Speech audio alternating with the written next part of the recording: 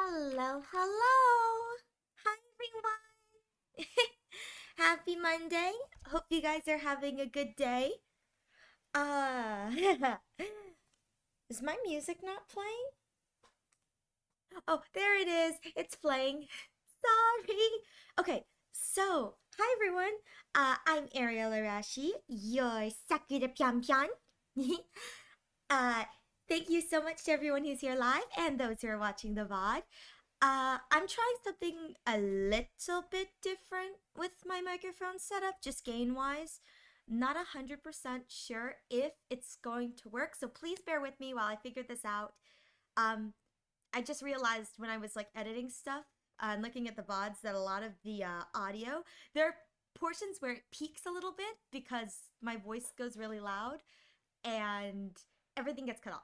So I'm trying something new with that, just seeing if I can make it work. You know how it is. Anyways, thank you so much for being here. I appreciate it. This is time for the Rashi story of the day. Uh, Today, when I was out walking, I mentioned a few times that I walk, or I try to walk daily, but I live in a town that's very walkable. But today, while I was walking, I I found as I was walking like through a park, just a bag of bagels sitting on a bench. And we're not talking like a trash bag kind of bag of bagels. It was like a pristinely packaged plastic bag full of bagels. And the plastic bag wasn't like a grocery bag. It was like a high quality Ziploc bag, but like an industrial Ziploc bag. So not the kind that you'd like buy at like Costco or whatever, but like the kind that you'd receive like large shipments of something, and it was very weird. And they're just sitting there innocently on this bench in this park. Nobody else is around them, and I just walk past and I'm looking at them going, why are there so many bagels? Whose bagels are these? Where did the bagels come from? And frankly, why are they all everything bagels? I mean, don't get me wrong, everything bagels are great and all, but like I'm a blueberry bagel boy, personally. I really like blueberry bagels. So I was kind of like, man, no other flavors? Anyway, I just thought it was really, really weird.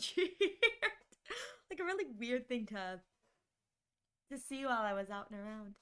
Anyway, today we are going to be playing West of Loathing, and as the title of this stream states, we will be doing ye ol' fetch quests because I am nothing if not the Wild West's errand boy. so, so let's get into it. I'm going to just clear chat, see if I can get into this. No, not working. That's not how that works. Still shows up. Dang it. Ah. Oh well. Very well. Let me see if I can. Hmm. Anyway. Well, regardless, we are going to get into it. Thank you, Stream Elements. Okay. Let's do this. Let's do this. Turn on the volume for you. So, let's. Hang on. Sorry. Making sure my. Yep, okay. My stuff's all good. Alright, let's go. Alright, I have to hit continue. Alright. Dirtwater Mercantile, we are back. So while we were gone, I discovered that the plots in one of the cemeteries they're not infinite respawning, but they are like, very, what's the word? Like, you can go to them all. So I might have spent a lot of time farming there. And as you can see, I've spent some time leveling up my stuff. we are not a one-day master, but we have for the most part. I've done a little bit of leveling stuff up as we've gone. So, Gary, it's been a while. Please tell me, where do we need to go?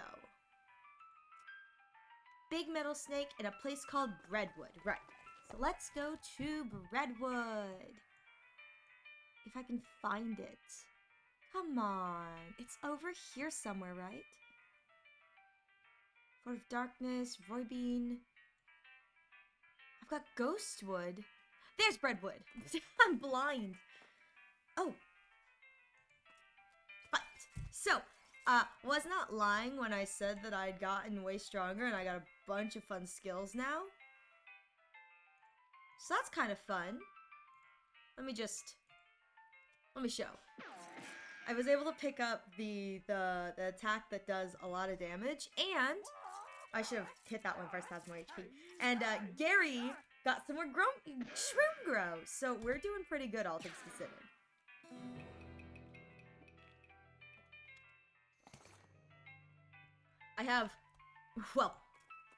I was grinding in the cemetery. I have a lot of skull bones. That's how I feel, my dude. Alright, let's see what the Breadwood Mayor has to tell us. This table has no mail on it. The Breadwood meager section of the library books. Soup kitchen's bereft of soup. Currently absent supply of militia yeast. I can break open all the safes now, though, which is super exciting. Alright, let's help with the problems. Look at the problems board. Let's go with the missing mail. You glance at the problems board, which offers a selection of current issues, as well as a dire warning. Which problem do you want to help with? Oh, last batch of mail never got here. We don't know if it's something happened to Man or what. Go talk to Reginald in the bunkhouse. He used to be a man, so he could tell you where to start your search. You got it, boss. Let's go get that mail. And I believe bunkhouse. Reginald. Oh, here, this guy. Howdy. Are you Reginald? Who the focaccia are you? Who the focaccia are you? I absolutely love that. Instead of saying who the F, it's who the focaccia. I don't know if you guys have had focaccia bread. I really enjoy the consistency of focaccia. Anyway, who the focaccia are you? I'm not important. The mail's got me investigating some missing mail. Said you could give me a line on where to start looking. Oh yeah, alright. I gave up on being man a couple years ago, but I doubt they've changed the system much. All the mail headed here used to go through a way station just south of here. I'll mark it on your map. Postal way station. Thank you kindly.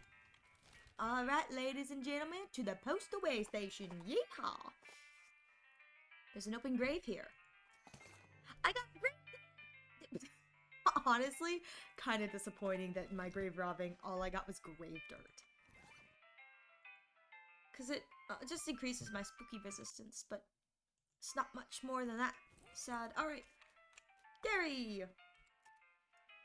What a place is! It's a postal way station. Do you know about mail? How do goblins communicate over long distances? Popping! Spores floating on winds, new goblins growing. Sending a message. Uh-huh. Thanks, Gary. Thanks, Gary. Let's see, is there anything hidden behind the trees? Alright, in we go. It says, Postal Service property. No trespassing. Trespass! House! You don't even want to know what bureaucratic possessions were involved in the placement of this. Bureaucratic processes were involved in the placement of this outhouse.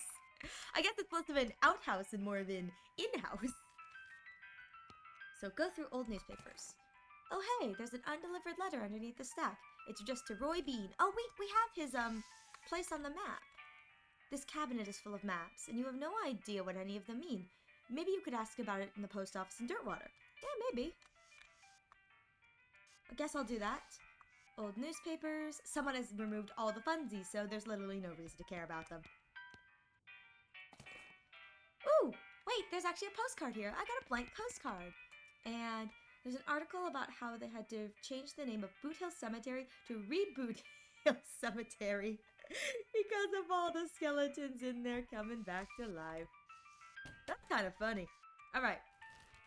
Suppose I have to go down to Dirtwater indeed. Back we go. Haha, fight! Pew! I like the snakes because I get snake skin stuff and they're really easy fights. Alright, let's see. To the post office. Oh, and You guys probably, I don't remember if I showed off last time. The hot dog stand is here! Though, they're hot dogs now and not hot dog, because of a copyright issue apparently. Shrug, shrug, but hey, cylindrical meat. Hey, I need some help tracking down some missing mail. How do you mean? A mail delivery went missing on the way to Brentwood, and I'm hunting it on behalf of the mayor. The local mail station has a bunch of route maps, but I don't know which one I need. Huh. Well, that information ain't exactly secret, but I ain't supposed to just give it out either.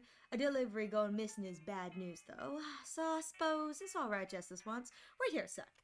Thank you. After a couple minutes, she comes back with a sheet of notepaper. Okay, so each map has a code number on it, see? Based on region and direction of travel. She explains how to work out the code you need and gives you a cheat sheet for reference. Thank you kindly. Ooh! An email for me? Yes, a package came. Here you are. So what I've discovered is I think every time I send a postcard, I get a present from Rufus. So let's see what he brought this time. You got Modern Snake Oiler issue. Heck yeah. Let's see. There's a free sample of cologne. It says it'll make your spleen bigger. Blake spleen. Gives bad medicine, which is target moxie, and quick draw. Ooh, a skill that increases your speed. Let's learn quick on the draw. You practice the techniques described in the article until you're moving so quickly that you can't even see yourself. Then you notice that you also can't see the magazine. You must have dropped it somewhere while you were moving so fast. Whoopsies! Oh, see, Rufus was good for something. Alright. I think it's time to go back to, if I could figure out where Brentwood was, back to Brentwood.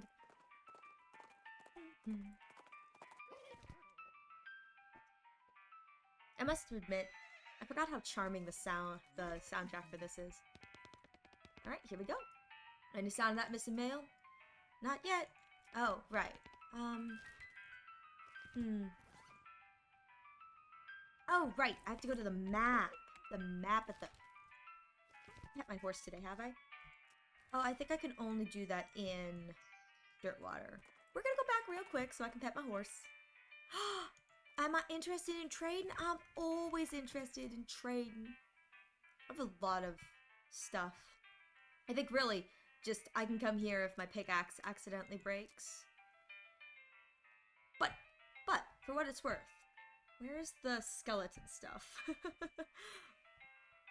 Where's the skeleton stuff?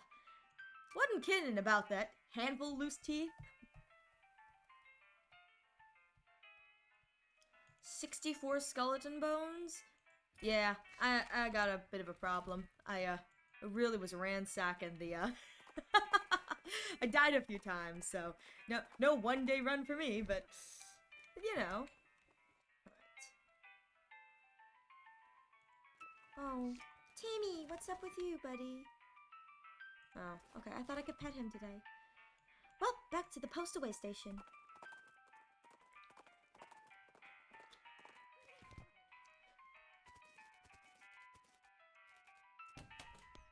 Alright. Oh, go through the old newspapers again. Nothing interesting this time. Oh. Anything here? Nope. Okay. It just lets me keep going through and it's nothing. Alright. Use the cheat sheet to find the route map that leads to Brentwood. Alright, follow the map and travel to Brentwood. You follow the map and along the route to Brentwood, you find a suspicious looking house. You discovered a new map location, Chuck's house. Investigate the house. Something about this house makes you suspicious. You can't quite put your finger on it. This place looks perfectly normal after all, but you can't shake the feeling that there's something very wrong going on here. Maybe you're just being paranoid. No, I think there's definitely something up here. Scary. It's a scaring place. There's something creepy about it. It's very quiet. Many terrors, Gary is betting. Thanks for your help, Gary. Appreciate it. It's unmarked. There's no name on it. Oh, speaking of, that jackrabbit thing. Aha! At this level... Oh, I just get extra speed, so we're just gonna... I'll take any speed. I've discovered that speed really is a good thing here.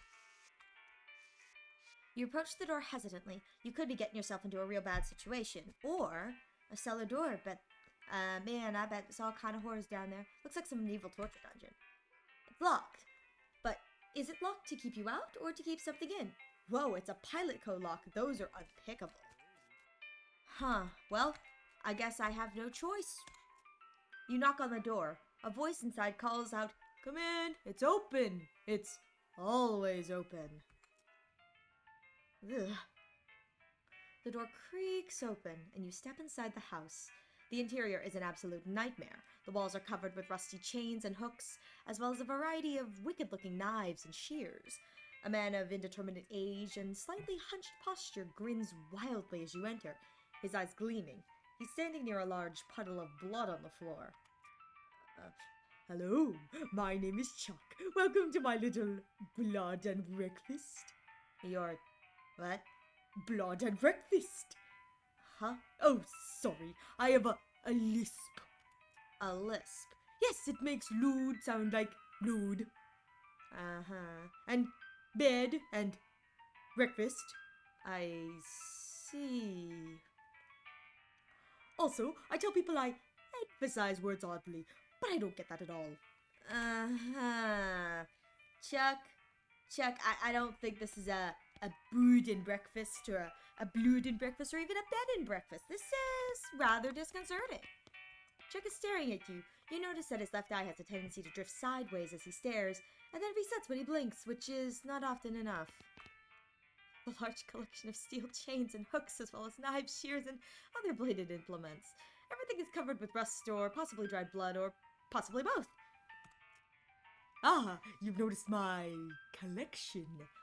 Yeah, it's, dramatic.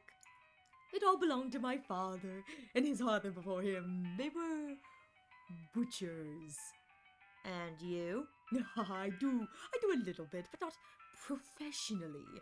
I broke my with family tradition to run my little blood and breakfast. Yeah, I don't think that's right, buddy. A little pantry stuff with various tins and jars on it. There's nothing very unusual, but you do notice 2 jars of tea leaves labeled Sleepy Time and Earl Grey. That's great. There's a kettle on the stove. There's... Oh my god, look at that movement from him. There's a lot of blood on the floor. Let's see. I can't help but notice you have a giant pool of blood on your floor. Blood? Oh, no, I can see why you might think that, as it is certainly rude like blood, but this is tomato soup. Tomato soup? Yes, I spilled my lunch. Very clumsy of me. I was just getting started cleaning it up when you arrived. I see. Sorry, that's private. That's my blood room. Your what? My blood room. My blood room. Uh-huh, gotcha. So, excuse me? Yes, how can I help you?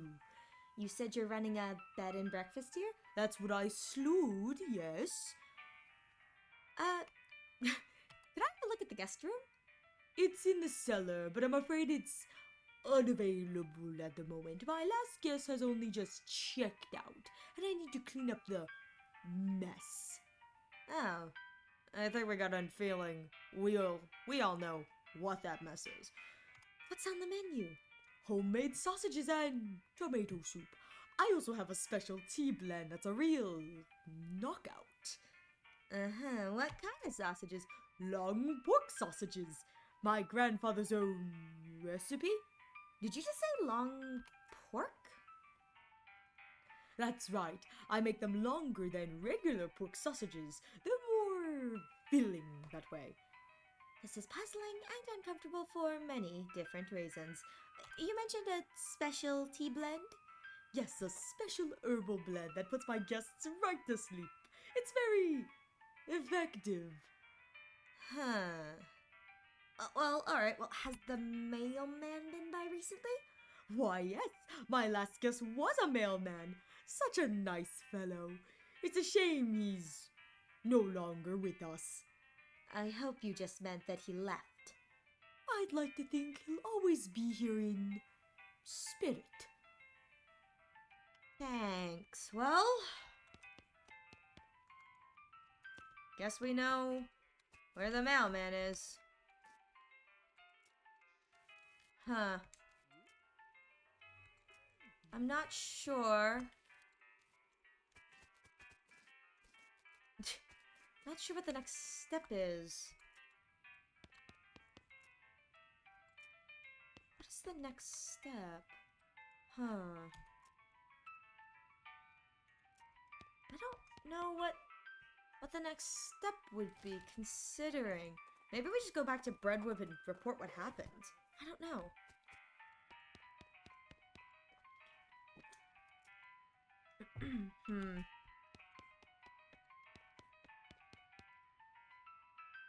Huh. Let's see. Well,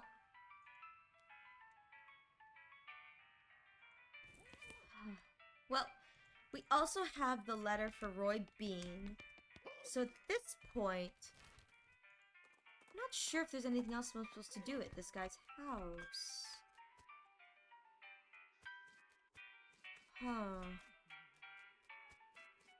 I got a feeling the mailman's underneath there.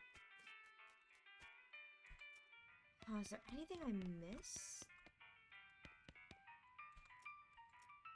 Oh! You surreptitiously swapped the Legos! Chuck doesn't seem to have noticed. Okay.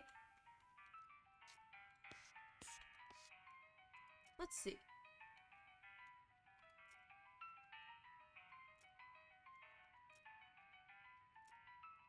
Oh, here we go! Oh, that reminds me. I left the kettle on. The water should be boiled by now. Would you care for a cup of tea? No thanks. I'm good. Chuck pours himself a cup of tea and sips it while staring at you. After a bit, he starts to look drowsy. Oh my, I'm coming over all sleepy. Perhaps I should get my blood down for a few seconds. It has been a long day. Please excuse me. Alright, well, now that he's down for a nap...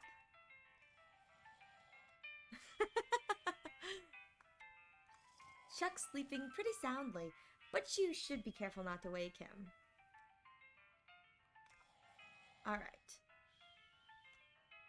I love that the music dims when I'm in here. Going through Chuck's drawers seems maybe not a good idea. There's a key on top of the dresser going, yoink! Got the key. Alright, out we go before we get murdered. And into the cellar.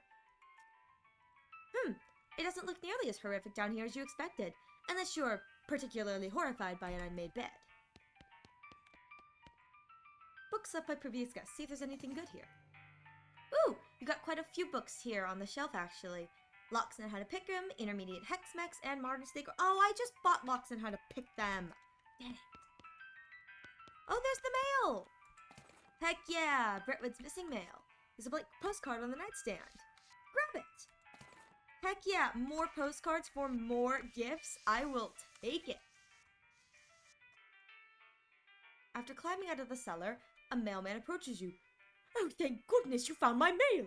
This mailbag is yours? Yeah, I've been stressed out lately, so I took a day off and rented a little room here for sort of mini vacation. Chuck's a great guy. A little weird, I guess, but real personable. And his cooking is great. The tomato soup and those great big sausages. His tea did wonders for my insomnia, too. It did seem pretty effective. Anyway, I forgot my mail bag and wasn't sure where I left it, so I've been retracing my steps for ages. Oh, thank you for finding it. Sure, no problem. Here you go. Huh. The mailman walks away with the bag over his shoulder, whistling a cheerful tune. Well, that's sorted, I guess. Huh. Okay. I guess he was more upstanding than I thought he was. What the? Gives the vampiric yodel skill? Oh. Okay, maybe not. Oh, I already have Locks on How to Pick, and that sucks. But, let's see. Get bad medicine or big spleen. Let's go with big spleen. You take a big whiff of the cologne sample and feel your spleen glow larger. Then you sneeze so hard that the magazine is completely blown to bits. Gesundheit. Alright, spleen capacity, up we go. Wow, I think while we're here too, let's go deliver that letter to Leroy Bean. Ooh, fire snakes. Huh. You know what, I got a pretty good chance of hitting at least one of them, so... Heck yeah! That's what we're talking about! Oh, so close, Gary, so close. Oh, right, because they're fire snakes.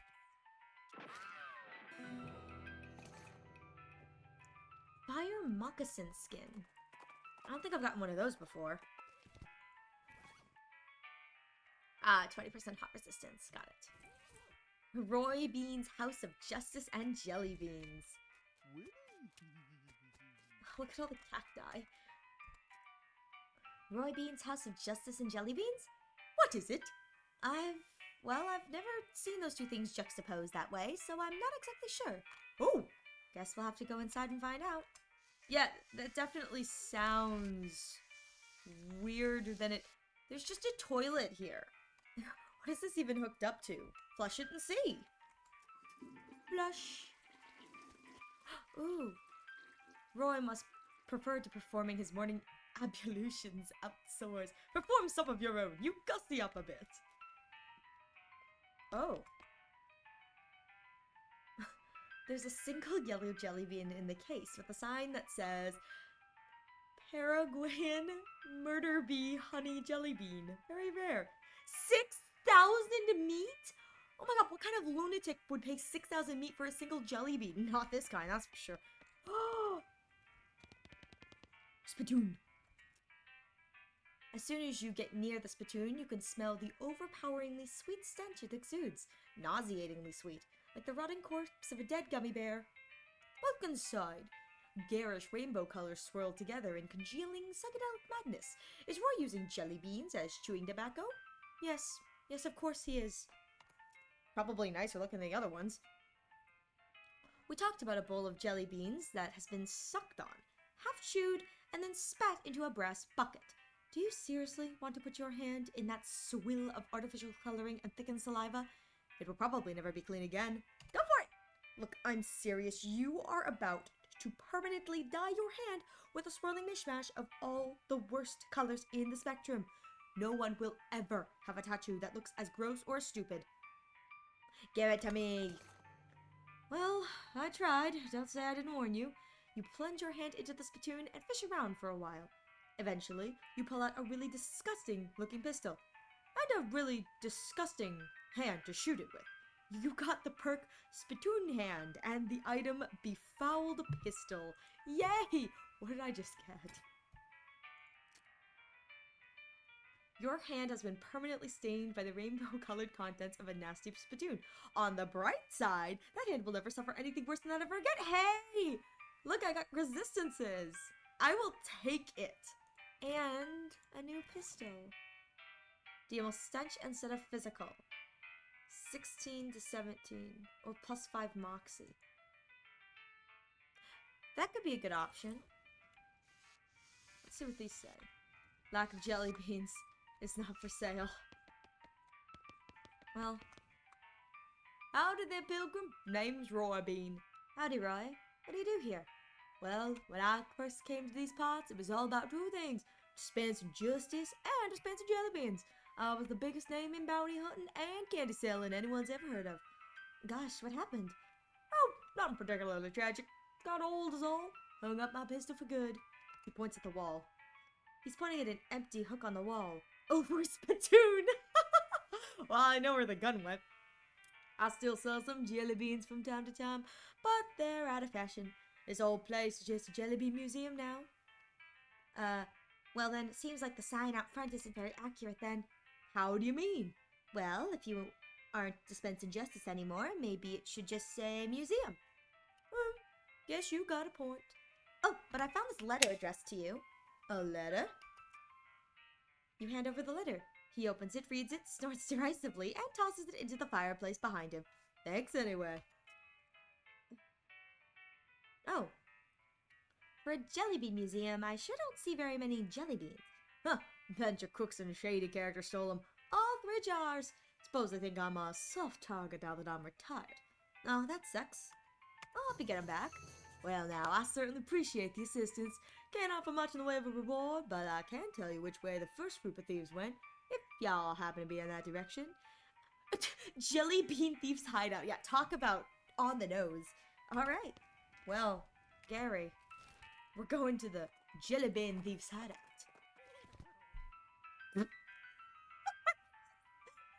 Hideout, it's just, oh, it's just sad. Are these a man's of jelly bean stealing? this is where Roy sent us, but I don't actually see the jelly beans anywhere. What if they are to eating the jelly beans? Oh no! Oh, perish the thought. Well, you approach the bandits seated around the fire. The meanest looking one speaks up. Don't know who you think you are, stranger, but you better turn yourself round and head back the way you came, lest you won't eat lead. Well, that's not very neighborly. Take a hike, neighbor. You fellas stole a jar of jelly beans from an old man, and I aim to have them back. All right. And just how are you planning on doing that? With words, with violence, with meat. Ooh! Oh. But I don't want to give them any meat. Well, let's try the hornswoggling. Why, I plan to buy them from you, of course. Heck, all the trouble you fellas went through to get them, I couldn't let you leave them without just compensation. It wouldn't be right. And let me congratulate you on a robbery well done. You make your way around the campfire, shaking the bandits' hands and patting them on the backs. Then pay them. All the meat you picked from their pockets. They leave cheerfully. Good. I was afraid I'd have to pay my own meat. That's funny. A little bit of extra EXP. Alright. Well, we got one back. I think I have to go find individual. Actually, I didn't move past them. Is there anything else here? Gravedigger's flask. Haha, I missed stuff. I knew it. Oh, the jelly bean thieves hideout inside. They're the mint jelly beans. Okay. A filthy bedroll. The bandits' meager food supply. They should have been robbing grocery stores. Hey! Ooh! The cache of ill-gotten goods. Loot it. Got needle, hard soda. Oh, and the Crits Fit headband. Ooh! Crowbar. Open it. Crate full of dynamite. Score! And crate of ill-gotten goods. You got the item lock, cheap whiskey, and a bottle of cologne. Ooh la la. Oh, increases your maximus. 3. Okay.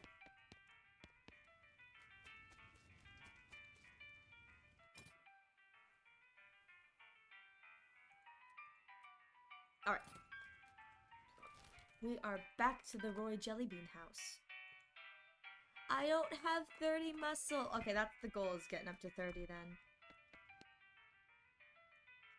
I sure did find a jar of jelly beans. Now, second jar of jelly beans was stolen by a pascal of them weird goblin fellas. Couldn't understand a word they were saying, but they were very insistent. Yeah, which way did they go? Northwest towards that old huge cactus folks call Old Granddad. Alright. Alright, Gary.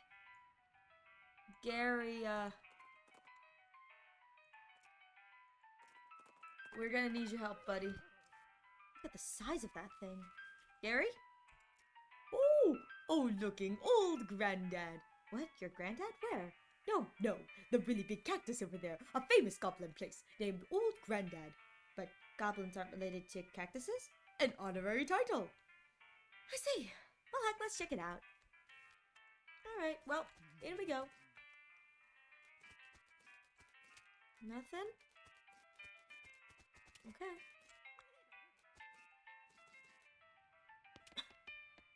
Oh my god, the inside is all spiky. A guard blocks your path. Hey, hi, no climbing for our humans. I'm just here for taking back a jar of jelly beans you goblins stealing. Oh, what? Jelly beans. Little colorful sugar things. Oh, little fruit rocks? Yeah, those. Those are for the pile. What? Anyways, no upstairs for our humans. Maybe we can trade it? No trading, but you can bribing me. Okay, cool. What are you wanting? A candy bar. A good human candy bar. Of the bubbles having. You knowing it? Do you mean this? Oh, it's bar of soap. Oh, yes, wonderful. Thankings you. Can I climbing now? Sure. I just gave this man... The goblin is munching contentedly on a bar of soap and doesn't seem to care about you wandering around. That is so stupid. Oh, what's in here? Oh, meat vein. Oh. There's a gash in the wall of the cactus here, revealing a vein of sticky purple goo. It's a pile of goblin junk. Dang, if I didn't get practically scabs already, I'd definitely have it by now. There's another goblin here, blocking the ladder. Hello, no climbing for us humans. Too bad. Can I bribing you to letting me climbing? Oh, okay. What are you wanting? Cactus syrup. A delicious vein is being in the other room, but I had losing my tap.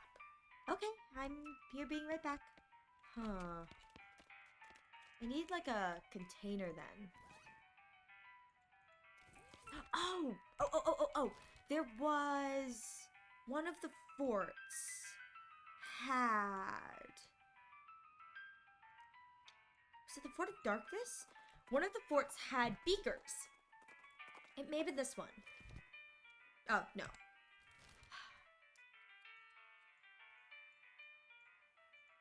Maybe it's this one. I just remember there being like beakers in one of these places.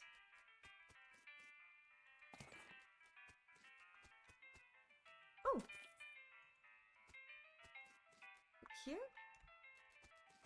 Oh, I don't think I've been here. Let's see. Oh. Smells like a pile of onions. Oh, lockpicking and a needle. You got a hammer and a monkey wrench. So, I guess I've never been here, but oh, it's a pot of boiling soup. Grab it. You don't have a suitable vessel. See if maybe there's a vessel here. Oh, cultist mask. Oh, there's a diary. Where was that? Okay. Mine is the worst. This mine's the worst. It sucks to be here. I've been in some lousy mines, but this one really takes the cake. Everything smells like soup. The walls are slick with it. I swear I can feel it getting into my pores. If I went to a doctor for a blood test, he'd probably tell me my blood is tomato basil bisque or whatever. Oh, here we go. 137, 35, 23. 137.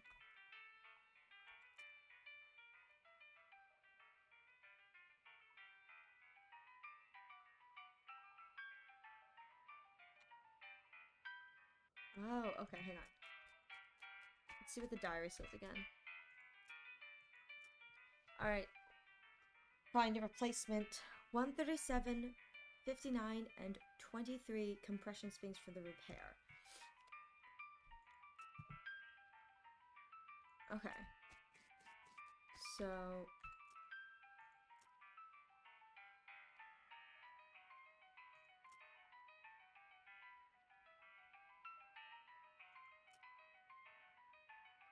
Huh.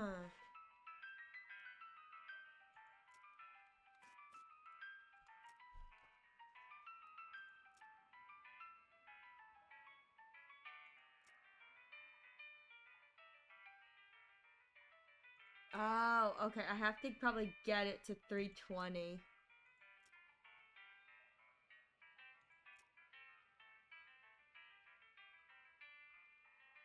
Oh, okay.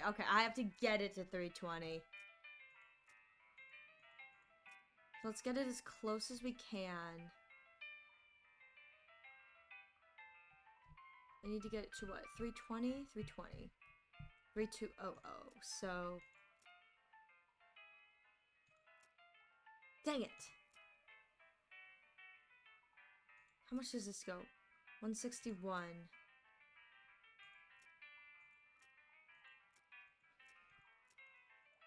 Am I just gonna fiddle with this until I can figure it out? Maybe. Nope. Dang it.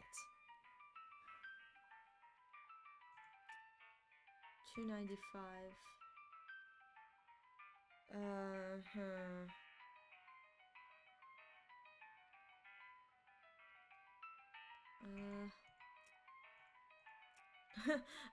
It's like, are we gonna just be guessing this? Sure. Nope. Alright.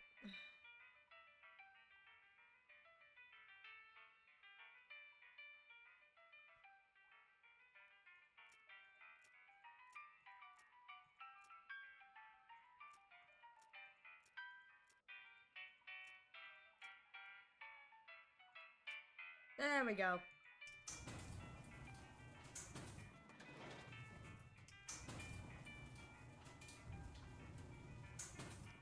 Ah, weird.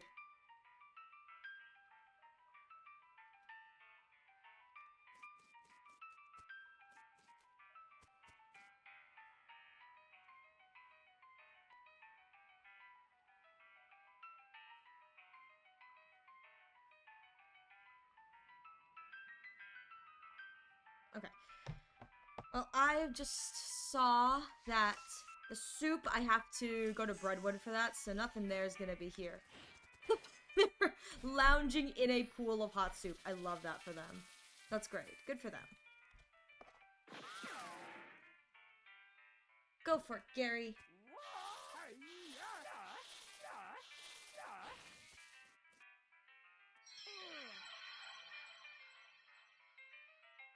Let's see, and boop.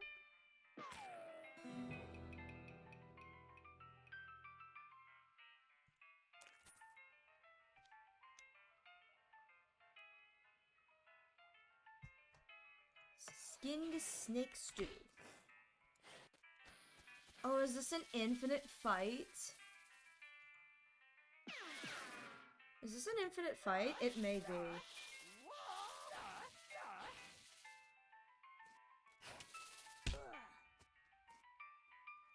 Okay, well. That stinks for me. Oh, but I do get stewed snake, which... it's not bad at all. Alright, well, I discovered that I need bowls that I cannot access at the moment. So up we go! At the very least, we got something for what we came in. So I was wrong. Old Granddad. Oh. Old Granddad, we can do it. I just didn't go in the room in the right order. So I have to go inside. And I have to go in here. And there we go. I need 40. Oh!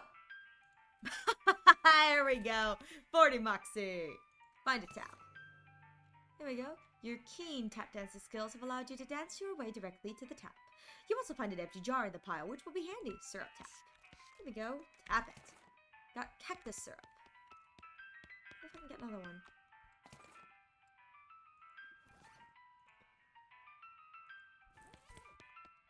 It's all tapped out. Alright, well.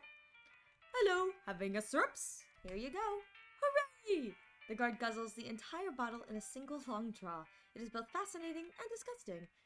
Needing for more proper bribing. Of course you are. Having more right here I am. Here you are having it. This time, the guard moves away from the ladder so they have plenty of room to guzzle the syrup. Excellent. Oh god, what do you need? Hello, hi. Can I? Nope. Okay, can I? Yep, bringing me goblin elixir. What's that? A potion of extra deliciousness being so good. Alright. Jeez. The table is covered with flasks, speakers, bottles, tubes, burners, and all the other equipment that makes up a super elaborate alchemy table, including a whole bunch of different colored liquids and powders and stuff. Make a goblin elixir. Well, that's easy for you to say. I know, look for some instructions. You find a scrap of paper in a drawer that looks maybe like instructions for an elixir, but it's all in goblin science jargon that you don't understand at all. I'll just start mixing, I guess. You pick up a beaker and look at the ingredients. Chartreuse slime. And then I'll add some, I don't know, violet liquid. Mixture turns mauve and starts to steam. Brown juice. The mixture turns pink and starts to steam even harder. Now what? Shake it up. Well. Huh. Oh, it's different. That's weird. Huh. Okay. Oh! You pour the elixir into a proper flask. Who knows? Maybe it isn't a deadly poison or anything. I just clicked stuff. Huh. Maybe I'm going to accidentally kill this guy. Who knows? Hi, ready for bribing? Yeah, here's your elixir. Probably. The goblin moves away from the ladder and takes little sips from the flask, savoring the flavor. Is it good? Yes, perfect! Okay. Huh. What? What the? Is that one goblin? What the heck? Holy crap, if this isn't the most disturbing thing you've ever seen. I don't want to know what was. Presumably a couple goblins poppinged in here, and the spores all got mixed together. They seem reasonably chill about it, though. Hey, guys, those jelly beans, can I having them? No, what? Our fruit rocks? No! No to taking our fruit rocks! These being ours, not for you taking! Jeez Louise. What's your plan for dealing with this horror? Well, you know what? We gotta talk to them. But not looking like you're eating them. A jar is still full. What, eating? Fruit rocks not for eating. Fruit rocks. You just looking at them? Not flitting through floor hole. Can't living room. Fruit rocks only entertainment being. Good grief, that's sad. Okay, how about I teach you something else for entertaining? Something better than fruit rocks looking at. Okay, very good. I agree. Not certain. What being better than fruit rocks looking at? Poker! Teach the goblins how to swindle others. You pull out a spare deck of cards and pick a couple handfuls of cactus spines off the floor to use as poker chips, and give the goblins a quick poker playing tutorial. Once they get themselves rearranged so that they can't see each other's cards, they take to it pretty quickly. That is terrifying. The goblin pile are too focused on their game to notice you taking the jelly beans. And it was a fair trade, so they're yours now anyway. Green apple jelly beans. Alright, well, back to the bean house. Oh, crowbar open.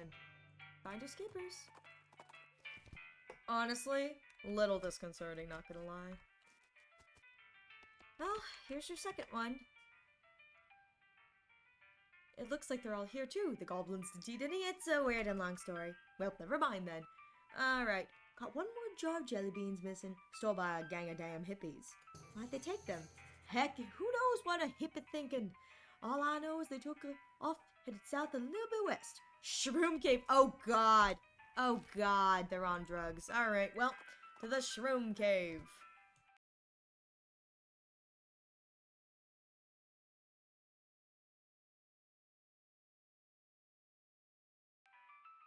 I click off the thing for 1 minute and it just...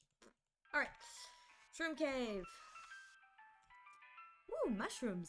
Oh, tiny cousins, hello! Wow, you can actually talk to mushrooms? What? No, they are just mushrooms, silly. Gary gives one of the mushrooms a broad conspiratorial lick. What if I can pick them up? No? And this is loco weed? Yeah, I don't have enough foraging for that. Okay. Oh my god.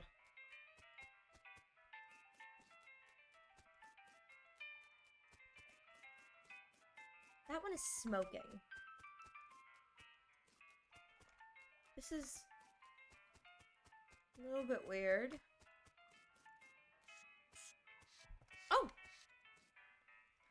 someone lost a very dirty knapsack. It contains some loose bits of granola and some very, very dirty clothes. Oh, and a map. Oh, back to Shrimp Grow! Heck yeah! Here you go, Gary. Anything else in this creepy cave? Oh. It looks like a cultist. Cultist is totally zonked out. The cultist is muttering and twitching in his sleep. Mushroom clumps litter the floor around him. Loot his belongings. Ooh, sticky note. Your note says, abracadabra. Oh, that's so bad. Abracadabra. Alright. This map is labeled Shroom Locations. It shows a weird, convoluted trail leading to a big X. You recognize the X as this very cave. The source of the trail looks like it's right near that weird fortress full of dirty weirdos. Great. I have a feeling. Got a feeling we are going to be going back to the Fort of Darkness. Ugh. Okay. Well, in we go. Wonder... Huh. Oh.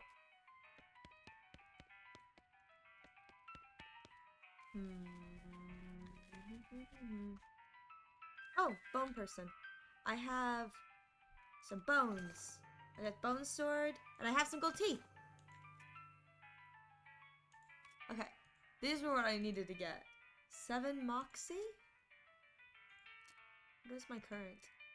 6 Moxie! This is 7 Moxie! Tooth Tiara it is!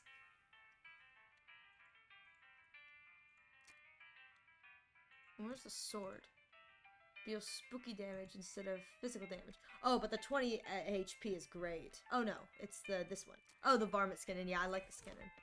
Alright, you seen any jelly beans? Teeth, jawbone, teeth, teeth. I see. Maybe this one. Seen any jelly beans? Well, first, we must take care to define our terms. What does it mean to see jelly beans? If what I see as jelly beans are different than what you see as... Alright, cut the crap before I cut it for you. No, I have not. But I do know that Irene, the newest and dare I say most delightful of our little clan, is particularly fond of them. You might ask her. Alright, now we know where to go. Maybe? Oh no, this is the...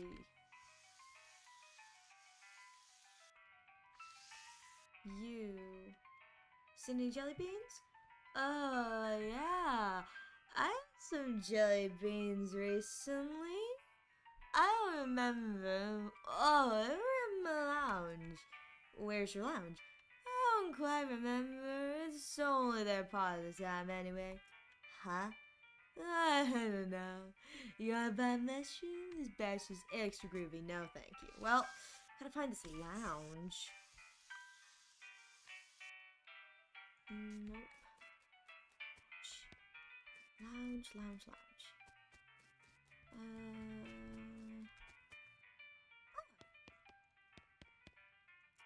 Nope. Nothing in here, I guess. Here's the lounge. Yeah, Kurt's fit. Alright. Doesn't do anything for me. Maybe? Oh!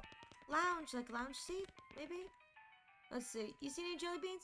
No, I'm not interested in jelly beans unless they're that kind of jelly bean that gets you completely blasted.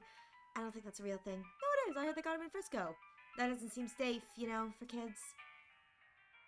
Do you know where Irene's lounge is? Oh, yeah, I do. Don't tell the talking dude if you don't mind. But it's in that cave where we get all our mushrooms. I didn't see a lounge in there. You gotta, he jerks his thumb at the apparatus behind him and winks at you. If you got any more, I can refine them into... Oh, okay. I need to be blasted to be able to see it. Fudge. Okay. I think I've used up all of the consumables.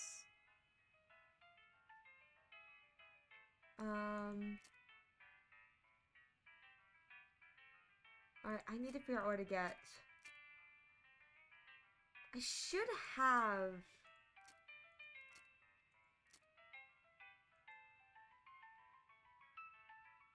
Okay, yeah. Gotta go get mushrooms. I wonder if there's mushrooms here in the shroom cave that I can get. Oh, fight him. Alright, well, we'll do this while I...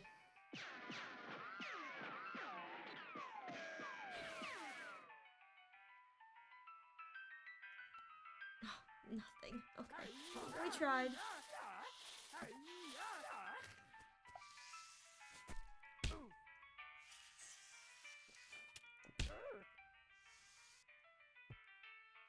Alright.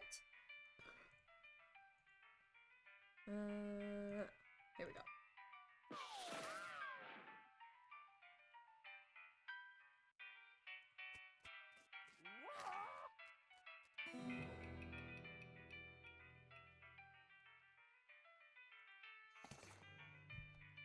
Fire skin moccasin. Alright, back to the shroom cave. See if I can harvest anything here.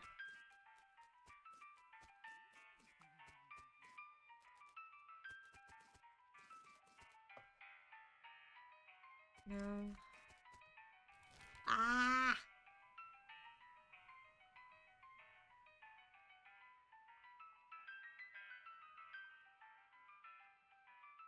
Blah.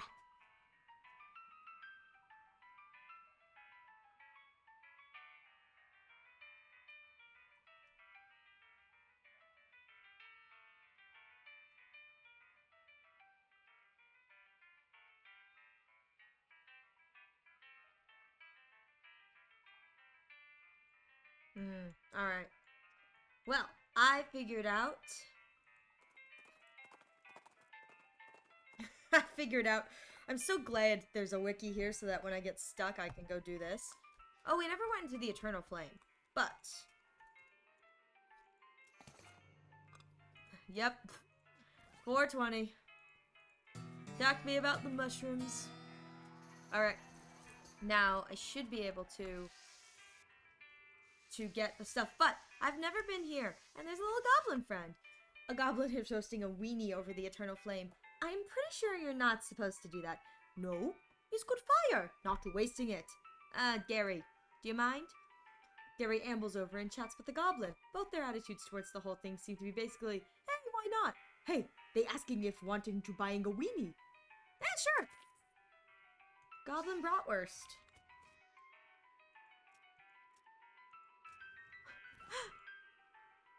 Oh no, I don't want to lose my moxie. Okay. That's funny. Anyway. Well, now that we have the shroom book, we can now go and harvest mushrooms. Tanning! I'm a tanner. Speak to it. You are tanning boots? Yes, yes, son. Using to making very tan. I don't think that's how it works, but I guess you're the expert. What? Haggle for the boots. That's too much.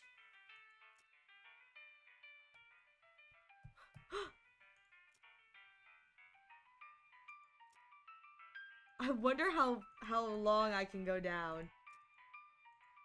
Let's see. Cause it's reducing it every time. This is hilarious.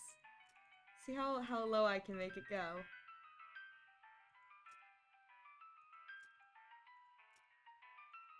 You know, I bet you if I asked Gary, he would have,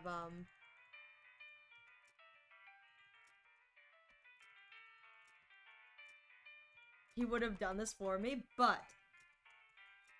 So how we doing, chat? How we hanging on this day?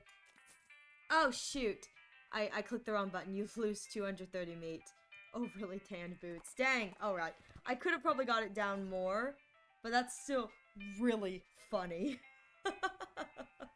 1 AP, 7 Moxie. Oh, I know, I need the 3 AP. Alright, let's get those shrooms. Probably these. Yep. Let's just pluck all of them, so I don't have to ever come back here. Come here.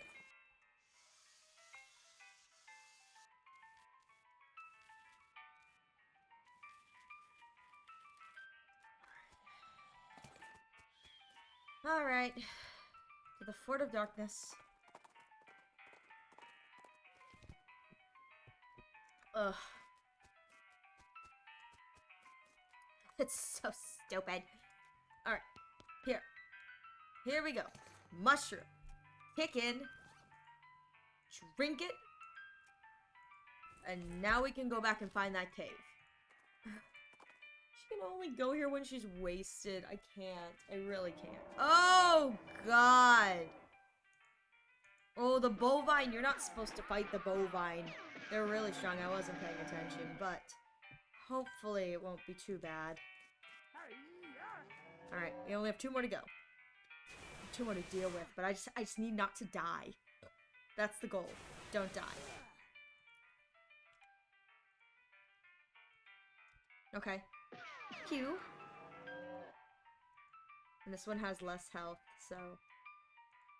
This one had less health than the other one, so... Come on, Gary. Come on, Gary. Oh, thank goodness, Gary. Oh, Gary, thank you. Oh, those guys they're really hard to deal with. Alright, my third eye's open. Let's go. Again. Oh, there it is. Ooh, ooh. You got the item Strange Lamp. You stored it in your pack. Fortunately, it isn't a real lava lamp. It's Roy's beans, the lime jelly beans. Your great-grandkids are going to love this kind of music. It's just so chaotic. Alright, is there anything else in this stupid cave?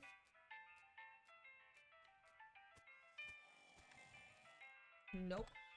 Jeez. Alright, back to the Roy house we got. Never mind, we're gonna fight and then back to the Roy house.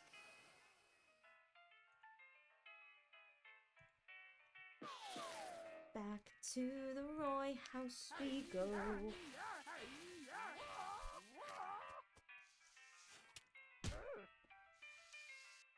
Hot damage, hot damage. Pew! Victory! You know, honestly, I'm kind of sad we're getting only fire moccasin skins here. I don't think that that's as, good for us hat-wise, but, you know. Alright. Got your jelly beans. Well, I'll be jiggered. I didn't figure on seeing any of them jelly beans again. And here you brought back all 3 jars. I ain't got much reward with other than a handshake. But maybe I'll be able to repay someday in the future.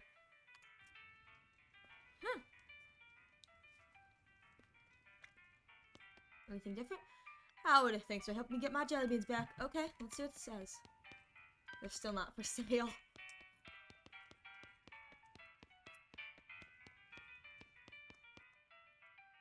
Alright. Well.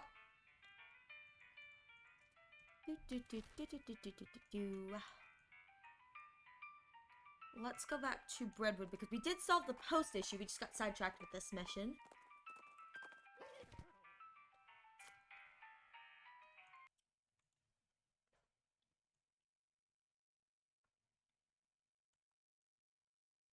Alright, here we go. Back, here we go. Okay. Ah. Yep. Found the missing mailman too. He's on his way to deliver it. Excellent. I hope my new issue is a new issue of Mayor's Monthly. Sounds informative. Alright.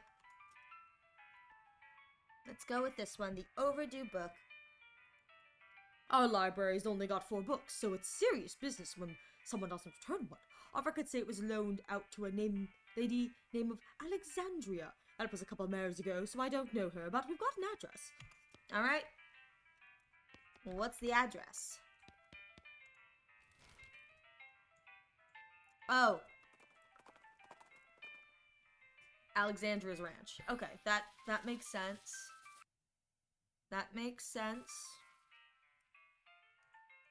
Ooh, ooh, it's an electric snake. What does this give me? Electrified snake skin. What does that give me? Oh, spell damage. Dang it. So I came here earlier when I got a side quest for the compass. Here, in this location, the Curly's compass allows you to go here, but I need 50 muscle, which, as you can see, I don't got. Oh well. So, until I get that much muscle, we are unable to do anything, so we'll have to keep going. Oh, there we go. You managed to find part of the overdue book from the Redwood Library. Got overdue book. Well,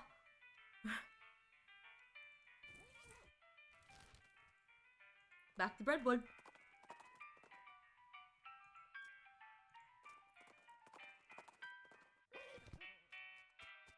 And, well, here's your book.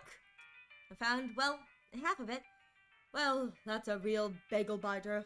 Oh well, everyone's mostly skipped the words and just looked at the pictures anyway, so mostly just the bottom half of the pictures. So that's alright. At least the captions are still there, I guess. Alright, what's next? The logging permit. We're running out of trees around here. We need to expand our operation a bit. Problem is, we need a logging permit from the next town, and the whole place up and died before the paperwork was settled. The town died? Okay. Pretty sure that's Ghostwood. Ghostwood and the silly snake. Alright, let's go.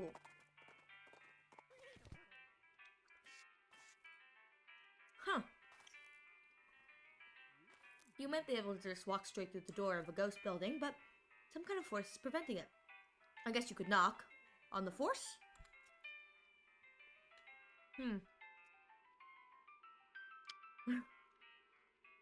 Your fist makes a distant, echoey plop sound on the barroom door, and a ghostly voice comes out of nowhere. Howdy there, gal? New in town? Yeah, I was wondering with...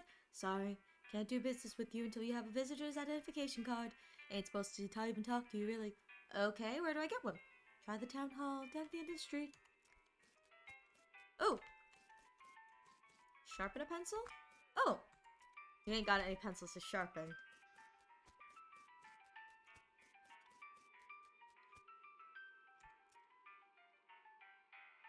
Excuse me, yes? I've forgotten what I was supposed to be doing. You need a number 3 pencil for the visitor identification form. Okay, well... This is a regular cactus. Well, the ghost of a regular cactus. Well, the ghost of a regular cactus with the ghost of a pencil stabbed to it. Huh. How do I... Me? I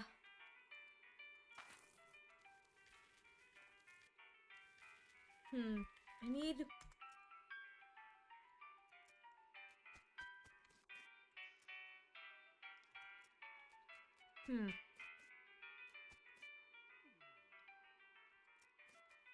How do I get a ghost pencil?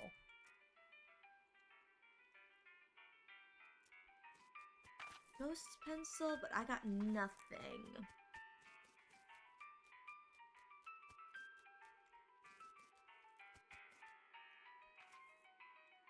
Keep slipping through your hands. I'll have to put a pause on that. Let's go back to Redwood. Let's put a pause on the Ghostwood thing. I'm not sure how to get that pencil.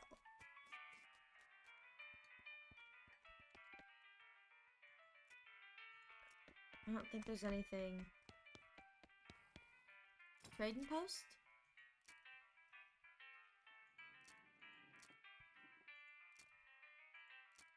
Huh. I don't know. Okay, well. Let's go and see. Not yet. Well. Let's try the soup shortage. Oh! We keep a municipal soup kitchen open to help those who are down on their luck, which is pretty much everyone around here. But we've run out of soup and need someone to fetch some more from Soup Stock Load. Alright, off we go then. We get to go to Soup Stock Load where I try to figure... Oh, I don't have the forage in 3. Well, I try to figure out what the absolute heck I'm supposed to do about the ghost pencil.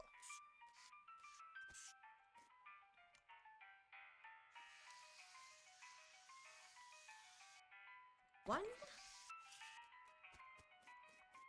two, and down.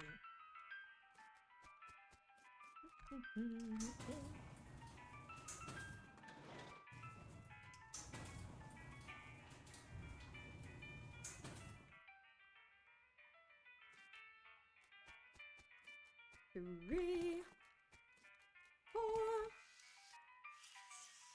and there should be one more. 5. Let's go kill another soup snake while I'm here.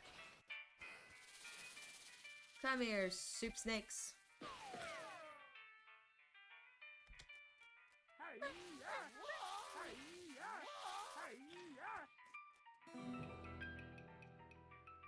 Alright, well. Stewed snake. Alright, well. Back to Breadwood. We do have the... Oh, fight. We do have the soups now, so at the very least, that works. I still have no idea what I'm supposed to do about the ghost problem. Did you manage to get that logging permit? No, but I did bring back the soup. I need all 5 bills fold, mind. Got him right here. You're a real lifesaver. I was about ready to gnaw my own beard off. Be a shame. Oh, look, it actually fills here. Courtesy of you.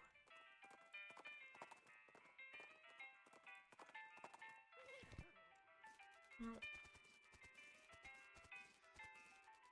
maybe if I go back to the town hall. Hello, the general store won't give me a pencil without a visitor's ID. No, certainly not. They're not authorized to deal with anyone who doesn't have an ID. So, how am I supposed to get a number 3 pencil? I suppose I could issue you a temporary visitor's permit. You don't need a pencil for that one. Okay, great. What's your last name? Rashi? First name? Ariel? Middle name? Oh, shoot, I don't remember what I said it was. I think it's Marshall. Great, where are you from? I remember the Marshall thing from a different quest. Little farm outside of Bourne Springs. Bourne Springs? Never heard of it. What's it like? I missed it already. That's nice. Alright, how many bars are on the window of the Adjunct Department of Records? What? It's a quiz to make sure you've actually been paying attention to care about our little town instead of just breezing through. To show your dedication. I don't know. 6? What? Correct. Alright, everything seems to be in order. Here's your temporary visitor's pass. Thanks. It expires in 11 seconds. Oh. Run! Run! Hi. Okay, hi! How can I help you, Miss Rashi? I need a number 3 pencil. No problem. We'll just fill out the requisition form. Okay. Last name? Rashi. Oh, looks like your visitor's permit has expired. Have a nice day, but... Oh my god. Alright, I can't read this aloud. Okay. Here we go.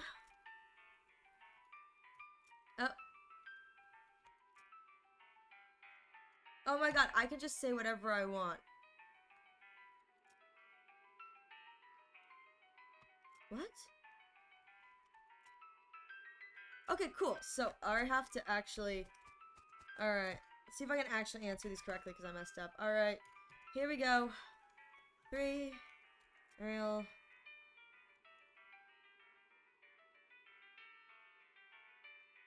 Oh, I don't have the Marshall anymore. Well, good enough.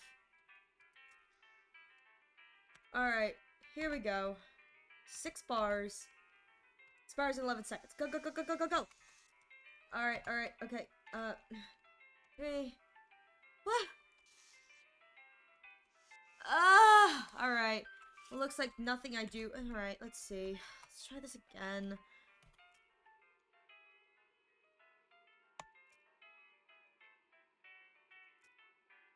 Edgelord, that's funny. Alright.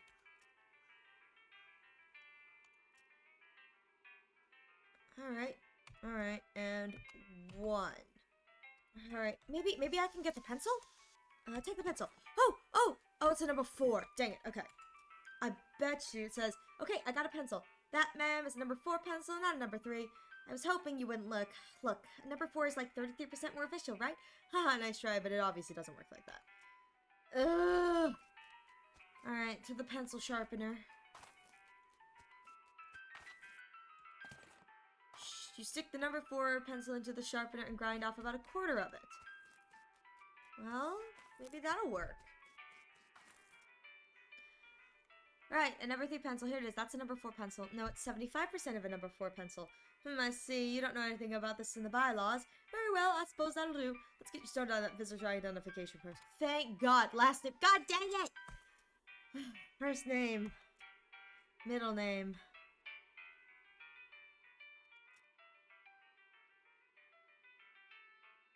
Oh my God, it has to be the same as my. Ugh! Alright. Whoopsies. Nope. Alright. That was my bad. I clicked the wrong button. Gee, I'm exasperated just from clicking through this. Alright. Where are you from?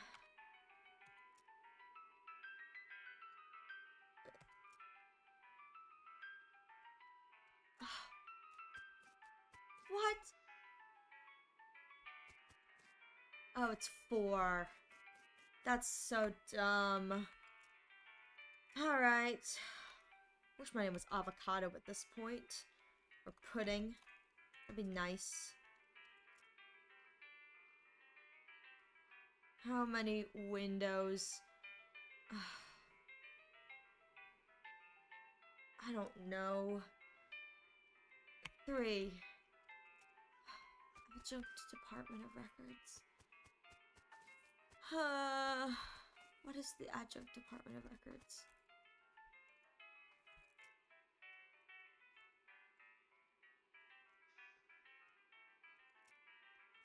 Says there are 2 windows. Oh my God, it's probably counting between 1, 2, 3, 4, 5, 6, 7, 8, 9, 10, 11, 12.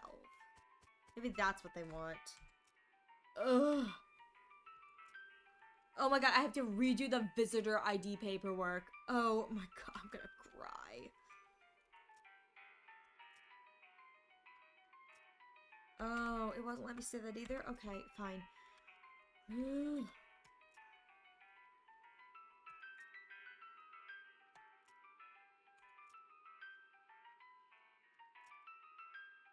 Okay.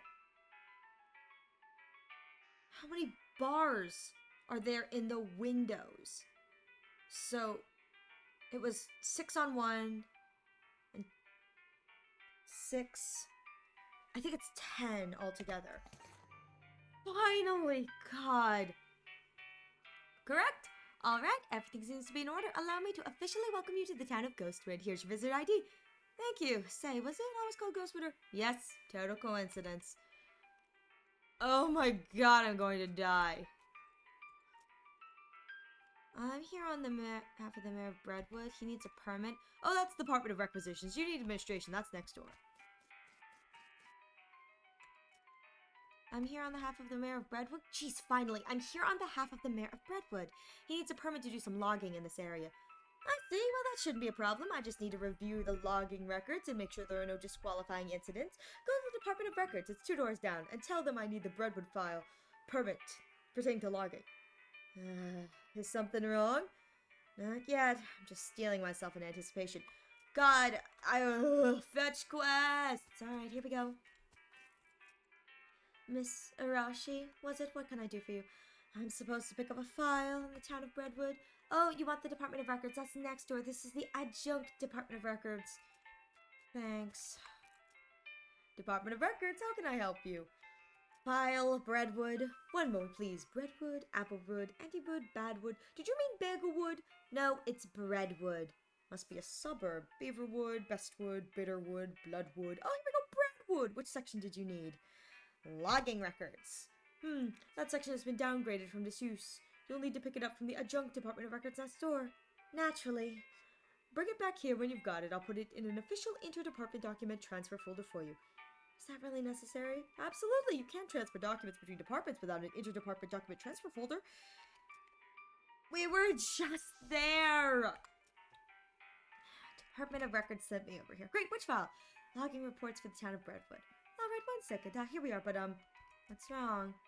Well, all these pages are loose. I can't give them to you like this. What if they blow away? I'm just taking them next door. They're giving me a document folder. It'll be fine. No, no, what if there's a free gust of wind as soon as you leave here? It would be chaos. Unfortunately, what do you propose? Unfortunately, I happen to be the one person in the town officially authorized to use a stapler. So you staple them together for me? I'd be glad to. But I don't have a stapler. Of course you don't. Alright, don't worry. All you have to do is go to the Department of Requisitions next door and requisition one. So I bring you a stapler and you finish me the file? Yep.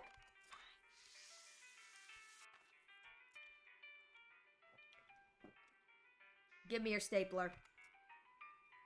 I figured. Frickin' requisition form. Alright, here we go.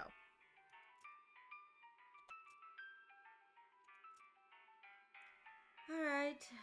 Cake or pie? Your dessert preference, cake or pie? What is that? What? Well, actually, I prefer... Look, I have 2 boxes here. One says cake and the other says pie. I have to put a check mark on them. Which one's gonna be? I don't know. Cake. Ugh. Well, despite that, everything here seems to be in order. Stapler! Pack. I got your stupid stapler. There's nothing better than a new stapler smell. Can I have a login permit now? You bet. Here you go. Thanks. Let's get that stupid folder. Here are the papers, and into the Brentwood logging department folder. I have no words. Look for the... Oh, what's wrong? That idiot stapled the pages together right in the middle. This is why we took his damn stapler away in the first place. This file is unreadable. You're going to have to take it back and tell him to unstaple it.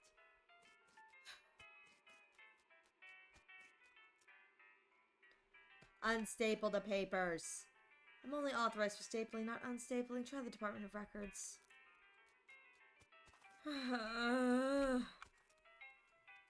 I need a drink immediately. Beer or whiskey? Whiskey. One small problem, that is, I'm out of whiskey requisitions forms. Mind going to the administration, pick one up? Fine.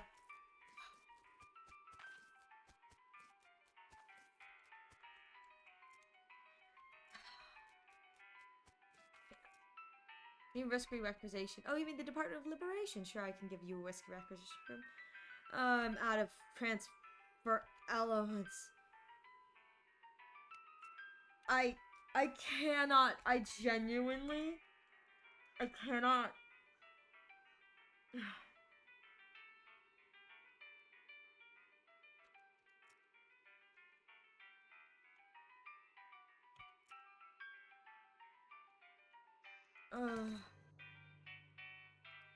Okay. I genuinely at this point, I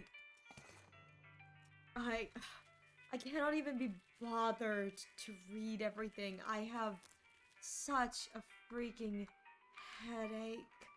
Not again!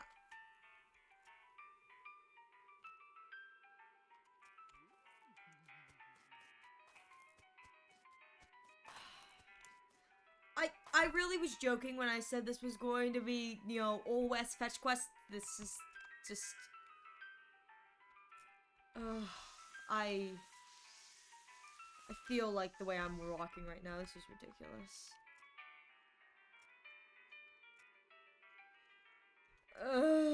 Okay.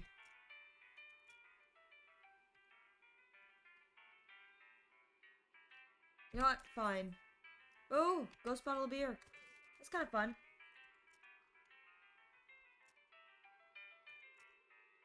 Try again tomorrow. Ugh. Well, you know what? I'll take it. It's just the worst. Maybe it's here. Paper's unstapled. Phew, I'm fully authorized unstapler. Master Problem spoke too soon, didn't ya? Well, let's just don't see the stapler remover anywhere. 2 open beer bottles. I need the department staple remover.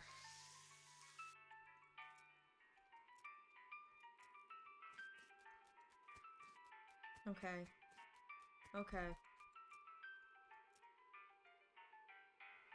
I'm, frankly, amazed. Let's get started on the paperwork for that log department. I am no longer amazed. I just, I, my model is smiling. I'm smiling. I'm not smiling internally. And now you sign it. And also here. And initial here. Great, now take this back to the Mayor of Brentwood and have him sign on the line here. Are you kidding me? I don't know how to do that. Cry. I'm going to cry. No, I don't want to do anything anymore. Never before has a video game truly tested my will and desire to play. Here, take the pencil. Oh, back to goes where we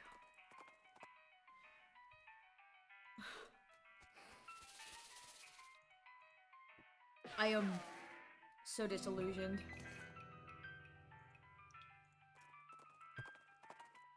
I really am.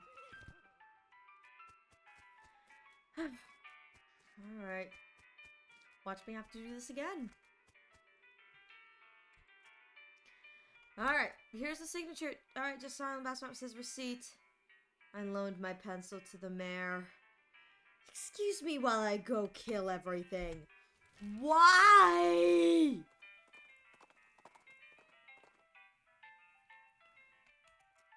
I just...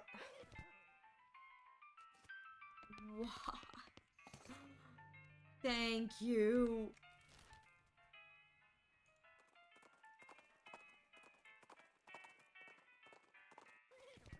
Okay. Alright, I am crawling on my hands and my knees. Please let this be over! Processing will take about 48 hours. What? Well, everything has to be filed and the actual print has to be printed and so on. Pick up in 2 days.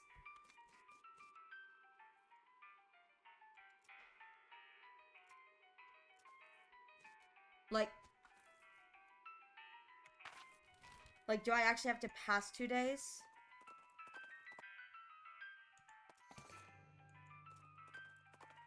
Oh my god, I actually have to wait 2 days, don't I?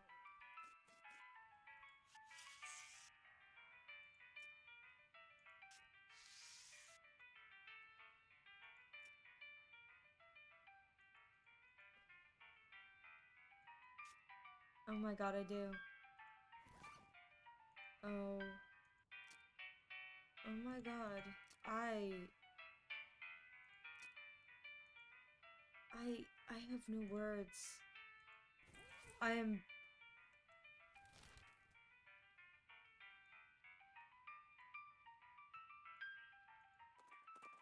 Doctor, where do we go? So, I have a feeling... I got a feeling that I think you only have to do enough until there's 3 on the board. Like, you don't have to do them all. You only have to do enough so that there's, like, 3 left. And the reason I say that is because if it actually takes 2 days, I don't think you can do it in a single day run.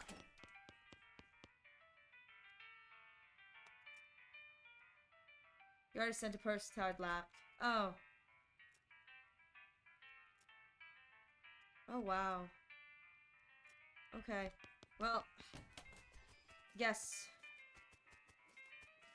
we're gonna go take a nap.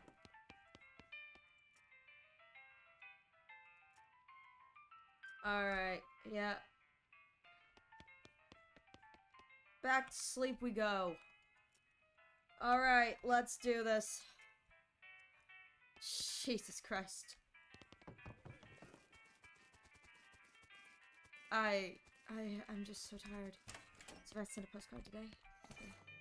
Thank you, and I'd like to send another postcard. Let's see what he sent me. Serpentine ring. Have more random encounters with snakes. Cute. Alright. Back to Ghostwood.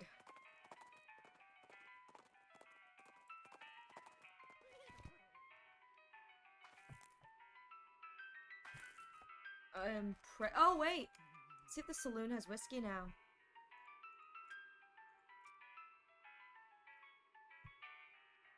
Oh, I want the whole damn bottle. Oh my god, 1,000 meat. Never mind.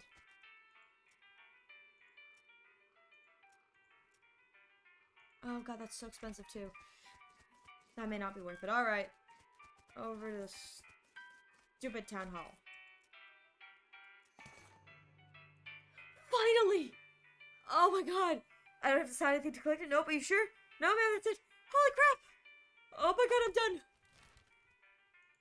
What the hell?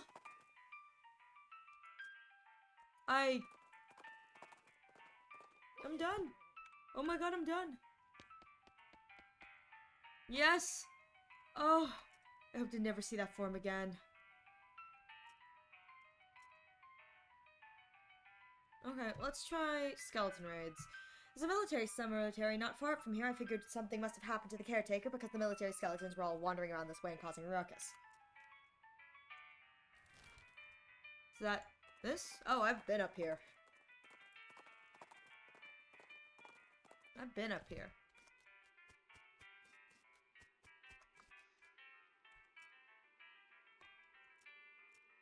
See if there's anything new here. Huh.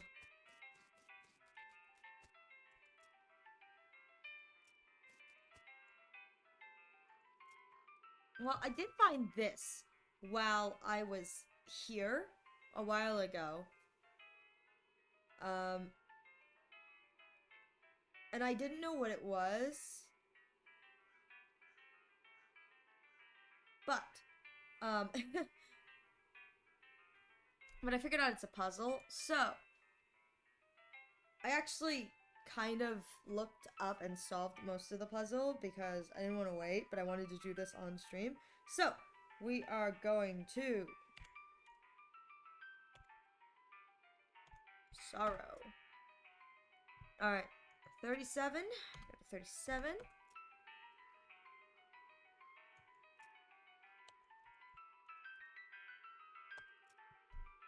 Alright, 111. This one I accidentally found too, because I was typing in numbers. That's a cipher, and they found this one on accident too while I visited a lot of plots.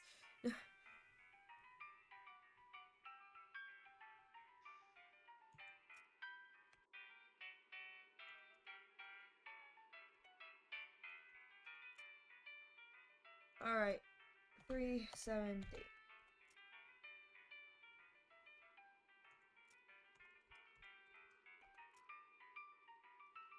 And then I found this one too. Alright.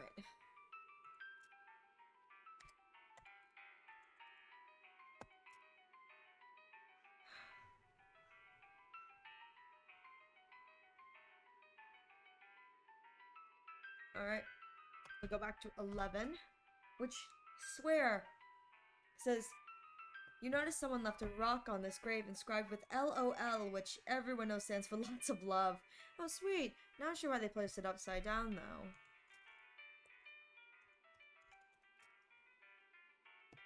Alright.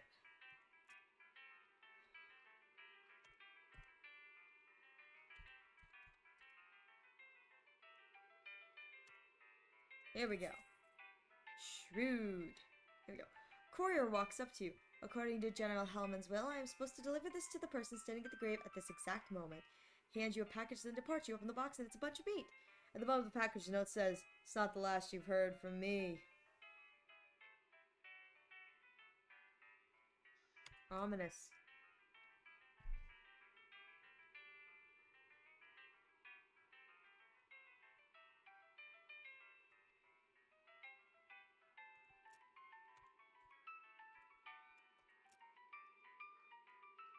Nothing happens. Huh. Alright.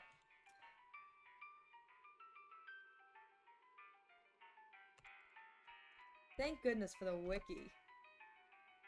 According to General Helmer's dream, I am supposed to deliver this to the person standing at the grave at this exact moment. The courier then knocks you cold with a cudgel. Sleepy time! You're having some sort of strange dream.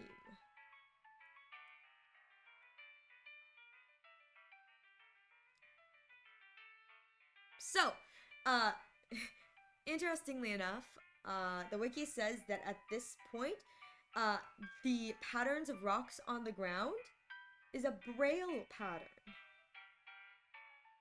Spelling the secret is in the trees. The trees have the following pattern where 0 denotes a short tree and 1 a tall tree. So anyway, the final answer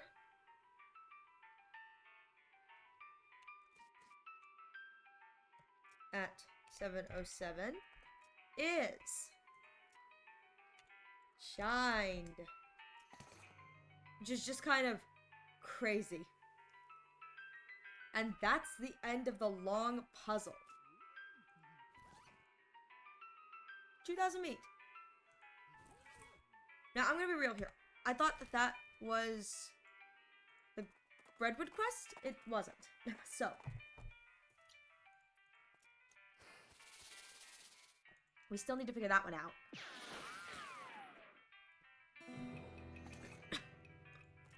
But until then, back to Redwood where we figure out...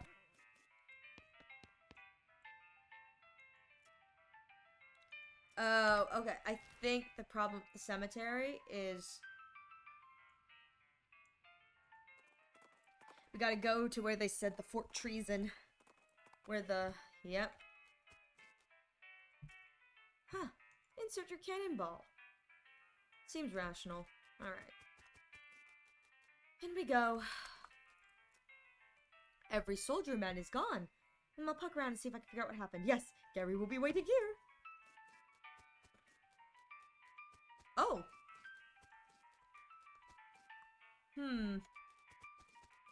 Well. Ooh. Kick them open. Ooh, chest full of medals. Oh, 9 moxie. I do like the idea of more moxie. Look over the leavings. Sarsaparilla. Oh, key to P.O. box. And a diary. Oh, God. Alright. Private Matthew's diary. Most of Private Matthew's diary is empty pages, ink splotches, and latrine duty again, blah blah blah. Near the end, though, you start to see notes from about the fort's commanding officer, Captain Simon, going off the deep end. As Matthew puts it, being stuck out here in the middle of nowhere doing nothing is driving the captain friggin' bug nuts. But the captain eventually decided that a nearby ranch occupied by a solitary woman and her book collection was actually an empty spy outpost. Matthew felt compelled to warn the woman, but was too worried about getting court-martialed to give her any specific details of the looming threat. In an attempt to prevent an imminent cannonball bombardment of the ranch, Matthew stole some ballistic charts and hid them in a post office box during a shore leave in Dirtwater. This place doesn't have any damn shore, he comments. What the hell? Unfortunately, the cannons had already been calibrated, and when Matthew returned to camp, he discovered the shelling had already begun. In his last entry, he declares his intention to start a mutiny, but the diary ends there with no conclusion to the story. Well, now we know to go to that post office box in Dirtwood. Private Lemon's diary is pretty dry and not very interesting. Just a list of day-to-day with duties with a straight-laced soldier up in the hills without having anything to fight. Towards the end, though, it starts to mention their commanding officer, Captain Simon, becoming increasingly agitated and convinced that a nearby ranch post was being used as a spy outpost. Lemon doesn't sound convinced, but as one annoyingly vague entry puts it, orders are orders. The last few entries have to do with dissent in the ranks and the possibility of a mutiny, the thoughts of which Lemon abhors. The rest of the pages are blank. Dirtwater we go.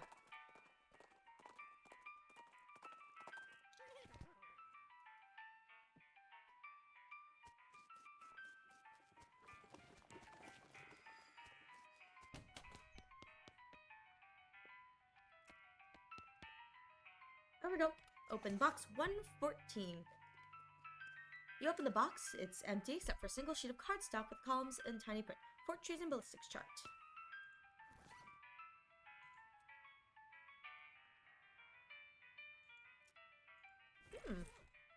I'm gonna be real here. I think maybe for Fort Memoriam is where we were supposed to go.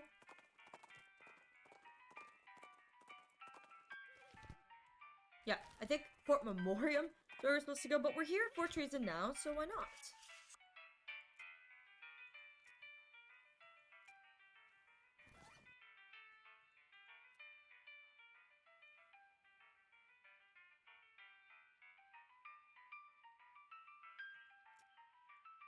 Oh, maybe I have to put something at the ranch. So it hits it. Let's see.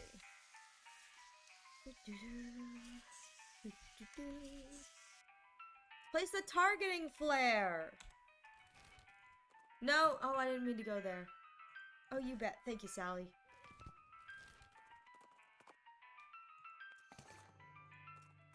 Alright. Now I can hit it. Light her up! Heck yeah! Now to the ranch. Let's loot it. Oh. Oh, electrified cow skull.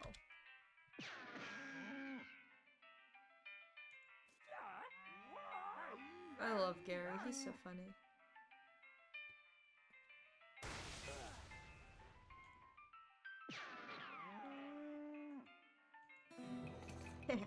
Infernal soul fragment.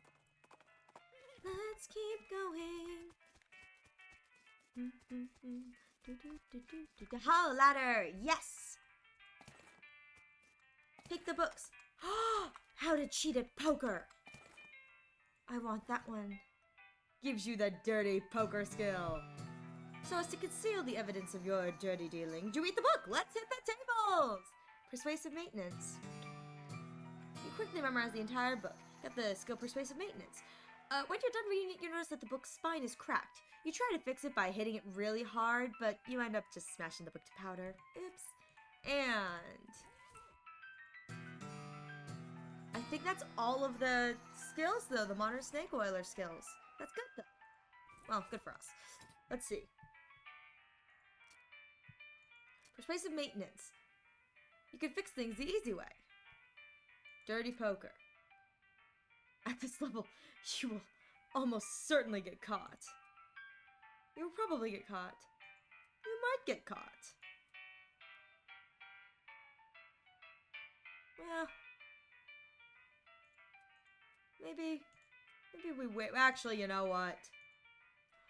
Dirty poker sounds fun.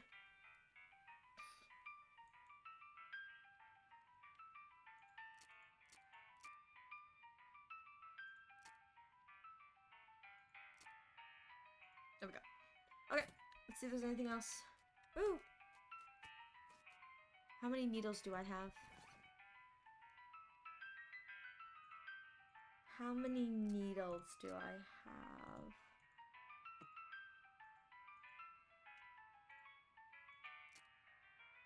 Needle... 4. Okay, good. I have enough to pick all the locks. Rich vein, poor vein. Gold, metal, smithing. Pick it. Pick it. Pick it. Woo! Wow, they weren't kidding. The dust jacket of this book is missing, so I can't tell you who wrote it. Oh, gosh darn it, it's just things I can sell. Alright, well. Well, alright, let's try... Let's try Fort Memoriam. Cactus Bill! Oh, off to one side of the trail, you spot a cactus that doesn't quite look right. Specifically, it doesn't look right because it has a goblin face. As you get closer, you become pretty sure that it's actually just a goblin in a cactus outfit. It gives you an annoyed side-eye and tries to wave you away, but the cactus arms aren't very mobile. Do you know a guy called Cactus Bill? Shh! Going away! Walking cactus herd, for keeping safe from predator. What predator? Any predator. Desert tortoise, cactus eagle, other goblins. Now going away, you're ruining my disguise. Ha! But what if it is me being the cactus predator, watching me push over all cactus? What no? Well, what are you giving not for doing it? Giving you this club? Not sure why you didn't just attack me with it, but okay, fair. Cool, cactus club. I was hoping we could get some of the cactus bill. Alright. Fort Memoriam.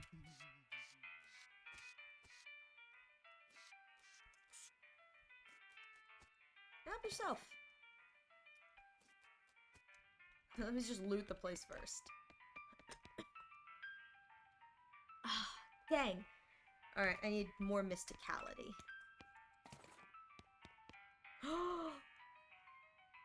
The liquid in this spittoon is bright yellow. I feel like that's all that needs to be said about it. I will never understand you. Alright, well, you crouch down next to the spittoon. From the nauseatingly sweet stench coming off it, it appears that these nerds haven't been using it as a makeshift urinal, as you may have suspected, but rather they're using bright yellow, lemon lime soda flavored chewing tobacco. Unless, well, another possibility is that they have been using it as a urinal and they're all extremely diabetic. Which, now that I think about it, is a real possibility. In fact, it's probable that both of these things are true. Really? You're going to put your hand in the nerd's piss and or spit bucket? Just gonna dive right in there, huh? Just gonna splish splash around in that sticky yellow broth of spit and pee with no restraint whatsoever? I sure am! With the fanfare of sad trombones and a choir of angels retching, a sword rises out of the spittoon, held aloft by a wet, bedraggled, and miserable-looking woman's arm. Since you are already kneeling, the arm wastes no time before tapping you on both shoulders with the sword, splashing your clothes with yellow slime, and officially declaring you the Queen of Filth. Congratulations! The sword clatters to the floor as the hand drops it with a shudder and withdraws into the spittoon. Long live the Queen! That's so gross. Stench instead of physical. Okay. Oh. Hey, what's up? Not into the game? Nah, I mean, I like games. That's why I hang out with these guys. But I've got bored of these strategy war games. What's the different? Like what? Well, I like playing the guitar, so I was thinking some kind of guitar game where you pretend you're in a band, you have to hit the right chords. Sounds really hard if you don't already know how to play guitar. Yeah, I thought of making it like a simplified version of the guitar, but then it wouldn't be much fun for me. I have an idea. Instead of pretending to play the guitar in a band, why don't you join an actual band and play guitar for real? I know a place that's looking for talent. Oh, it's not a bad idea. Okay, cool. It's in the Jewel Saloon. Yay!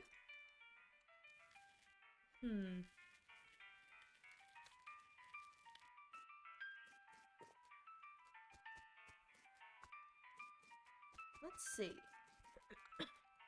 Maybe Gary can help me with this.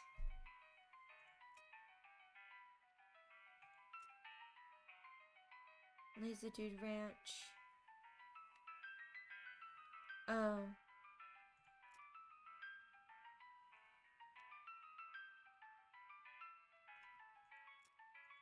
Huh.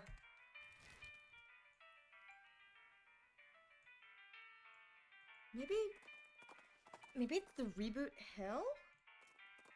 Oh, I clicked the wrong thing. Don't worry, it's just paint. Huh.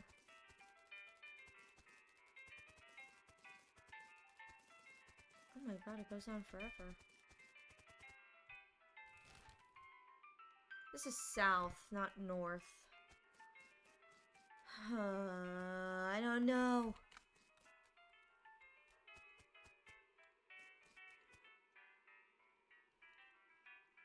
You see the ghost of an elderly woman holding flowers. She seems lost and depressed, above and beyond what's expected for a ghost. Adam, ma'am, is there something I can help you with? Oh, it's so awful. I can't remember. I can't remember at all. Let's start at the beginning, okay? Well, you see, I had 4 daughters. They married 4 brothers, the Smith boys, and after that they each had 5 daughters of their own. Unfortunately, I outlived every one of the 24 of them. You know you're a ghost, right? Oh yes, in fact I died here in this graveyard, where they're all buried. I came to visit them, and suppose my poor old heart finally gave out. Not the problem, though. 95 years is a pretty good run, after all. So, what did you forget?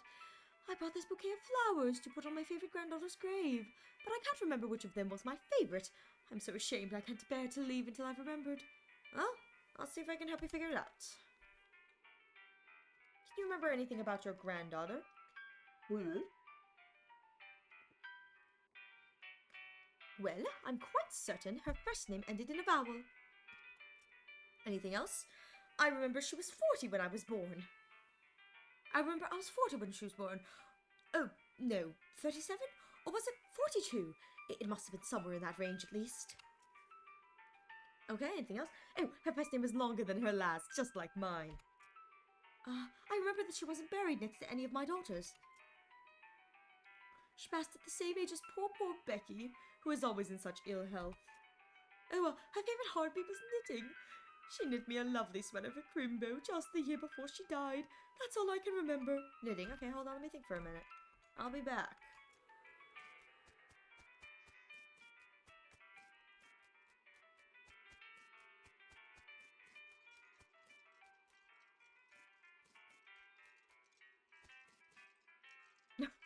There's a little gang buried here. Okay. So...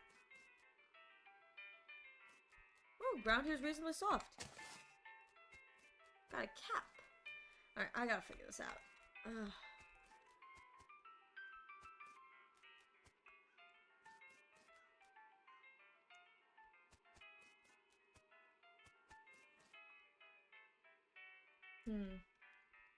Alright, let's see. Little Becky Smith, Lilith Smith, Pamela Smith, Pearl Smith. Oh. Oh my god. Oh my. Oh!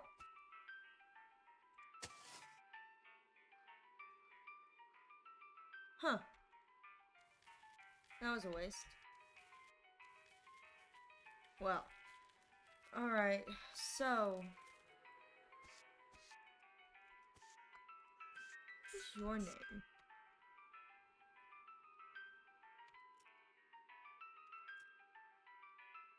I was 40, so 37 to 42.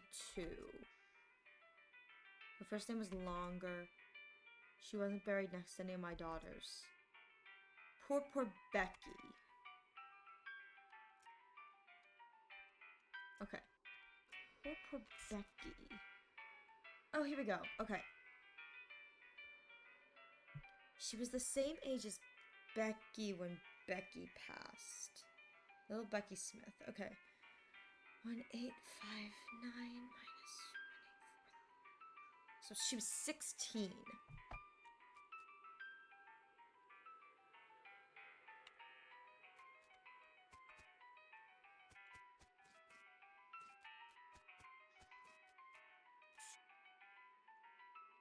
Penultimate Becky Smith? So, like, second to last Becky Smith?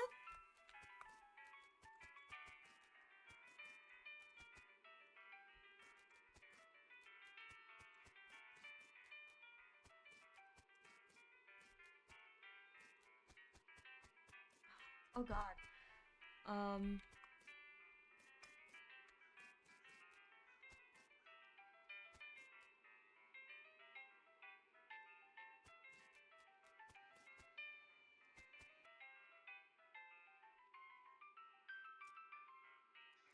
I wonder if...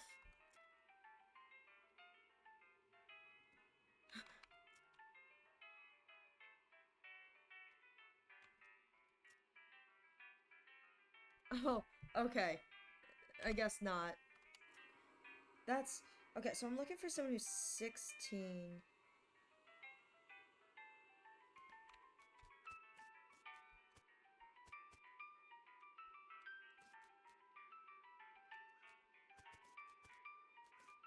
I think...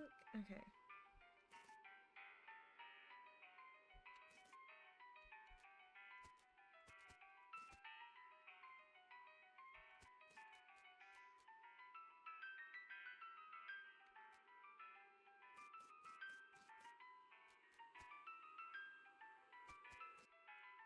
Okay. I don't know when she was born. Alright. Alright, so my guess is... let's find the ones who were born the first. 20... 22...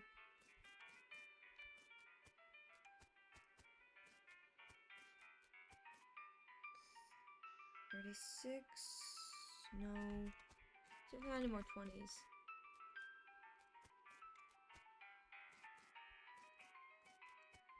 Okay, 19. That's, there we go. So not here.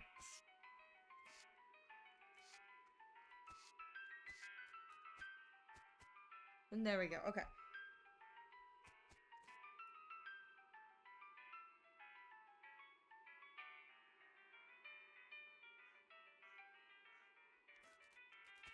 Oh my gosh.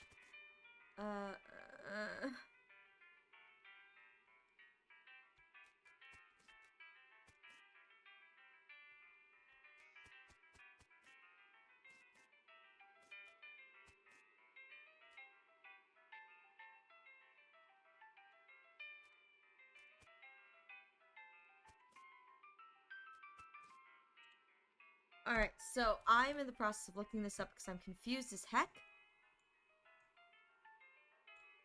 But I've been told, according to this, that, interestingly enough, find it, where is it? That apparently there's a clue here at the Kellogg Ranch.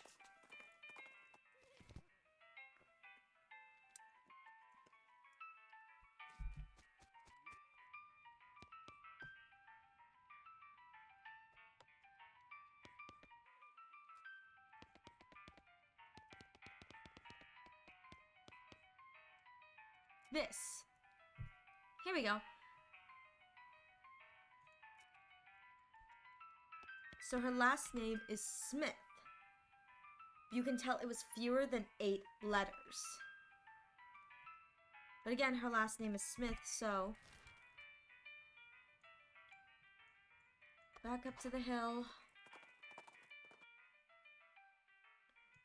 Just fight this. Why not?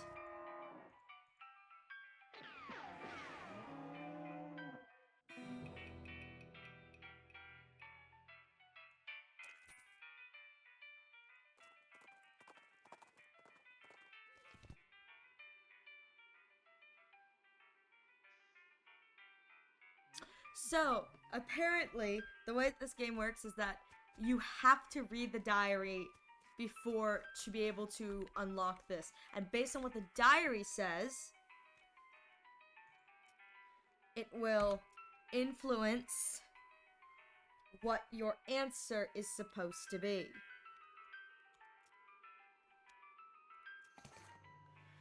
Which is so painful, honestly. All for something that I don't need. But there's a bunch of skeletons over here, so I kind of want to fight them.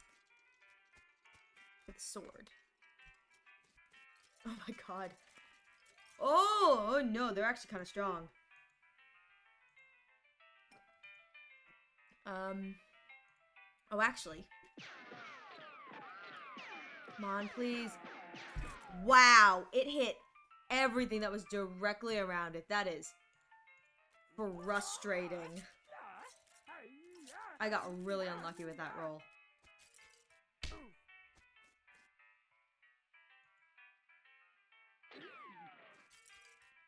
Oh, poor Gary.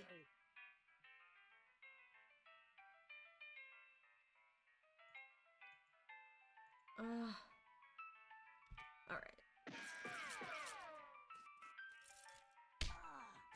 Oh, I'm gonna die.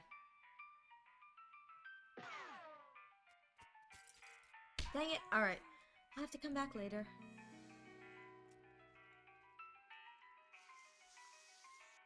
Ooh. Ooh, tripe pie. Well, we can go back into this, so let's do that. Oh. I'm waiting for my shovel to break, honestly. I'm kind of scared. Ooh, picnic. Gothic cameo. Jellied escargot and clove drops. Okay.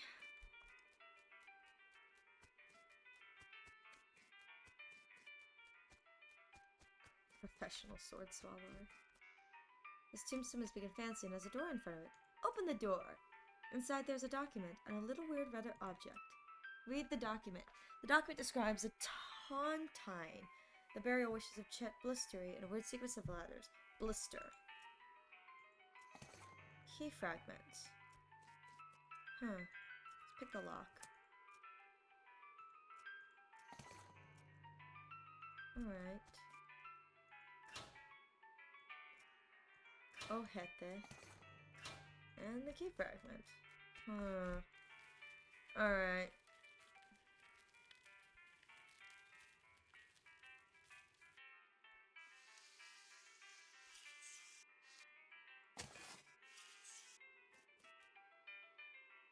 Oh. Shoot him! Well, they're raising the dead over there, so why don't I just go back this way? Embroidered herself to death. That's funny. Bound to run out sooner or later. Oop. Handful of loose teeth. Hello, who are you? My name's Bernard, but shh, lower your voice, they'll hear us. Who, the cultists? Shh, yes! Not a fan. They're reanimating dead people's skeletons. I don't want to be reanimated, this sounds horrible. Can you imagine having to walk around without your skin on? How embarrassing, not to mention the cold. Sure, well, plus, I mean, dying's hard enough. Who wants to come back to life when you just got used to being dead, right? I can see that. Can you please do something? I don't want him to find me. Okay, I'll let you know when it's safe. Buddy, I don't think you got the memo.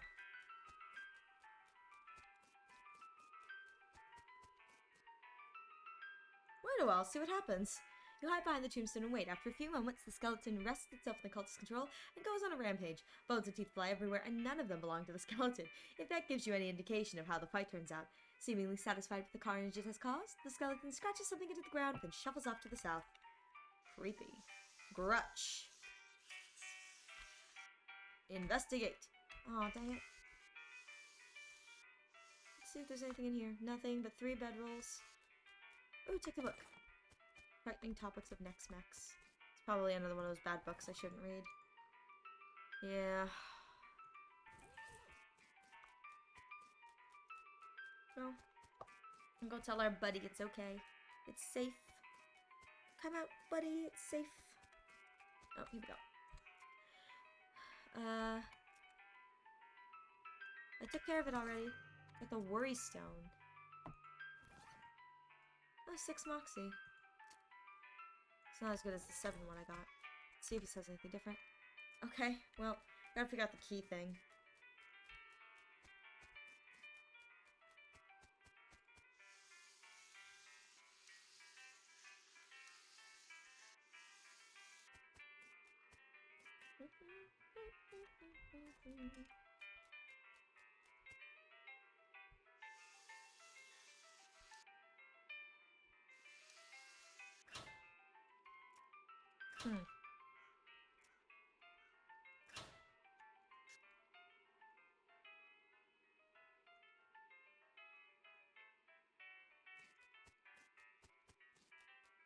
Oh, okay, you need to line up all the letters, and it forms a thing. That's why there's so many of these.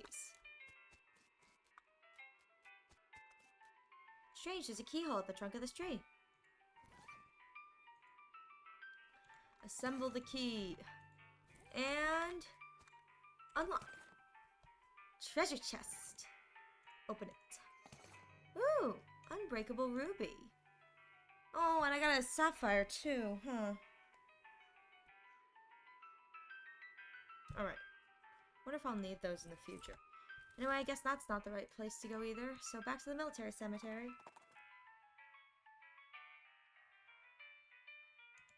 Translate them. My 4th's my 4th.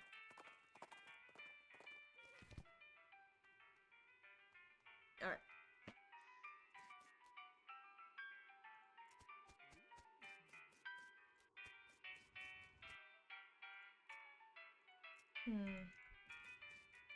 Nothing here.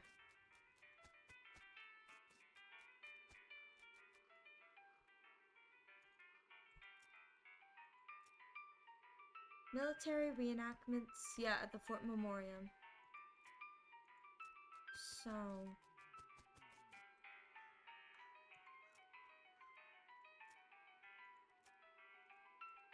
I don't know what I'm supposed to do there.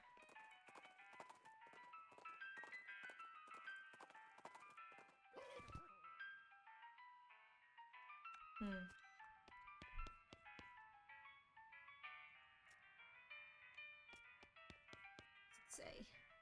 Skeletons keep wandering around town and poking people in the eye. Well, let's try the stolen yeast while I try and figure out what needs to be done with the other one. So let's go to Old Shilwitz Brewery. Schmaltz. Schmaltz.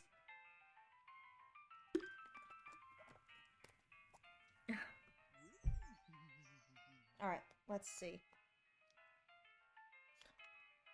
Actually, I'm going to take a quick break. I need to get a lozenge from my throat, so we're going to do that. I'm going to take a quick breaky, and then we will be back, and I think while I'm getting my lozenge, I'm going to look up. This is really confusing for me. I'm not very smart. I'm going to look up how to clear the skeleton thing, because I thought I just needed to go in and or done stuff, but maybe there's a specific plot I have to go to. So we will be right back. Please go and get yourself a drink of water in the interim, and we'll be right back. Thank you.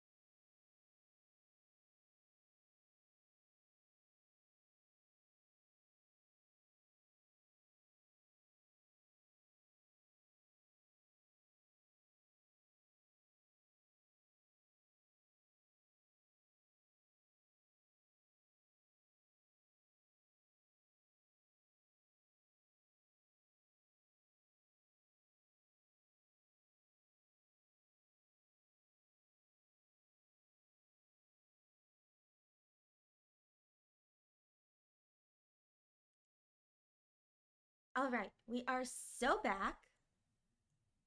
We are so back, and I looked it up trying to figure out what I was doing wrong. Turns out I'm totally okay, and I am able to complete the ghost portion of the thing.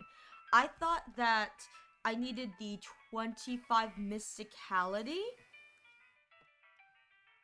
Turns out I don't. I just need to talk to the right person, which kind of makes sense. I'm just kind of dumb. So we're on our way to do that.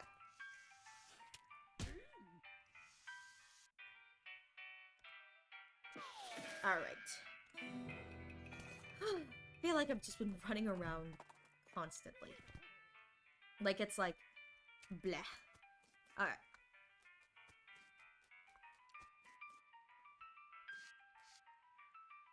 Let's talk to the chip bag guy. Hey, I'm Jeff. You the cemetery caretaker? Yep, that's me. Don't let the other guys tell you, or try to keep it hush, because people assume you're a weirdo if you work at a graveyard. I'm actually here to tell you to get back to work, because skeletons are wandering out of place and causing trouble for the neighbors. Aw, nuts. Alright, well, look.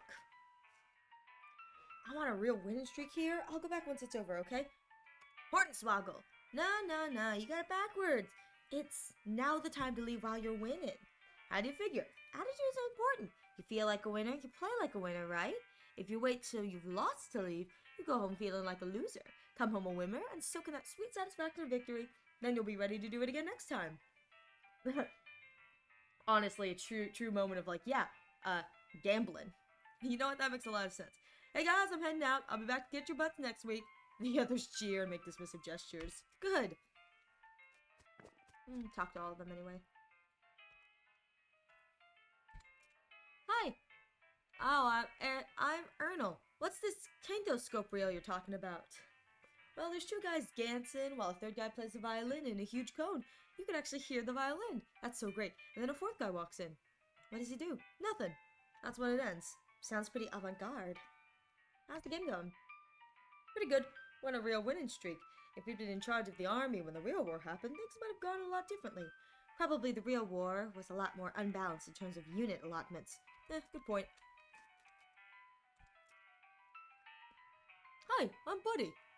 So, how do you like the game? That's pretty good. I prefer the science fiction version, though. What's that like? It's real interesting. It has vehicles that move without horses and guns that fire more than once before reloading. Oh, sounds pretty imba. How'd you get into this? I was in the actual war. Made it out with only a few scars and a limp. Fortunately, on account of I spent the whole thing hiding in a cave. When I heard about the reenactments, I signed up to find out what I missed. This is probably not a whole lot like what you missed. Better snacks for one.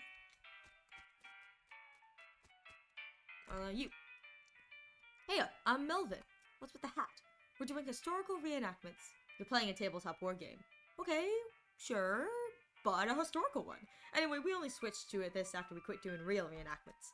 Why'd you quit? It was too much exercise. Also, somebody kept refusing to lie down when he got killed.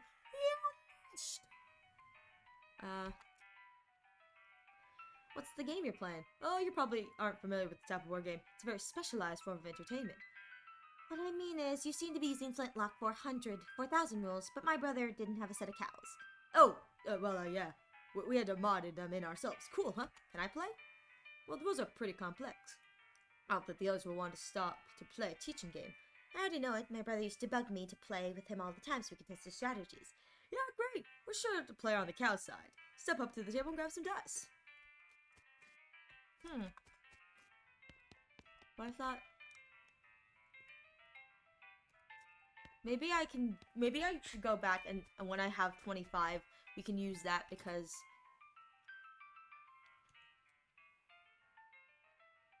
Because I think in that respect, I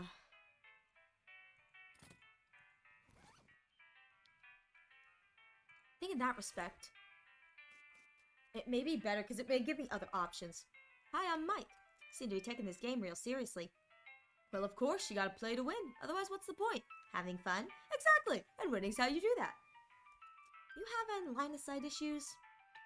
Yeah, they don't let me have my tape measure on the board when it isn't my turn anymore, so I have to eyeball it. It looks like you could get a hit on the guy in front. He'd have partial cover, though. Think you mean soft cover. Oh, you're playing 4th edition. Yeah, well, 3rd edition was a total kludge. Man, you and my brother would be bitter enemies. Well, let's level up and get a few more EXPs. And then we can go back and kick their butts in D&D.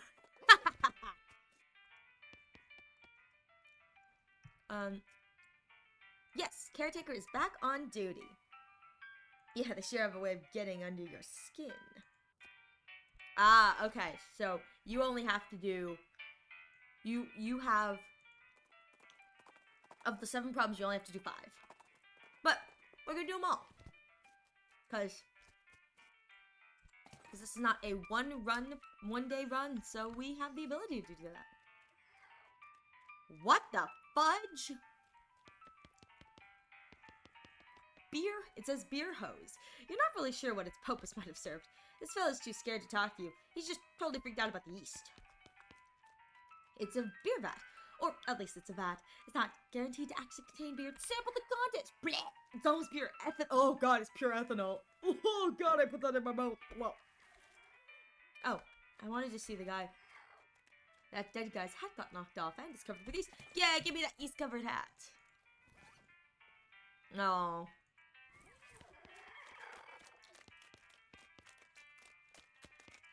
Some kind of crazy yeast monster was apparently broken loose from the vats and eaten some of the bandits. I guess they brewed up something they couldn't put down. They could barley control it. You'll have to hop to it if you want to prevail. Here.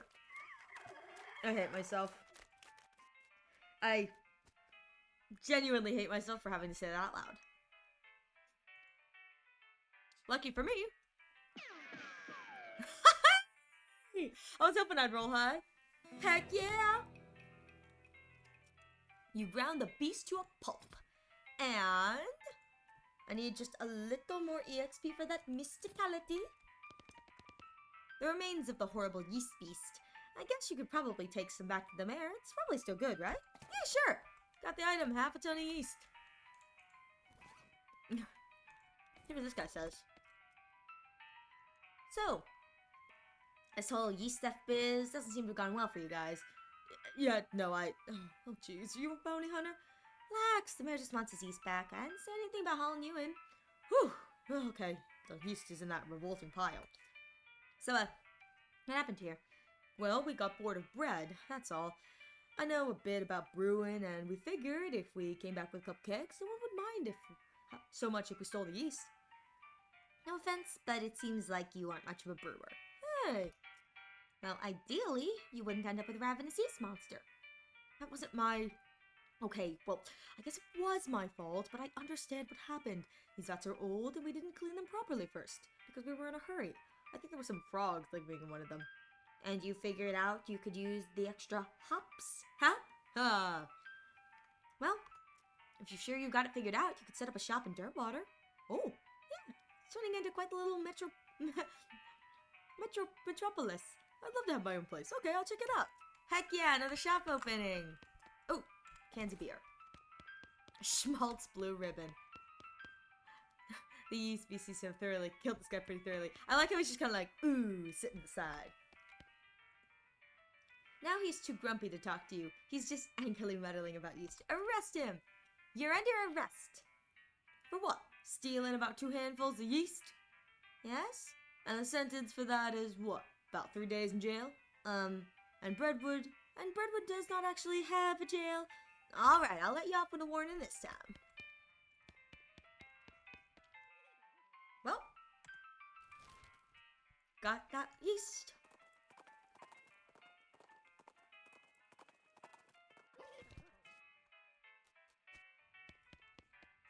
Here is yo yeast.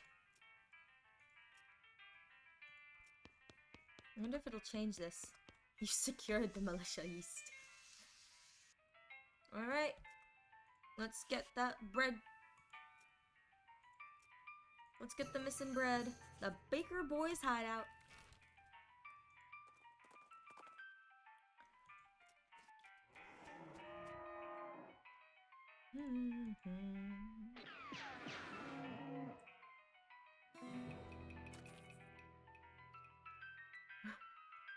Cow's blood. Just call me the butcher. Alright. Ooh, tuna cactus. A bakery seems like a strange place for a bandit hideout, but I probably should have stopped being surprised by now. Bakery? Where people make bread. Do you guys have bread? Yeah, sure, yes. To making the bread of cactus. Cactus bread? I thought cactuses would be too watery to grind into flour. No, not the whole cactus, just the prickles.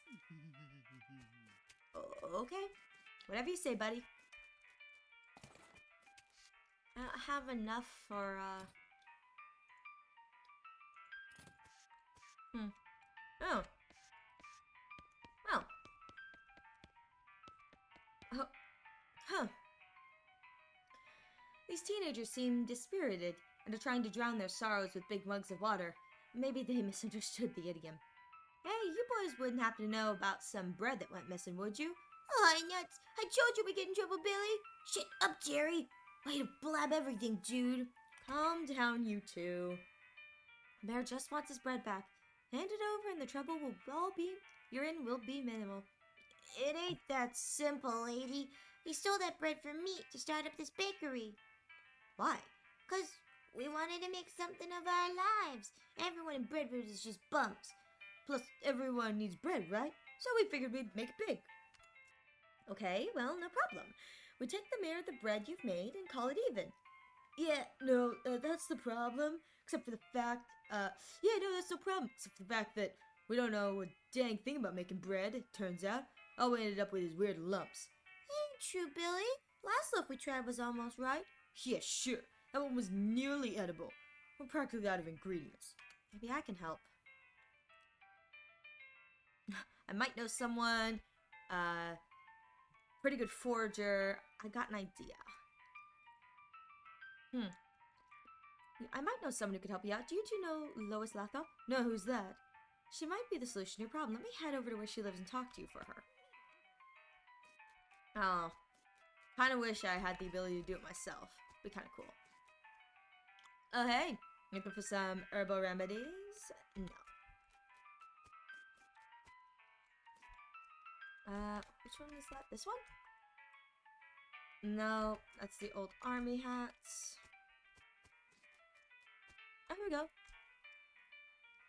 Here's somewhere that's hiring a baker. I do happen to know of a bakery that needs some help. Really? That's wonderful. Oh, jeez, I can't go on like this, though. I'm filthy. No one would ever let me step barefoot into the kitchen looking like this. You have a bar of soap I can mooch off you? Sure. Thank you so much. Sure feels nice to help out. Hey, that was convenient. Now back to... Where was it?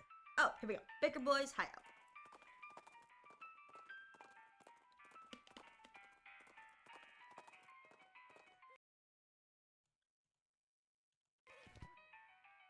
Alright. You see Lois Lathrop busily baking bread. Billy Baker hops to his feet as you enter. Hey, thanks for sending Lois over. She has a ton about baking. Yeah, we're all gonna be major league bakers with her around. No problem, fellas. Let me just grab enough bread to settle things with the mayor. We'll call it fair and square. All's well that ends well. Oh my god, look how much bread there is. Wow, there's so much bread.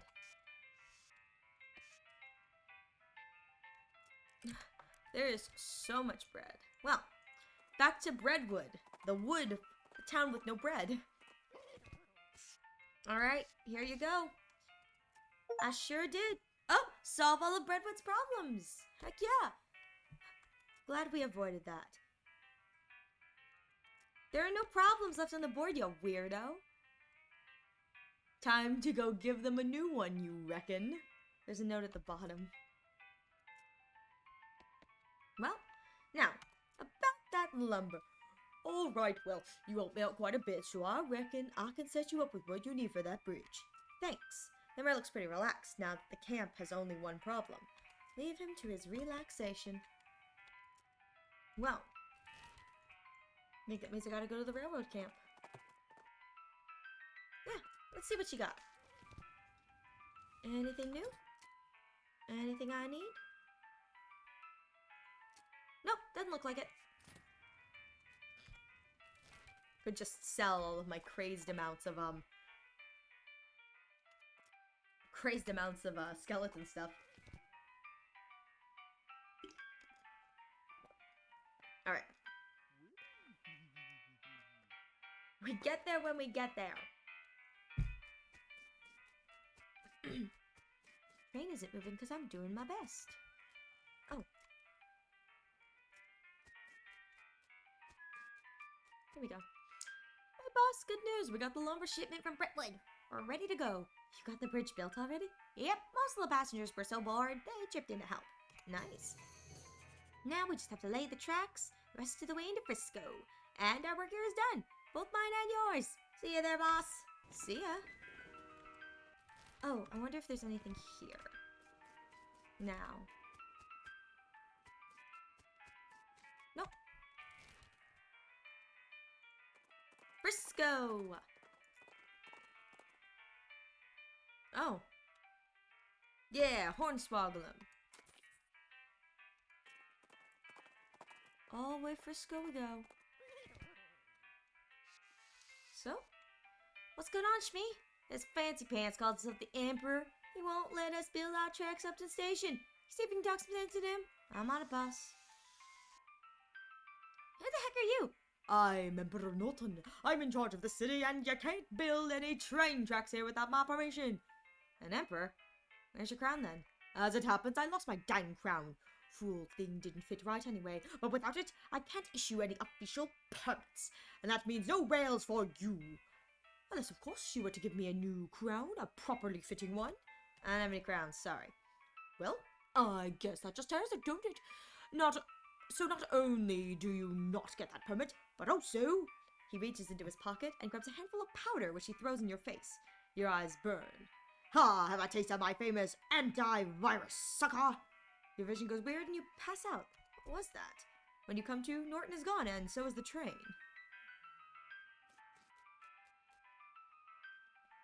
What the? Where'd the train go? That lunatic stole it. He drove off somewhere into the desert. Norton's gone off the rails. He points to a set of deep ruts on the side of the railroad tracks. You walk over to investigate, but you can't see a thing because of this weird hexagon thing on your eyes are doing. Hey, you should probably get that checked out, boss. That Norton fella says something about antivirus. Maybe something around here knows someone. Hi, Gary. Oh no! Gary is hearing a Shmee say antivirus. This is terrible. For real, everything looks really weird. It's making me dizzy. Goblin doctors are using honey to cutting a lot of bad sicknesses. Maybe we got powder your powder. Where would we find that? Oh! Void bean special honey jelly bean having. Well, that's one hell of a coincidence, but it's worth a shot. Oh, you know what? Why not? Oh, wait, I went to the wrong one.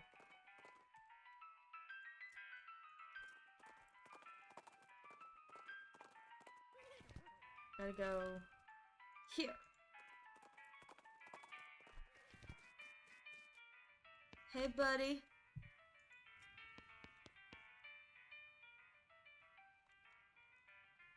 Does this jelly bean really cost 6,000 meat? Well, normally it does, yes, but I guess seeing as how you helped me out with them bandits and goblins and damn dirty hippies, let's call it a 5. 5 meat? Really? Yeah, I reckon. Better buy it in a hurry before I change my mind.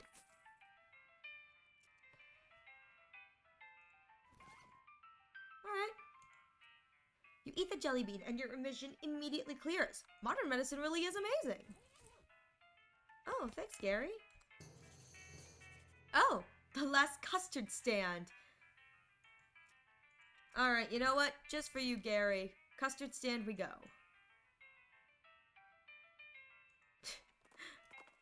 Just for you, buddy. Last custard stand. Fine custard.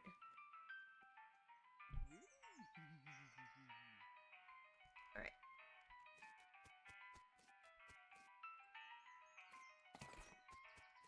Oh. That enough? Yes, it's enough. Alright. Hi. Well, howdy there. Welcome to Last Custard Stand. I'm Custard Stan, and I make custard like only Custard Man Stan can. Care to try some?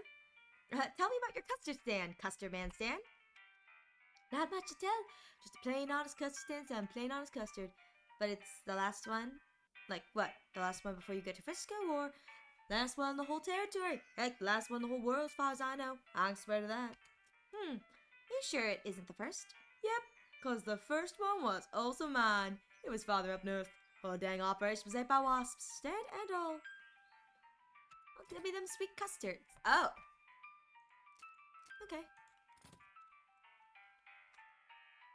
Let's see if this is any difference. Nope. Well, there you go, Gary. A tiniest house. It's not a house, it's a booth for selling things. Selling a man's? What? No, he's the merchant, not the merchandise. Ah, Gary is knowing. Just kidding. Man's to selling. Cat shards! That was very close to being correct. I'm weirdly proud. Well, back to Frisco we go.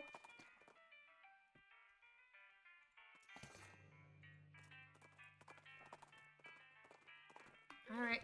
Well, tell me where to go now, Shmee. Huh.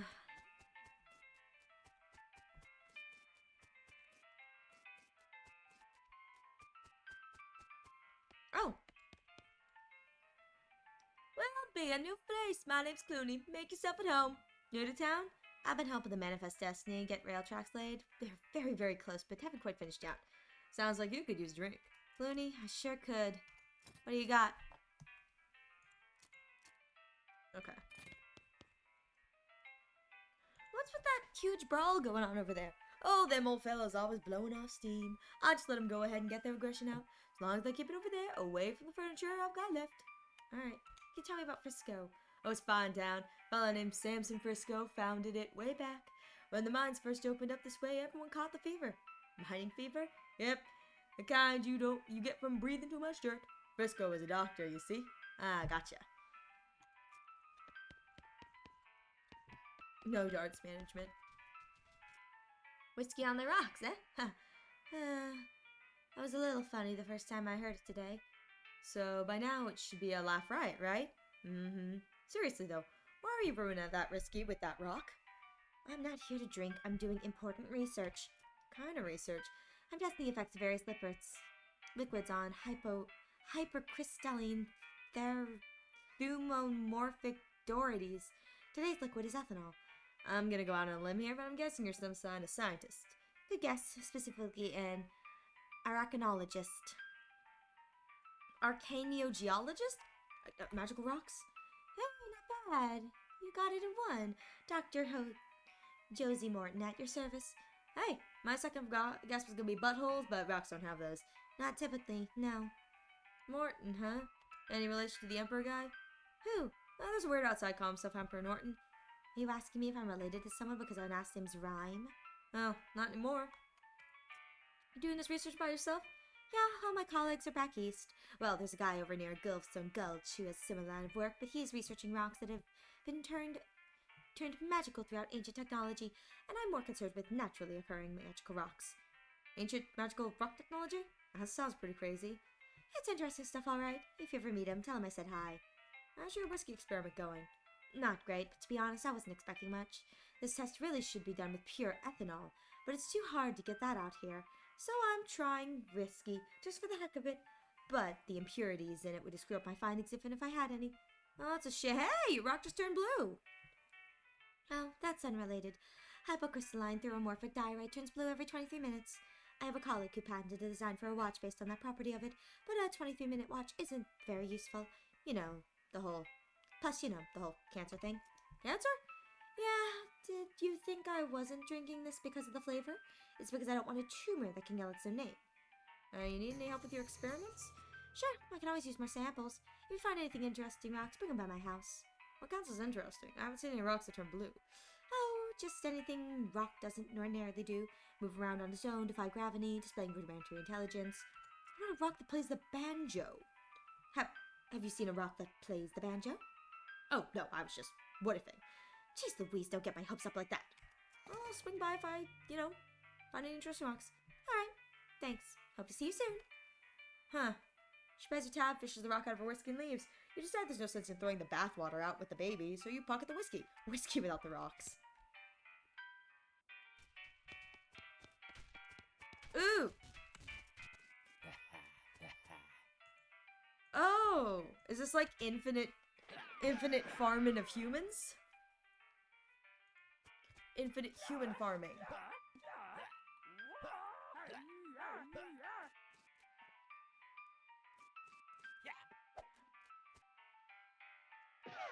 Oh no, Gary! Poor Gary. Dude, you just murdered Gary. How could you? I like how they fall down and they fall down like sexy wise. They're like, haha. Okay, well. Finally. Oh boy, another spittoon! Let's go! What's with the excitement? I've given up. This is the last spittoon in the game. And I'm not going to try and convince you not to be the most disgusting person on Earth anymore. Let's do this! Let's go! Yeah! Search that filthy spittoon! You kneel down on the floor and throw your arms around the spittoon, giving the greasy brass bucket a big, great hug. How about a kiss? Would you like to kiss it? You know it, baby. You pucker up and give the spittoon a great big kiss right on the rim. Is there tongue involved? Well, I'll leave that up to you, but even without it, it tastes like a burning horse. I love it. I know you do, friend. And if it were legal in this country, I'd let you marry that spittoon and have a beautiful romantic honeymoon night with it. But unfortunately, you're going to have to settle for wearing it as a hat. Wait, what? Yes, please. You flip that beautiful brass bucket over and slap it onto your head, drenching yourself in hot brown tobacco spit. It washes down over your face and hair like a sewage waterfall, soaking your clothes, running down your collar, and slithering into your underwear and filling your boots. I can't even force myself to describe it in any more detail than that. You are the world's foulest human being. Congratulations. Spittoon hat! Hooray! No! He gives spell damage. Actually. Wait a minute. Now I have enough mysticality to go do I forgot I can just put on hats for mysticality. Oh. Maybe I can... Come on, Gary, I believe in you. Go, Gary. Yeah. No, click. Heck yeah. Okay.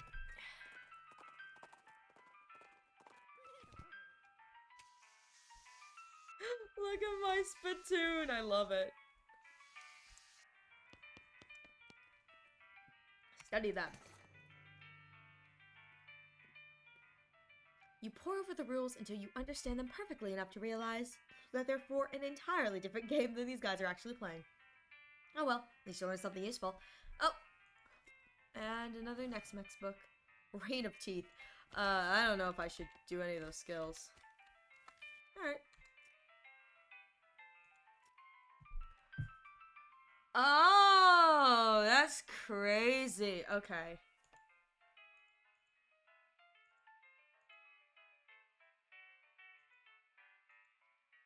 Oh, this is fun. Hang on.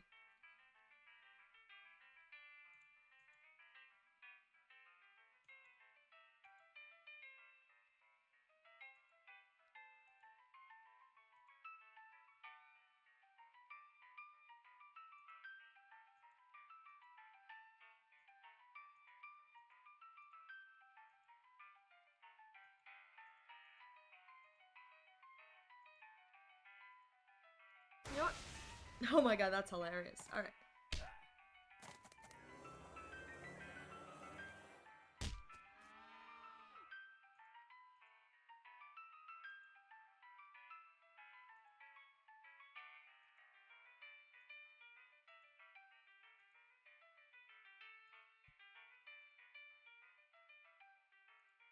Alright. This is kind of funny. I'm sorry I don't have much to say. Just kind of like, oh, how interesting.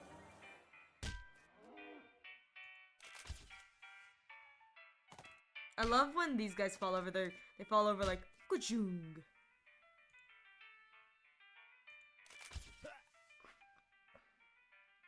I don't have anything to attack, yeah. Heck yeah.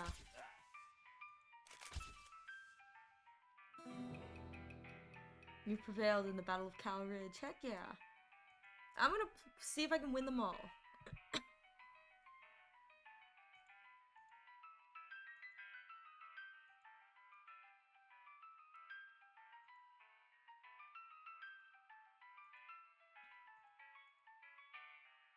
Probably killing the medic is probably a good thing. Yeah, okay, that gets that. What does he do? He attacks. Yeah. Yep, that's what I thought. Yep, that's what I thought. That bish. Ooh, okay. Yep, he heals everything, and that's not good for us. And that protects me, which sucks. Alright. Okay.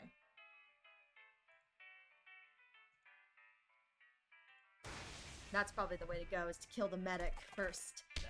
I always say kill the healers.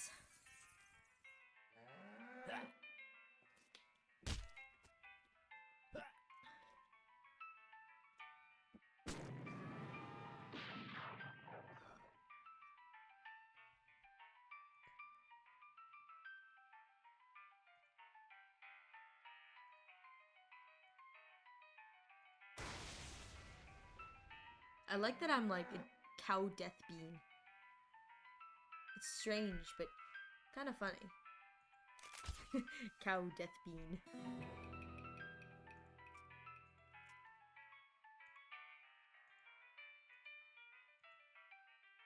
They're all grenaders.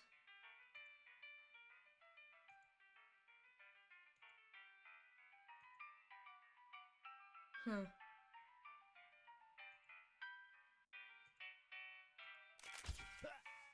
Let's see what these guys can do.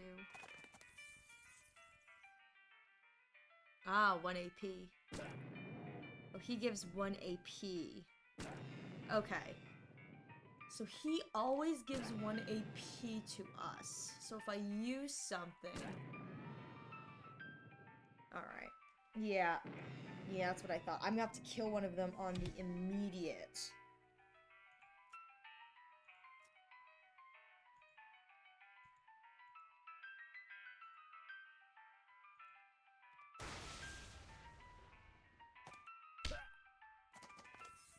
I'll get 1 AP back.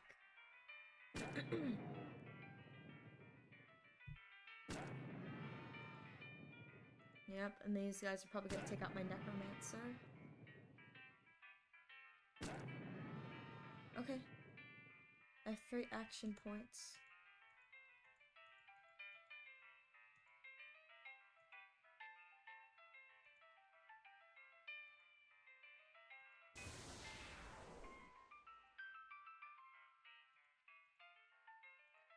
There we go.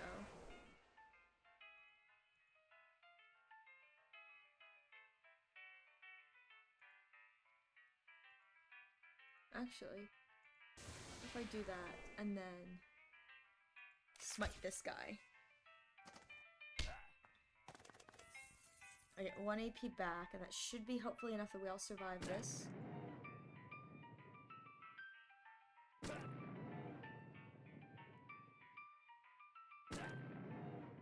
Yep. You have to heal me.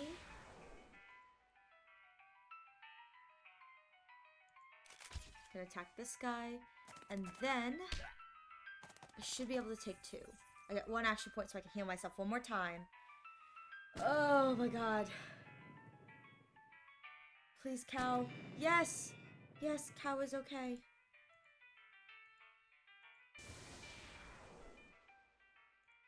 Alright. This, and then... Oh no. Can I take it down before I die? I don't know. Oh, I don't think I can. Dang it! Ah, so close. Ugh. Come on.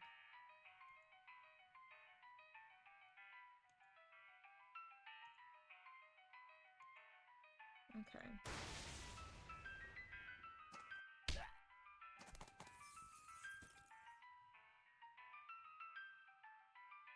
I wish I could make this faster. Alright, well, we're gonna be here for a while while I figure this out. Or I hope to, anyway. I don't know. Ah!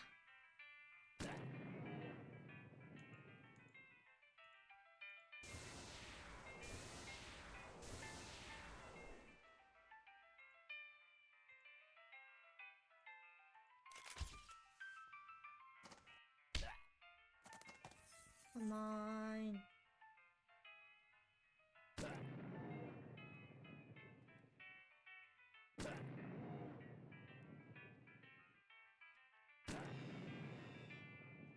Okay.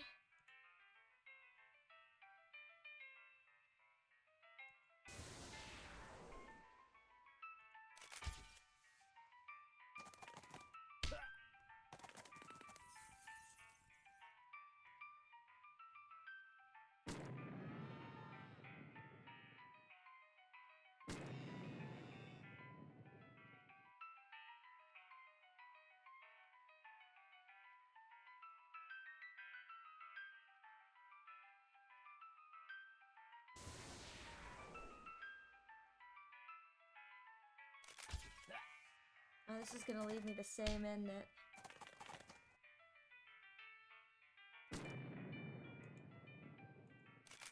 Yeah, I only have 2 turns. Okay. Ugh. I will figure this out. Oh! Oh! I did it! I did it! Alright, early. Oh, God. Okay, I got 2 cultists and a wall.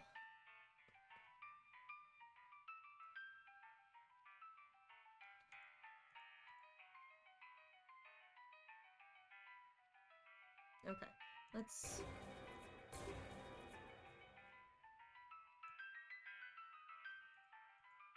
Yeah, that gun... Okay, I think that wall is gonna protect me a little bit. But that way, I don't think the swords guys can attack me. Can attack the cultists.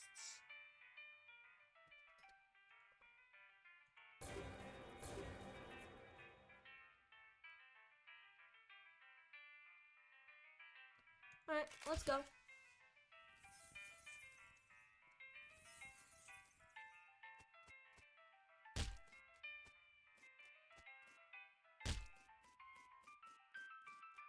Oof. Look at me dying.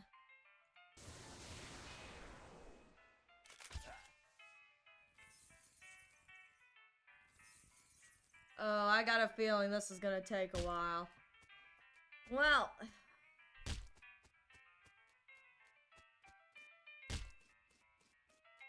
Well then. This is the dumbest thing I have done. Well, while we're here, it's gonna take a while. I really wish there was like a speed up combat. Oh! Aha! Here we go! Found it. Especially considering this is gonna be a while. Alright, well, get ready for the world's most interesting battle.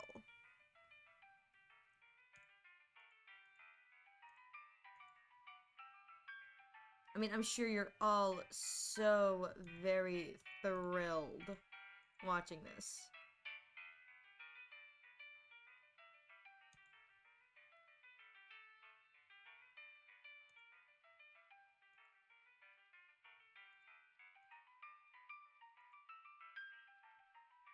I wonder if I can increase my stats again to try and do more damage. No, it only says we'll always deal 3.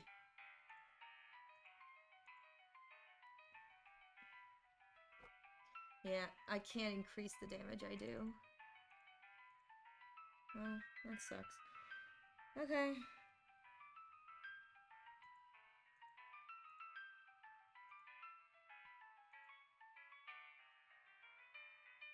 Come on. Alright, cool, I got enough. And boom! So we don't have to sit through that. I love that, that was great. Alright, we did it all. Jeez. Wow, you're really good at this game.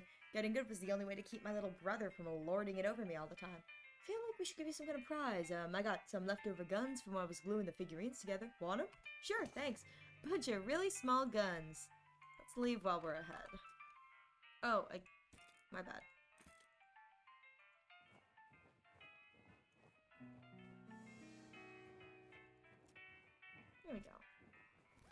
bunch of really small guns.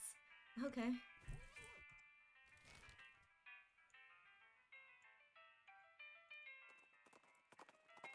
We just have to wander around over here?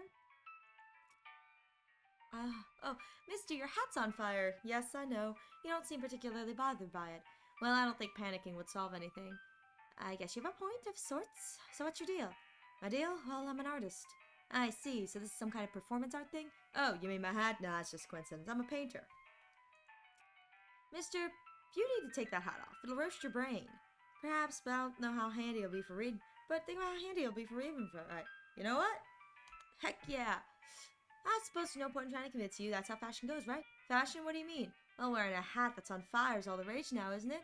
Everyone's doing it. I see it wherever I go. Everywhere? Sure. There's even a milliner in town that's selling them pre-burning, so you have to light them yourself. Something wrong? I got the burning top hat. Was it something I said?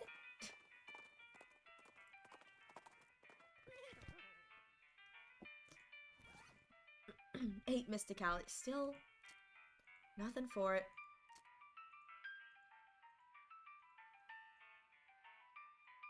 Oh, go back to my tiara. I like the spittoon hat, but... Oh, follow the tracks. You jump on Timmy's back and ride like the wind. You follow the railroad tracks back into the desert. When you finally catch up, you stand on Timmy's saddle and leap into the back of the train like a real badass, just barely catching the edge of the roof and pulling yourself up. Here's hoping you don't have to do that again. Your stuntman could have been killed. Looks like Gary decided not to join you on account of not having a stuntman. So you're on your own until you get back to Frisco. Atop the stolen train! Oh! Inside the stolen train. See if there's anything in here. Oh! Ooh! No, it requires safe cracking. Oh, I only have 3. Yeah, no, that's not happening anytime soon.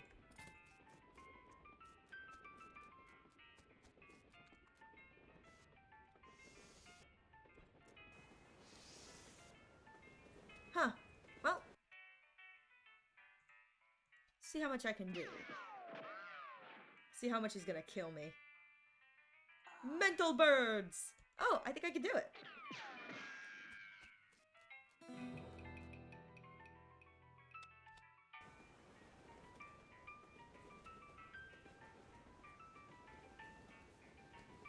Well, you've kicked the whole Norton problem down the road a ways. I mean, down the train a ways. I mean, he ran ways further down the roof. Hooray!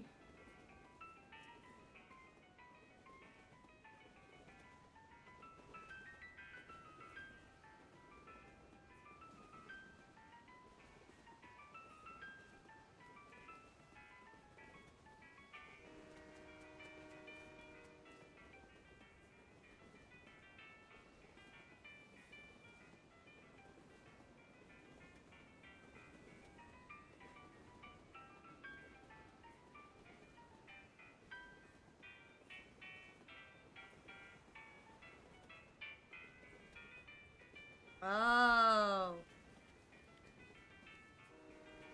So, I have just discovered that defeating Norton or giving him any crown, which actually I learned that the crown that I'm wearing can actually be given to him. Ends the game. Huh.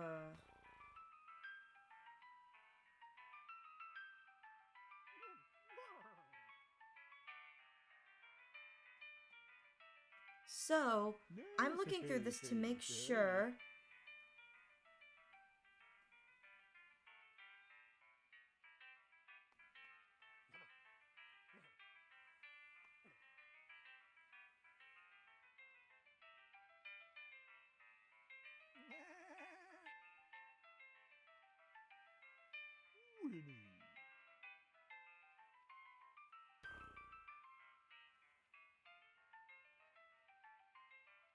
Oh, okay, cool. So, looking at it a little more, it is confirmed that even if I finish this now, it will not horribly affect and change stuff.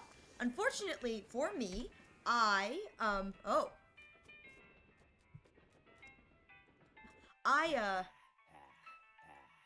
Oh, they're not very strong.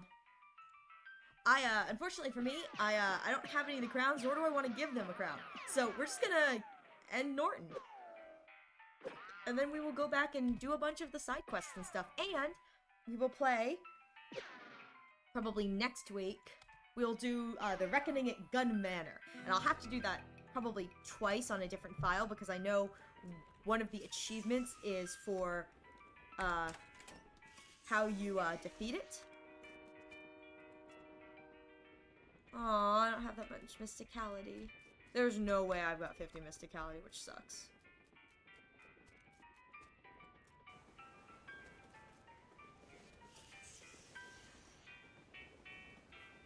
People really shouldn't refer to themselves in the third person. Correct his grammar. Let's go! I don't mind. Maybe I am. Maybe it is cooler if he wins, but I'm just gonna end him. Look at him falling away. Alright. Well, Norton went flying off the side of the train. A whale make a dramatic recovery from that event.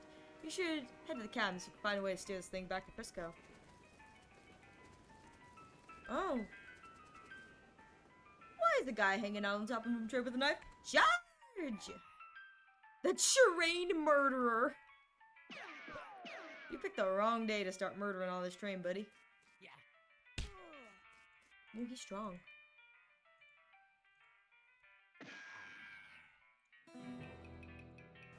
Well, he rifled through his pockets. They're empty except for his luggage tag. Turns out his tag number's 3.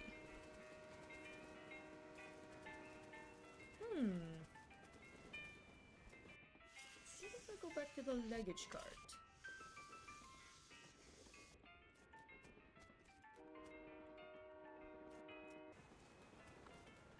Very safe and not panic-inducing at all. No?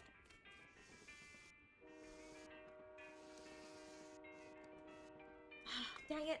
I was really hoping there would be a luggage thing there.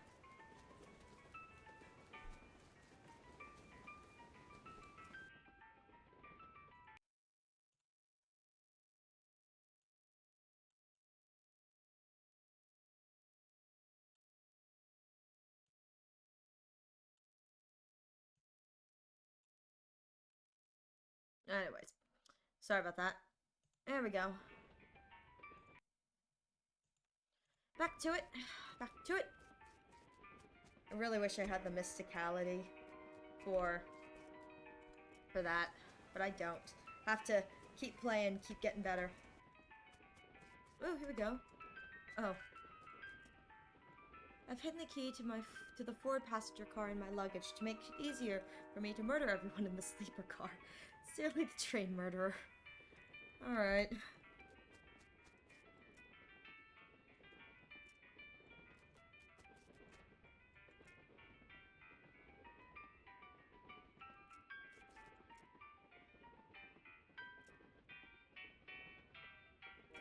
Huh. Let's see. Nothing? Nothing? Okay. Ooh, okay. Well. Oh, here we go. Passenger car key. Oh, it got it. I already got that. Alright, cool. He finally made his passenger car. One car back from the locomotive. It may be confusing if you thought locomotive meant the entire train, so I could just say the engine. Except that would also refer to the engine itself, that is, not the actual steam engine that makes the train go, and not the frontmost car of the train. Anyway, you're in the passenger car. Suddenly, Norton clambers in the window. He must have dramatically clung to the side of the train in order to reveal, at the last minute, that he hadn't actually been defeated. Dang it! Well, you know what they say, it comes in threes. He runs to the the frontmost car of the train, and locks the door. What a jerk. Maybe you could get some of the passengers to help you break down the door and arrest him, or you could just kick the door down and shoot him. Don't know where he bother to carry. Hey, buddy, you okay? It's all a lie. We're never gonna get to Frisco. Frisco probably doesn't even exist. They've been testing to see how long we could survive on complimentary peanuts on top of water, and now they're driving us out to the desert to some sort of government camp that could use our organs to fuel alien machines. Persuasive maintenance. Whap, whap. Whoa, sorry. Guess I lost it there for a second. Feel better? Well, yes and no. Listen, we're gonna get to Frisco, but first we gotta bust through the locomotive up front and arrest a crazy guy. I need some volunteers. Okay, I'm in. If I have to sit here doing nothing much longer, I'll probably flip out again. Cool. Let's see. Talk to this guy. Excuse me, can you help me with something? Sorry, I'm busy. Ask my wife. Or my daughter. God knows she could do with something to keep her occupied. What's that you're working on? It's quite academic. You wouldn't understand. Try me. Oh, I don't have enough mysticality. Let's try this. Excuse me, ma'am. Whatever it is, I want no part of it. I keep myself to myself, and I've no desire to get involved. Thank you very much. Come on, this is important. Crazy guy stole the train. I need help arresting him or you'll never get to Frisco. I'm sure everything will sort itself out in the end. In the meantime, I have pretty rule. Lie to her. Lady, I don't think you understand the seriousness of this situation. If Norton gets away with this, his power in Frisco will be limitless. The city council won't be able to block his horrible new tax increases. Tax increases? For instance? Well, for start, he's demanded a 4,000 price hike on yarn. She gasps, outraged. That villain! We must subdue him immediately. Oh, I'll shout for you when I'm ready.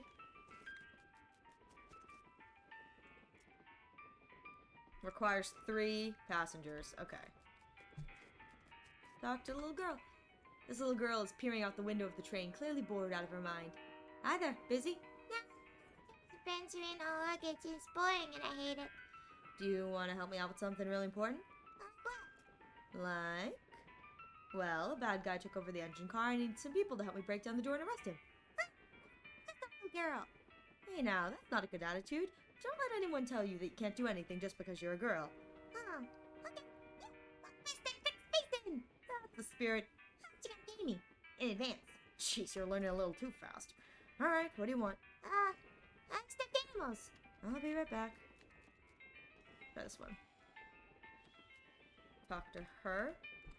Excuse me, ma'am. Yes? A crazed psycho has taken over the train's engine car, and I need volunteers to help me break down the door and arrest him. Oh my! I'm certain they couldn't be of any help with that. I'm very conflict averse. What if I told you he hates birds and is determined to outlaw them from our territory after he seizes power? That's very sly. But you're only saying that because you saw the book I was reading. Yeah, you got me there. Any other ideas to convince me? Suddenly, you hear tapping and tapping at the passenger car window. What the? Russell? You open the window, and your pet crow Russell flaps in and perches on your shoulder. Hey, buddy, good to see you. Oh, my gosh, what a beautiful crow. And he knows you? Oh, yeah, sure. Me and Russell go way back. Right, buddy? I rescued him from a cat when he was only just out of the nest and raised him as a pet. I set him free when I left home recently. But what is he doing here? Has he been following you since then? No? He probably just happened to be flying by and spotted me on the roof of the train and recognized me. Crows are crazy smart like that. It's amazing. Oh, what I wouldn't give to have an avian friend like that. Well, I'm still gonna be doing a lot of traveling after this. I figure so. I can't really drag Russell along with me. But I bet Russell wouldn't mind being pals with a nice lady in Frisco who helped save the train. What do you think, Russ? Russell caws again and flaps over to perch next to the lady. He lightly pecks at her shoulder in a friendly manner. My goodness, how could I refuse? It's a pleasure to meet you, Russell. My name's Annabelle. Awesome. Like the one at the farm? Let's see if he says anything.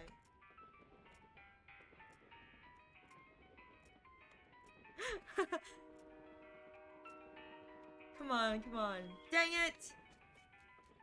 Alright, well, at least I got 3. Alright, open up! Me and this army! You and the passengers break down the door very impressively, though it would have been even better if you had some torches and those old-fashioned rakes. Norton has backed up into the corner of the engineer's compartment, next to the engineer, who looks over his shoulder at you and shrugs. So-called Emperor Norton, you're under arrest for the crime of being a total ass. That's not illegal. It is when I'm in town. Everybody grab him! Except you, Mr. Engineer. I can see you're busy driving the train. Right. Actually, if you could turn around and head back to Frisco at the next station, that'd be great. No problem. Now let me go. This isn't over. You haven't heard the last of me. Tell it to the judge, Norton. The prison judge. How we doing, Shmi? You did it. Thanks, boss. No problem. We got the track laid right up to the station now. The first ever cross-territory railroad, thanks to the Manifest Destiny Railroad Company. And principally you. You did a real good job. Shucks, don't mention it.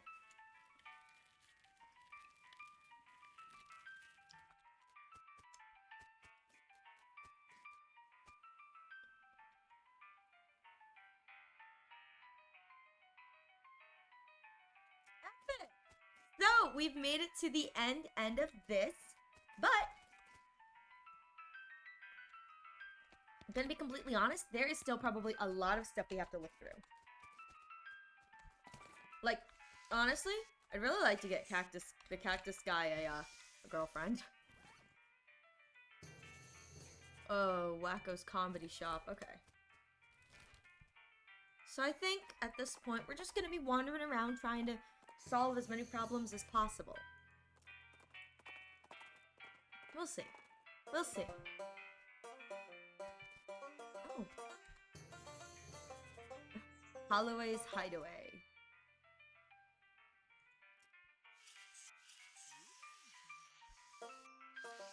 Alright. Hey, Yakos, good to see you. Honestly, not a huge variety to be completely frank. I just kind of play the same things, but I always enjoy playing different things. I think the only thing that I wouldn't play is, well, I'd play it, but I'd probably suck at is first-person shooters, you know, quick time events, stuff like that. It's just, it would be fun for the audience if, you know, the audience just wanted to see screaming and wildly shaking camera movements. But I would never say no. Howdy, howdy, howdy! Wasco Schaefer's the name, and comedy's the game. Are you here for a real thigh-slapping good time? You know what? Hit me. You hand over the meat and Wasco clears his throat. Okay, so a skeleton walks into a bar, and the bartender says, "Wait, it's a horse, not a skeleton, sorry." Anyway, after the bartender asks the horse, "Why's your face so long, buddy?" Want to hear another one? Hit me. Alright, so a guy walks into a bar, and the bartender says, "Sorry, we don't serve goblins here." Oh, wait, I forgot to mention, the guy's a goblin. Anyways, the end. Wasco takes a bow. Want to hear another one? I feel like this is a waste of my meat. Sure, one more. Okay, here's a good one. Take my wife. Please? Please? Oh my god. Wow. Alright, one more. Anyway, I just flew in from Canada, which is weird, right? Because people can't fly. Except for balloons or gliders, I guess. We don't have any actual airplanes for at least another couple of decades anyway. Wasco takes a bow. Want to hear another one? Wasco, you're really bad at this. Well, I'm not. You're bad at the stuff you do. Dumb things, probably. Come on, let me tell you another one. Okay. So a guy walks into a bar, and he asks for beer and a mop. And the bartender says, "What's the mop for?" And the guy replies, "'Cause I'm a skeleton." Oh, come on, Wasco. Sure. Boy, it was really cold yesterday. You're supposed to ask me how cold it was. Oh my god. Alright, here's a classic. What walks on 4 legs in the morning, 2 legs in the afternoon, and 3 at night? A man! But wanna hear another one? Seriously. You aren't good at comedy. Shut up, I'm great at jokes. No, you aren't. But what about your timing? It's terrible. Timing! Ha! That actually is kind of funny. Okay, because I'm reading this aloud, that actually is kind of funny.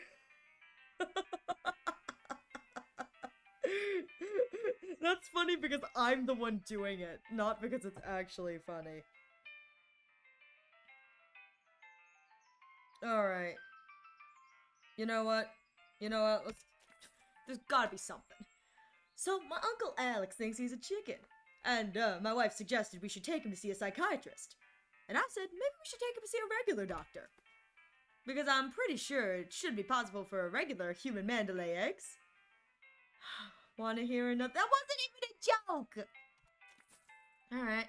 So, I got a job as the manager on a baseball team, and all the players have weird names. Like, there's one guy literally named Who, and another one called, I don't know.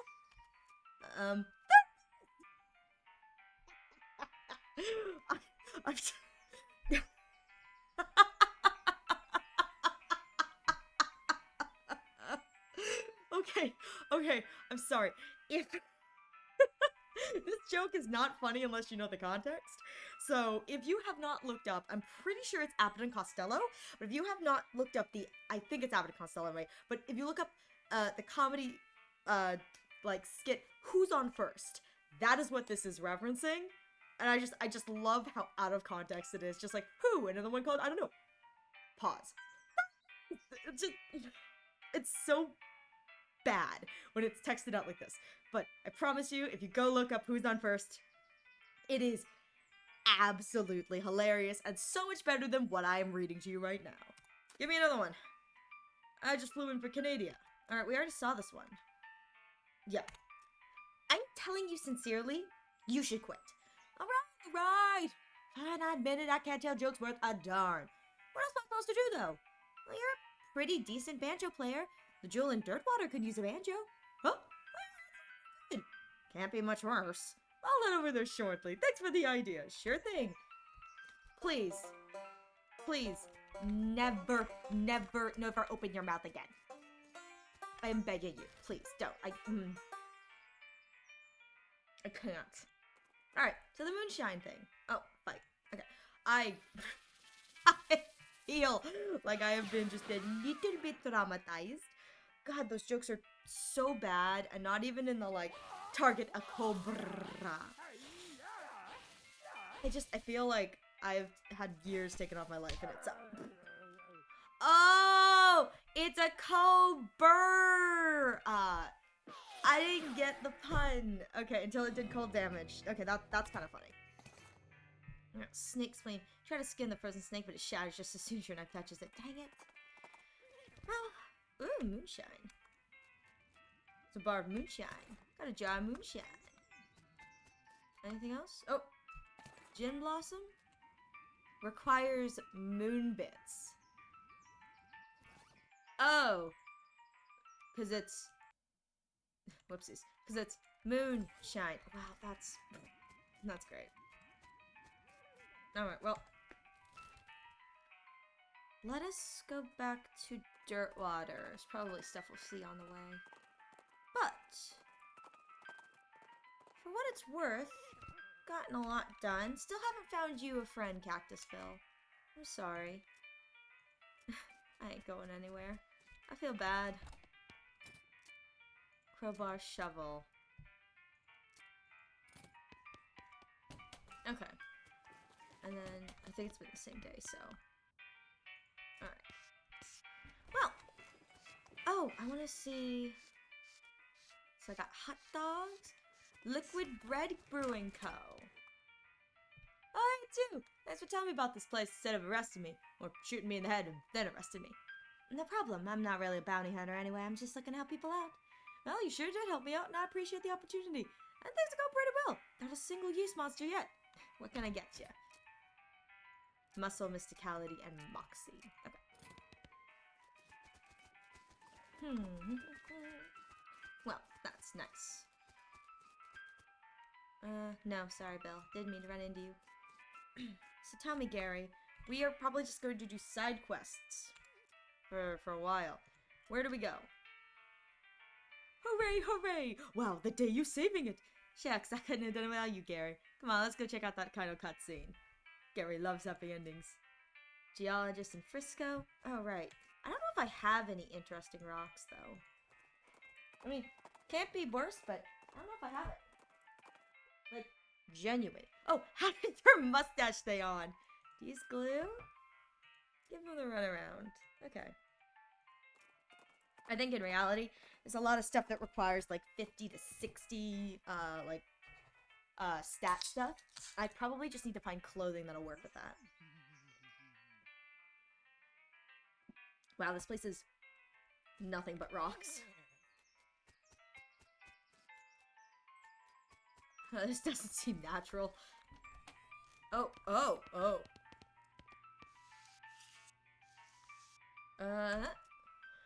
Hey Josie, what's up with these boots? Oh, it's just an invention I lost interest in. What do they do? They're supposed to make you run really fast, but I couldn't get any significant boost doing them. You're so close though. Oh yeah? Sure. Just gotta hook this wire up to the spring, twist the flange a little, and Bob's your uncle. Oh, huh, clever. Well, I'm still not interested in them. You can keep them if you want. Ooh! These make me faster? Ooh, +5 speed. That's not bad at all. Let's see, that's about it. Don't these new lamp things usually need to be plugged in or something? Yeah, but I've modified these to run on ambient catholic radiation. You can see how they work more reliably the closer they are to that dielectric resonator on the floor there. Yes, I understand. This rock is clearly something special. Ooh! Oh, dang, I thought I could preen. Does it say the same thing? Yep. Alright, bookshelf time. Let's talk. Hi there, Dr. Morton. Oh, hey, you find any interesting rocks for me? Yeah, I didn't think I had. But there was the other guy who... Oh, shoot. I don't remember what it was. It was... Gary. Gary told me about a hat. Aha! Fort Aldet. Thank you for the reminder. Where is that? Fort... Oh my god, this is originally all the way over here.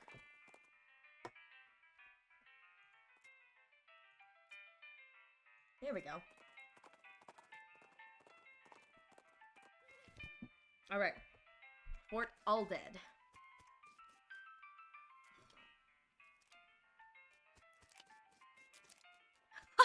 He doesn't even notice you.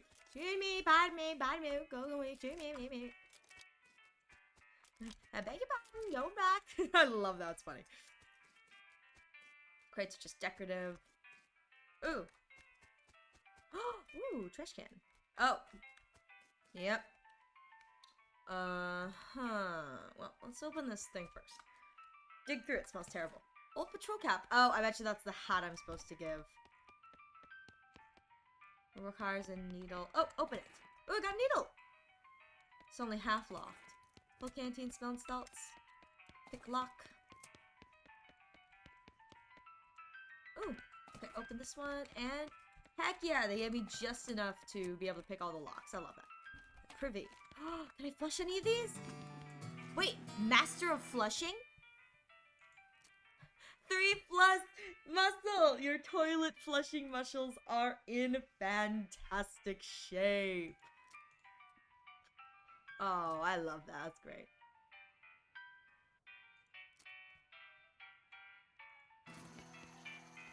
Oh, the flush handle is missing on that one.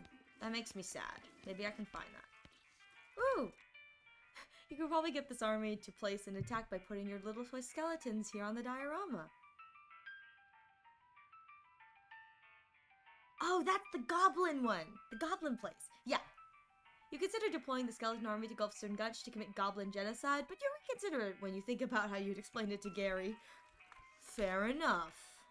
Well, I guess I can go somewhere else, but... Oh, I can't go in there because of Gary. I even learned that that's the, like, infinite goblin respawning fighting place, but you can't do anything if you've got Gary as your companion. You dig through the knapsack, you find nothing of interest. Interesting. There's also an evil-looking leather-bound tome. Oh, God. Dark Howdy. I have a feeling I should play through this again and just open all the Necromancer books, and, I love the Tombstone Pizza. You know what? Let's do it! Hop on in. This is probably an infinite respawning thing, but there's always a chance. There's something else here. Hardtack.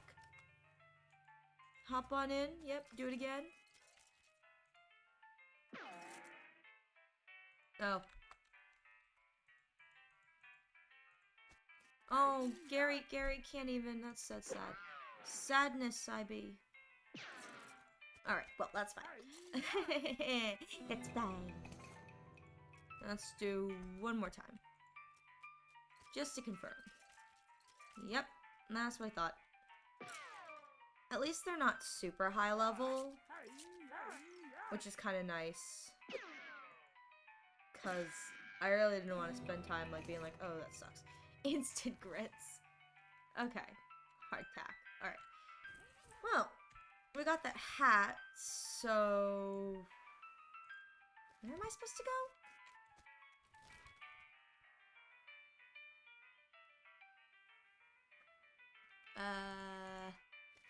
Oh, wait, can I just...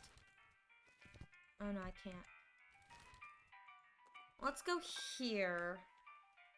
Because I genuinely don't remember where it is, but that's faster than chatting with Gary, so I can chat with Gary. I'm so glad Gary has a better memory than I do. Alright.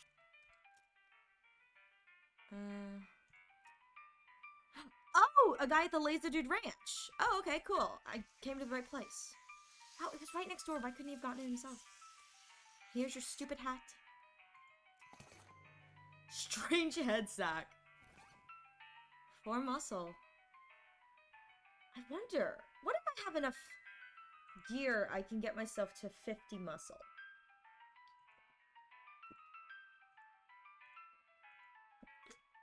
Let's see.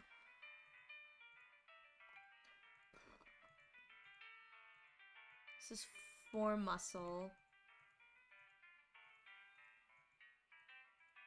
See, do I have anything from muscle here? 9 moxie, moxie.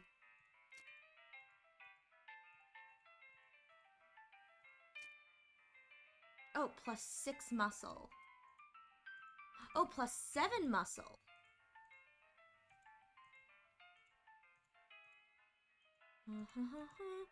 See if I can get to 50 muscle, which is what I need for...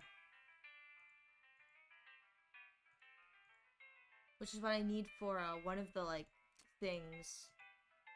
I don't think I have enough.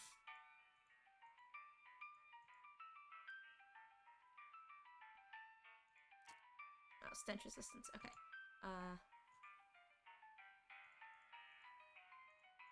Oh no, this is the rings. Okay.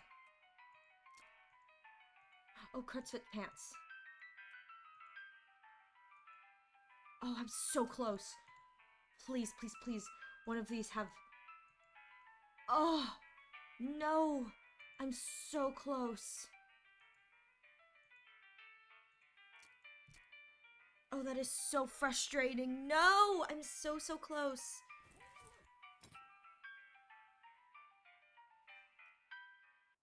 I need 2 more. I really don't want to eat anything.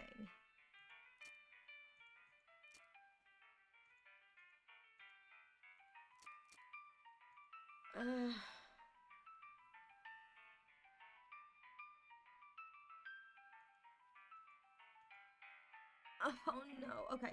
Well, let's go back to Gary.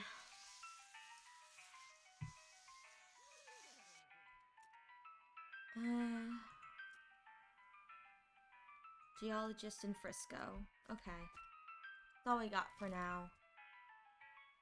That stinks. Let's go to the circus. Oh no. I'm praying I can still do enough damage even though none of my stuff is set up for being a fighter. I'm just trying to get enough muscle so I can open up that Curly's gold thing.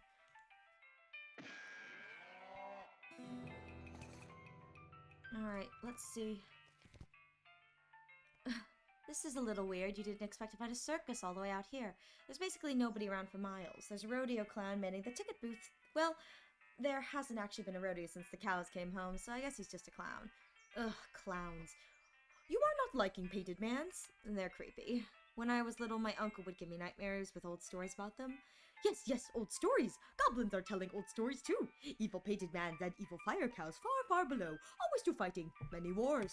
That sounds about right. Supposedly rodeo crowns dressed up like that because the first rodeos were reenactments of those battles, and it became a traditional thing. These mans just regular mans being. Painted mans from up here. Yeah, I know. Still creeps me out, though. Let's talk to this guy. Welcome to Barnaby Bob's Perfectly Normal Traveling Circus Sideshow, ma'am. How can I help you? I'd like to run away with the circus. Aren't you a little old for that? Sorry, we ain't hiring. Darn. Well, I'd like to see the circus, please. Came to the right place then. But if you want to get inside, you're gonna need a ticket. And presumably you can sell me, man. Presumably, I certainly can. Oh, 5,000, mate! Why is it so expensive? Tell me more about Barnaby Bob. Is there any reason I'd... You aren't doing a very good job selling... Oh! Can I hornswoggle him? Look, I'll drop the act. You don't know who I am, do you? Should I?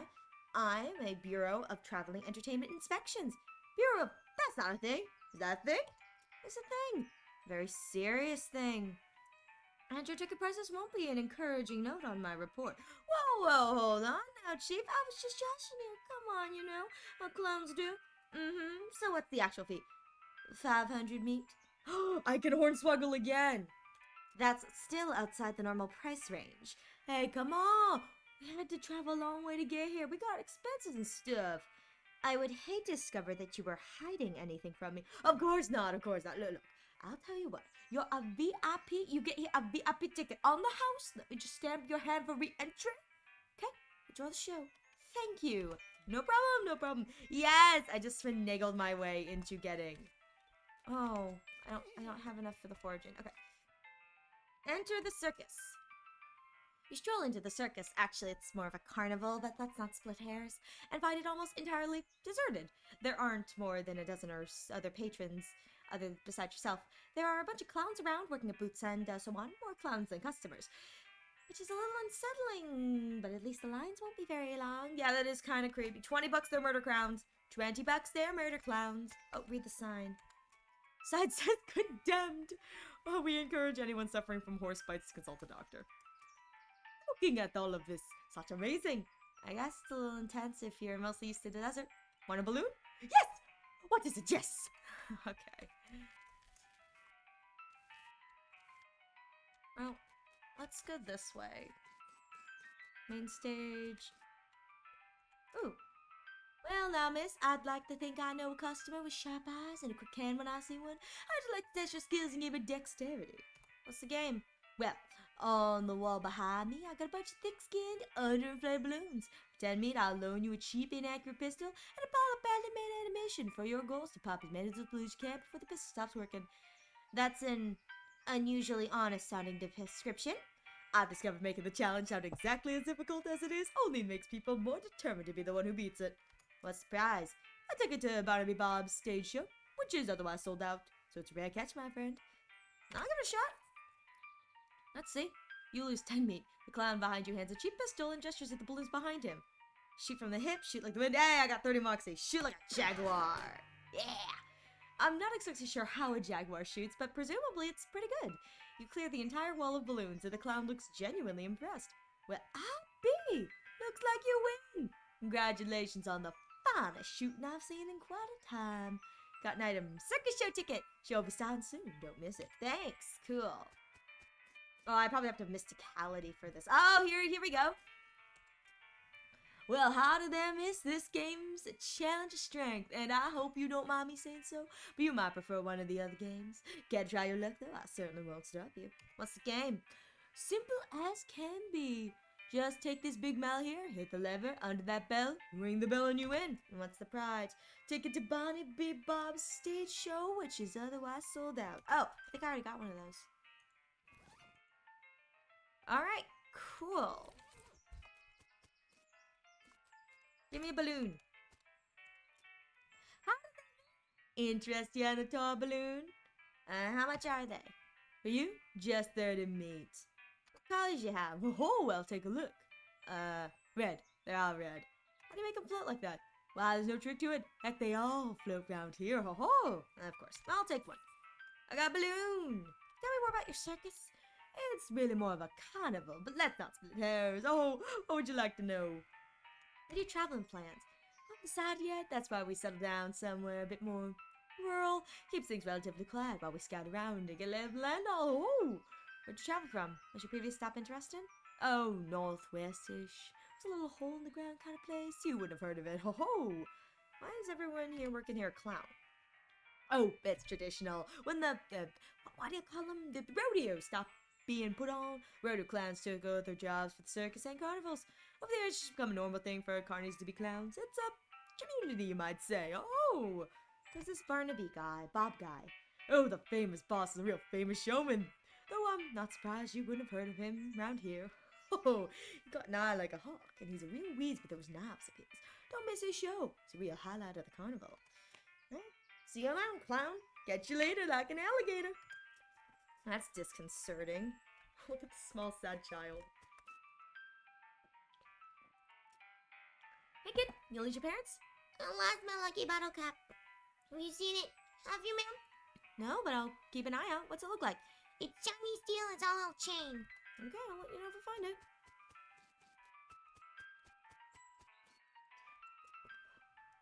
Stage showing till later. When? Later. But when exactly? Later. Okay, geez. Sideshow. Ooh! Ooh! I guess I can get another balloon. Okay, same thing as the other guy. Ooh, but I can look at all this. How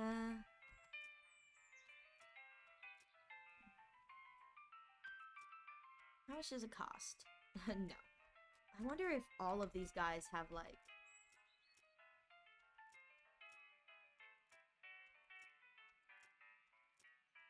This is funny. You can just keep going and it's like, you don't have even tap water.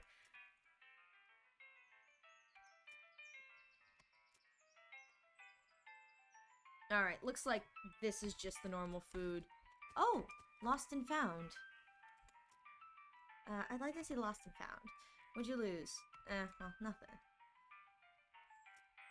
Oh, dang. Alright, I have to tell them what I've lost. Shiny bottle cap and a little chain.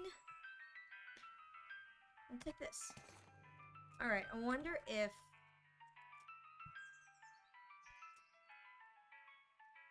What's a pocket knife?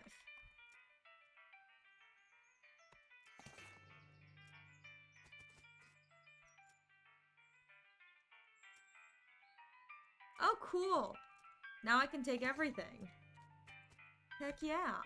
I'm here for this. I can here for this. Ha! I got them all. Okay.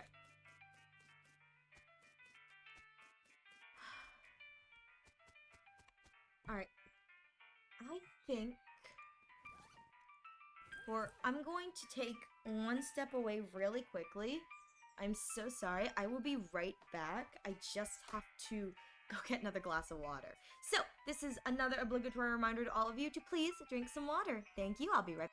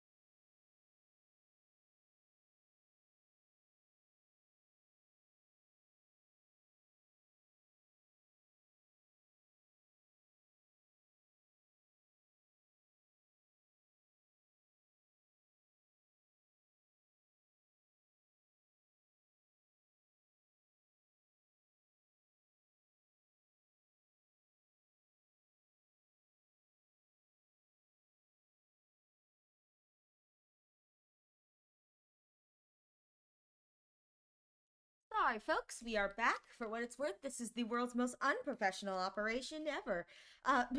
But just, for the record, being kind of candid, talk about how much water I have drunk. This is my 1, 2, 3, 4, 5, 6, 7th can of water. So, yeah, that is kind of important. I try to keep hydrated because I talk a lot during these. Probably more than most people do. I don't know. Or maybe I just don't talk right. Who knows? Anyways. It's like 30 more minutes of this game, and then we'll call it a night. But, back to go.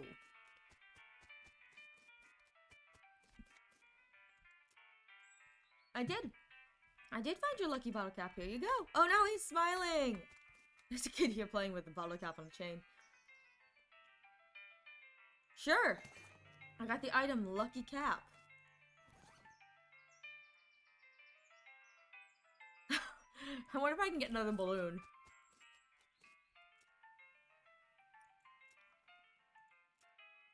I'll take another one. Gary can have it. It's red, salad value 1 meat. Hey, I'm a hoarder. Gary can have the balloon. I'll give Gary the balloon. That's what you get, Gary. Here you go. Balloon for you.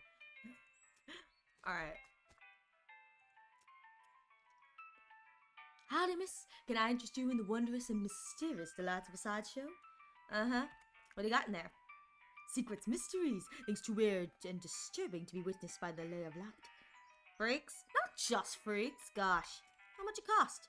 For you, 300 meat. And for everyone else, 300 meat. No thanks. I think I've got... Whoa there, miss. You gotta pay if you want to see the sideshow. It's not included in the main ticket price? Nope. That's why it's called a sideshow. Huh, I thought oh, maybe this is for the main thing.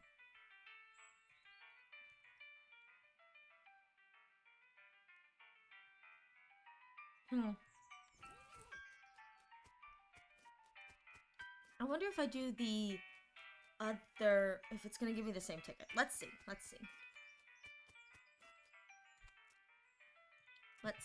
I'll give it a shot. Oh! Large plush bear. Oh, I could have done this to get the girl, to give to the little girl at the end of that train thing.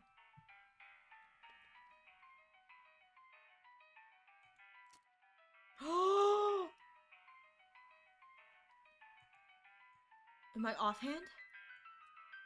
I have enough muscle now! I have enough muscle. Okay, hang on. I have to change my hat because I need just 30 to do this test your mind thing, but I have large plush owl.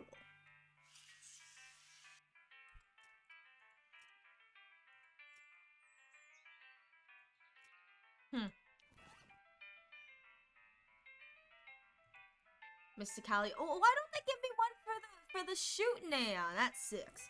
But I now have enough to open that thing. I am so excited.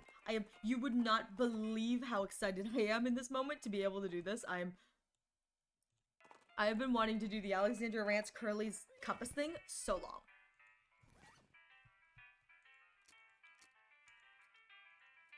Here we go.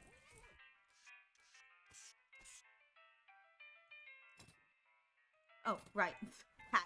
It's like, what? Hat.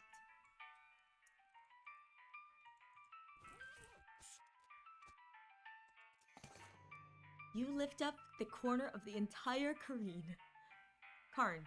There's some kind of machine buried under. You got Curly's auto Grithiolite. In the sense, you don't need Curly's compass anymore, so you bury it under the Karn. Okay, if you say so. Machine looks complicated. Its main feature is a column of 4 little lights. Right now, all of the lights are dark. There's a label on the back that says maximum effective depth, 4K meters. Maybe it's supposed to be used in a mine or a cave? Also, what's a meter? Excellent question.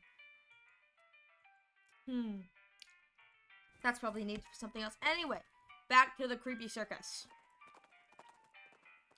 Sorry, I was just so excited about getting a thing and having enough to to be able to do the muscle thing. That makes me so happy.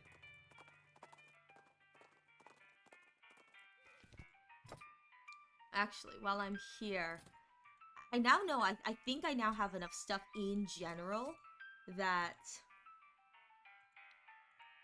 that go-wise, I actually will have enough to do the 50 for everything, which is really exciting for me, personally. Alright, where's my 5 Moxie?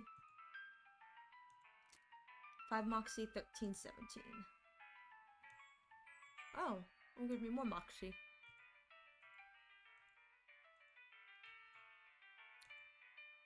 Heck yeah, okay. And then, where's my skinning wrench? Here it is. Farm skinning wrench. And this, I want to go with the stench resistance.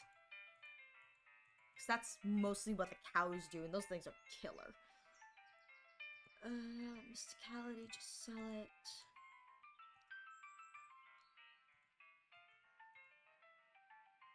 Oh, here we go.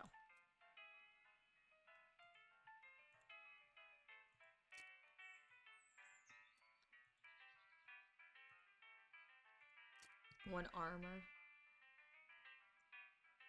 Honestly, Kurt's Fit's pants are probably better than the one armor. Max AP. Yeah. I don't know what armor does.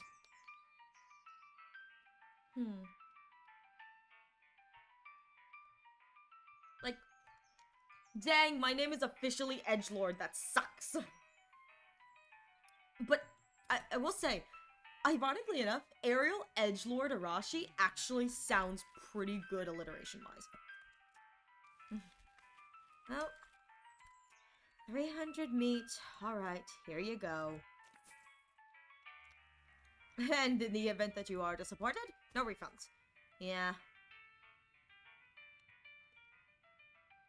The sideshow tent is fairly large and packed with weird things to look at. Like all good sideshows are, a few lanterns are hanging from the ceiling, casting flickering shadows around and making everything look even more eerie.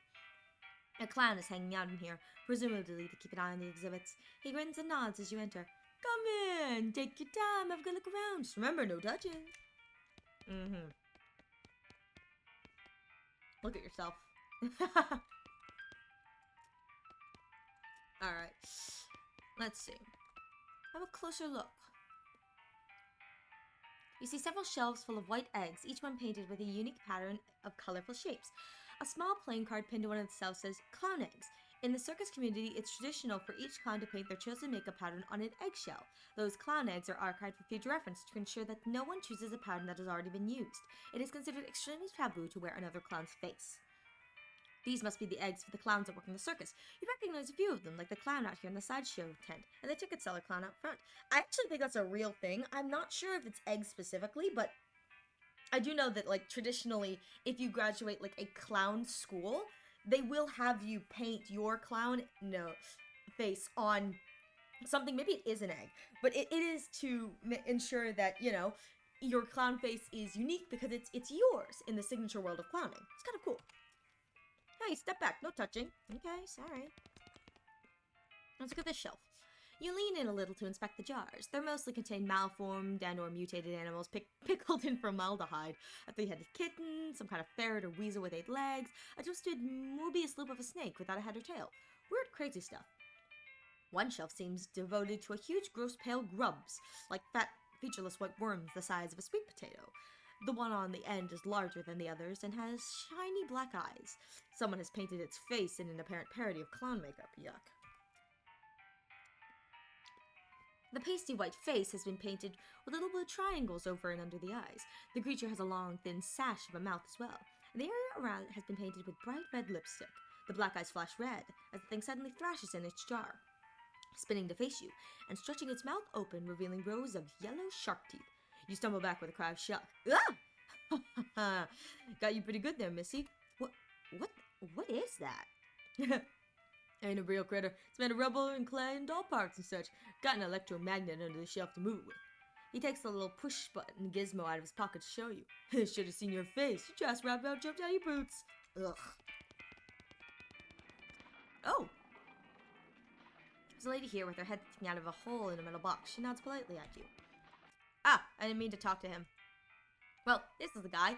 Hello there, welcome to the sideshow. My name's Douglas. Hi, delighted to meet you. So what's your deal? Why am I in a sideshow, you mean? Yeah, you seem perfectly normal. Oh, how forthright of you. Of course, it's only natural to wonder. Wait a minute.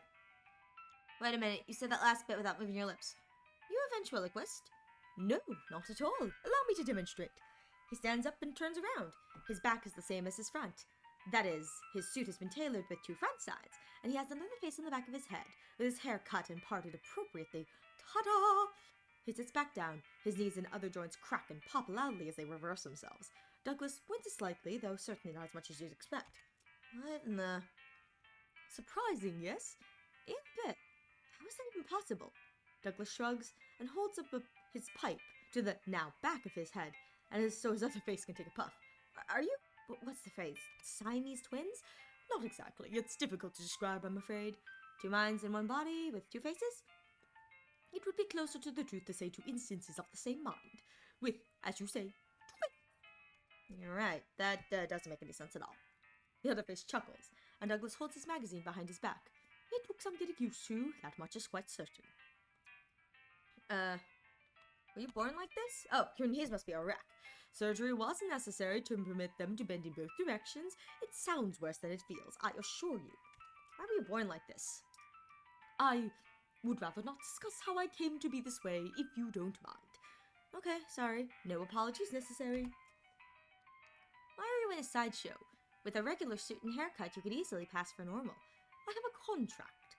Out of the corner of your eye, you spot the clown making a gesture, but you didn't catch what it does. Douglas clears his throat. Plus, well, it's quite the life, you know. Room and board, free travel the world, and you meet such interesting people. Talk to you later. Oh, he's being held against his will. I bet you all these people being held against their will. Hello. Hello there. Enjoying the carnival? It's, well, interesting? Yes, I'm sure it is. Can I ask you a question? Certainly. What's your name? I'm Janet. And you? I'm Ariel. Nice to meet you. Nice to meet you too, Ariel. Why are you in a box? That's a rather personal question, isn't it? Oh, sorry. I'm only teasing, dear. Would you like to see inside? Sure. Janet whistles to signal the clown, and he moseys over. He unlocks the front of the box and throws it open with a theatrical flourish. Inside, instead of Janet's body, you see a tangled, complicated assortment of glass tubes and pipes, ticking clockwork gears and pumps, liquids of various colors, mostly red, sloshed through the tubes. A large bellow near the top inflates, and begins to slowly deflate. What do you think? It's horrifying, like something out of a nightmare. Yes, that is an accurate description. I'm sorry, I hope I haven't insulted you. No offense taken. I've only seen it myself once in a mirror. It took quite a while to get used to this situation. Huh. You watch the various liquids slosh around in their tanks and pipes for a minute. Weird, gross, but it is indeed educational. Anatomical learning. How did this happen to you? Were you in some kind of terrible accident? I'm sorry, but I can't talk about that. Of course, sorry. Must be a painful memory. Her calmly composed face creases into a very slight grimace as she shoots a sidelong glance at the clown. Yes. Fine, yeah, Ooh, +3 melee attack damage. Alright. Enormous eyeball. Hi there. How's it going? How's it hanging? Take a closer look at him. You move a little to the side and lean over the rope to get a better look at the guy. He's basically just what it seems to be at first glance. A guy with a giant eyeball for a head. You do notice 2 things, though. First, he has an odd lump at the, well, what you would call the base of his skull, if he had one. A sort of crumpled, fleshy mass, the size of a fist. With squint and some imagination, it almost looks like the crushed and shriveled vestigial remains of a human head. The second thing you notice is that his ankles are locked to the legs of his stool, and the legs of the stool are bolted to the floor. Do you blink? Or wink, I guess? I guess not. So, this circus gig, how do you like it? His hands slowly curl into fists, and the knuckles turn white with tension. I see. Understand, I mean. They're all here against their will. They definitely are.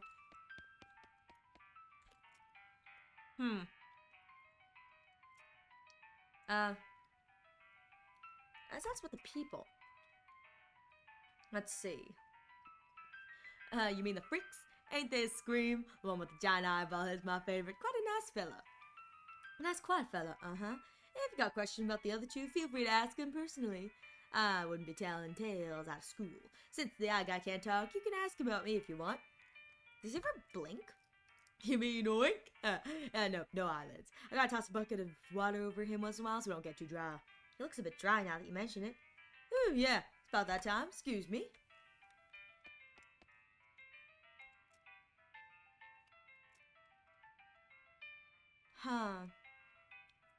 Okay, since the clown is distracted, you take the opportunity to get a closer look at the eggs. You notice two things about them. Firstly, they're too large to be chicken eggs. You have no idea what kind of eggs they are. Secondly, they've all been broken and then meticulously glued back together. They almost look like they've been reassembled after something hatched out of them. You quickly step back to the side as the guard clown returns. He gives you a fair amount of side-eye, but doesn't say anything.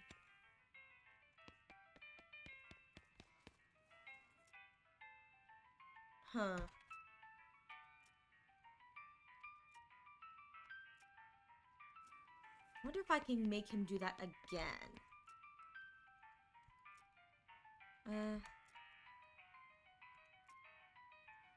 Okay. He goes over here again. See what's this. Take a closer look. Yeah, there was no... Yeah, that's what it says. Peeking surreptitiously under the shelf, you don't see any evidence of the electromagic device or any other such.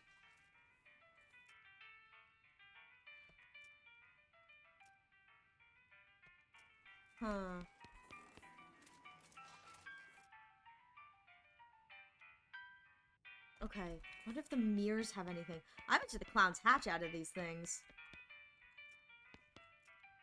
You gain an effect sore. Oh no, what did I do? No! Oh, my bad. Well, good thing it's not. Yeah, okay. So, that's what you're supposed to discover. Let's see. Okay, here we go. Okay, here we go. Firstly, they're too large to be chicken eggs. Secondly, they've all been broken. Okay, and thirdly, one of the eggs features a pattern of red triangles that you recognize. It's the same as the clown version of yourself that you saw in that mirror earlier. You quickly step back as the guard returns. He gives you a fair amount of side-eye, but doesn't say anything. That tears it. These clowns aren't regular people dressed up as clowns because of some kind of carnival tradition. These are 4 real demon clowns, like the ones in the old stories. You're basically in a clown hive. This is bad. Really bad. And if they figure out that you know about them, really, really bad. What can you tell me about the eggs? Okay. Is there anything else I can get out of him?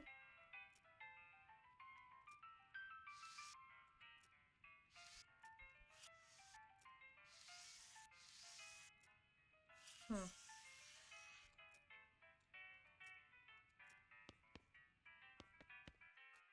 wonder if I can talk to anyone. Nope. Okay.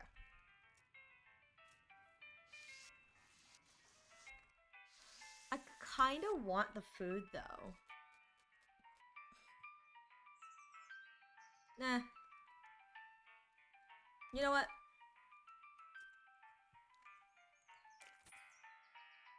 Cotton candy.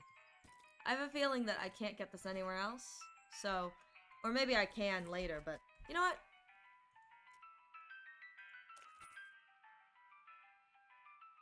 Let's go root beer.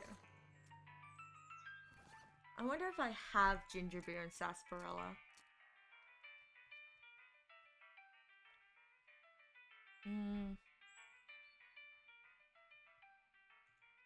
Oh, they're under here. Root beer, sarsaparilla. I don't have ginger beer though. Probably get ginger beer. Good to have. It's fine. I can find...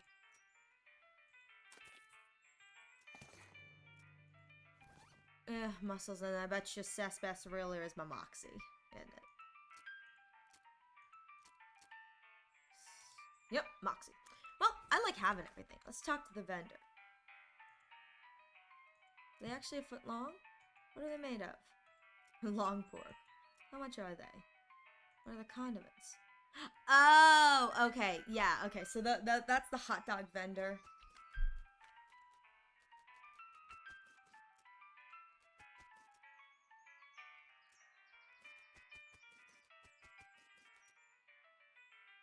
Oh, ticket, please. Ticket for what? Barney Bob's Stunt Spectacular. What's that? The boss does a show. Yes? Yeah. Kind of show. Knife tricks mostly. Here's my ticket. Okay, go on. Show starts soon. Ooh. Alright, I'm about to die.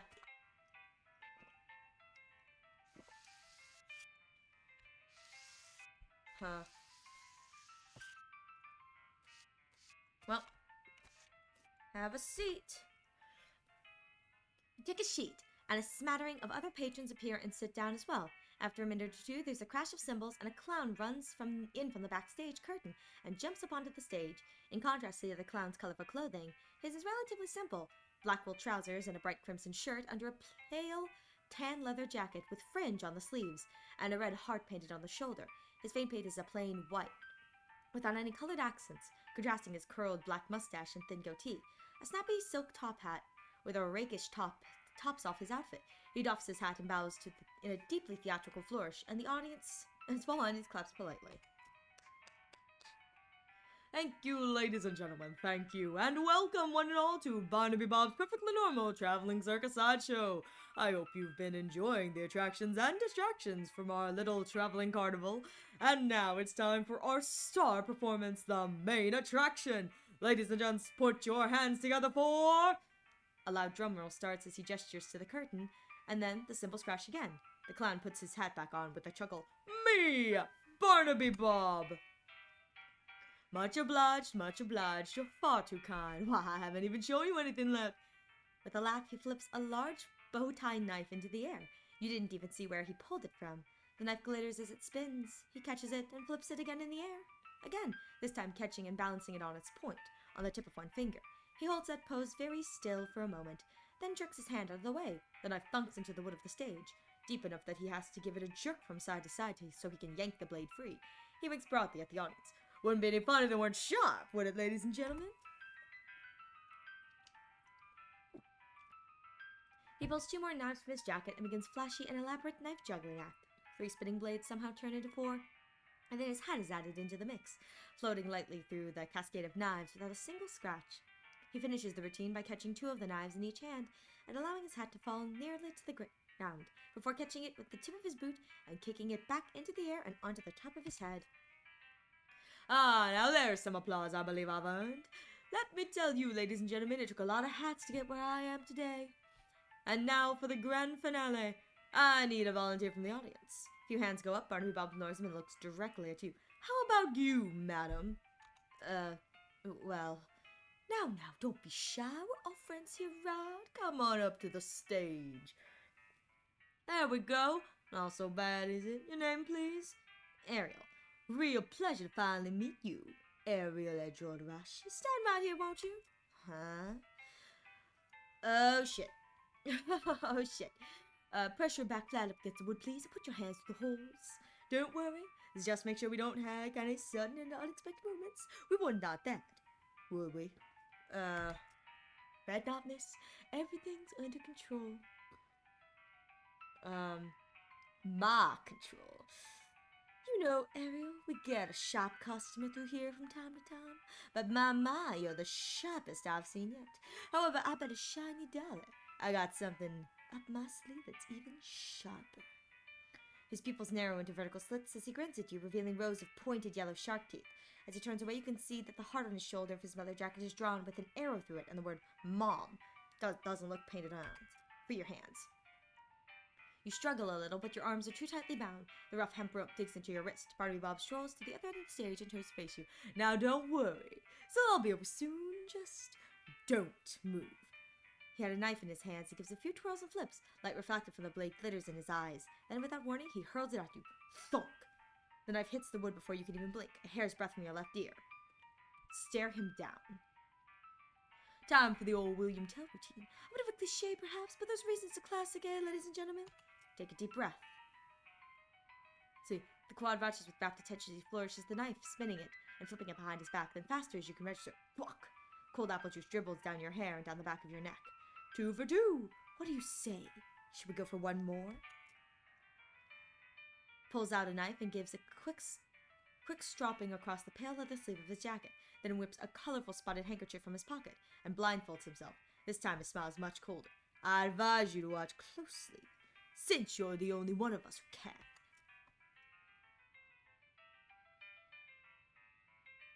The crowd laughs, but you don't really hear it. The knife spins in his hand, this time either because of the adrenaline or because he's actually moving slower. You can see the motion in his arm as he throws it. He twists his wrist in an odd way that you don't think he did before.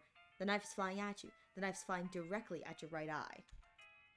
The knife incredibly swerves at the last possible moment. Thunk! You can feel the wood shake from the forest as it stabs into the board. The metal is cold against your right cheek.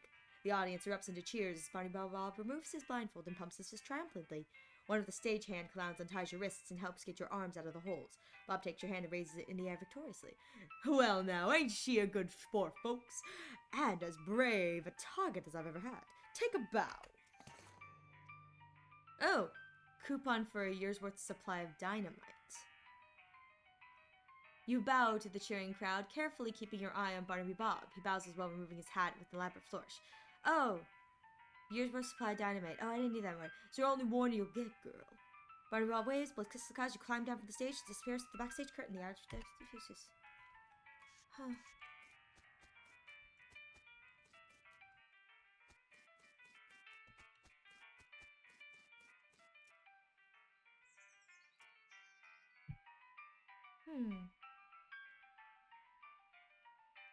Let's knock on the door politely. You! Here!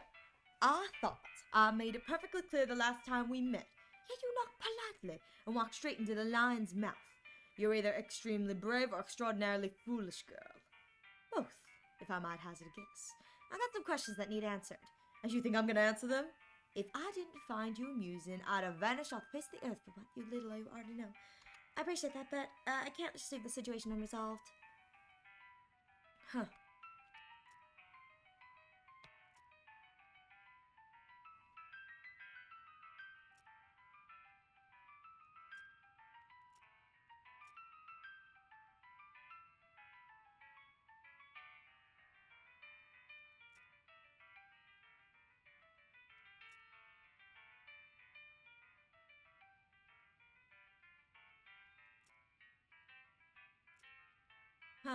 There's a lot going on here, but I'm just kind of... Danny's Tannery.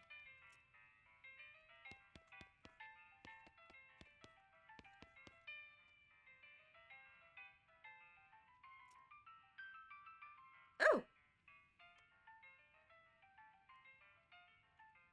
Here you go.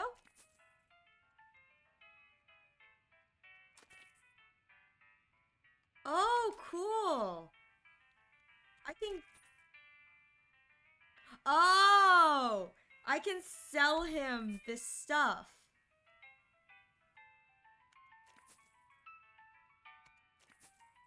Oh, cool. Okay, so I just got rid of all my cow stuff, but I can sell that to him. I was going to see if maybe I can break these guys out.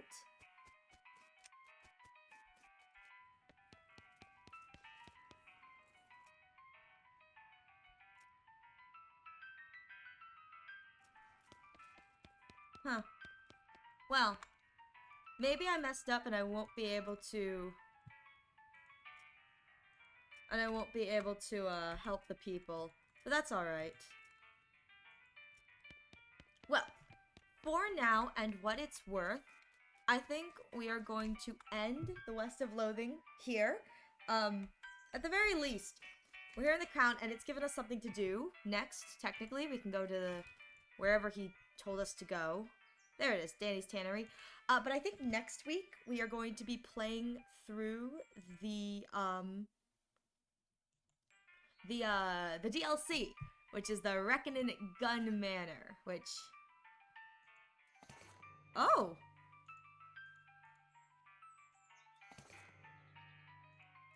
Oh, that sucks. Which should be fun. So, that'll be the goal with the next one. is to Reckon at Gun Manor, which is the DLC. That should be fun to do. Anyways, we'll be doing that, and I'm very excited to try and play that because that was what I saw that originally made me want to play West of Loathing, was seeing someone play the DLC. So with that in mind, we'll be back next Monday doing that. So next Monday, should be back. It should be 7 Eastern Standard, but it may change. You can check my socials for my updated stream schedule. Next time I will be back here is Wednesday at 7. Once again, for an art stream. I'm not sure what we're going to be drawing, but I kind of want to draw more of the little blorbos I drew last time, so that's what we'll be doing then. Anyways, other than that, if you are here and watching this portion of it, Infinity Nikki is always on Friday, and Honkai Star Rail will be on Saturdays. Not sure what else we're doing other than that in the coming weeks, but you can always check my schedule. Thank you guys so much for being here, and I hope you have a lovely, lovely rest of your evening. Bye-bye now!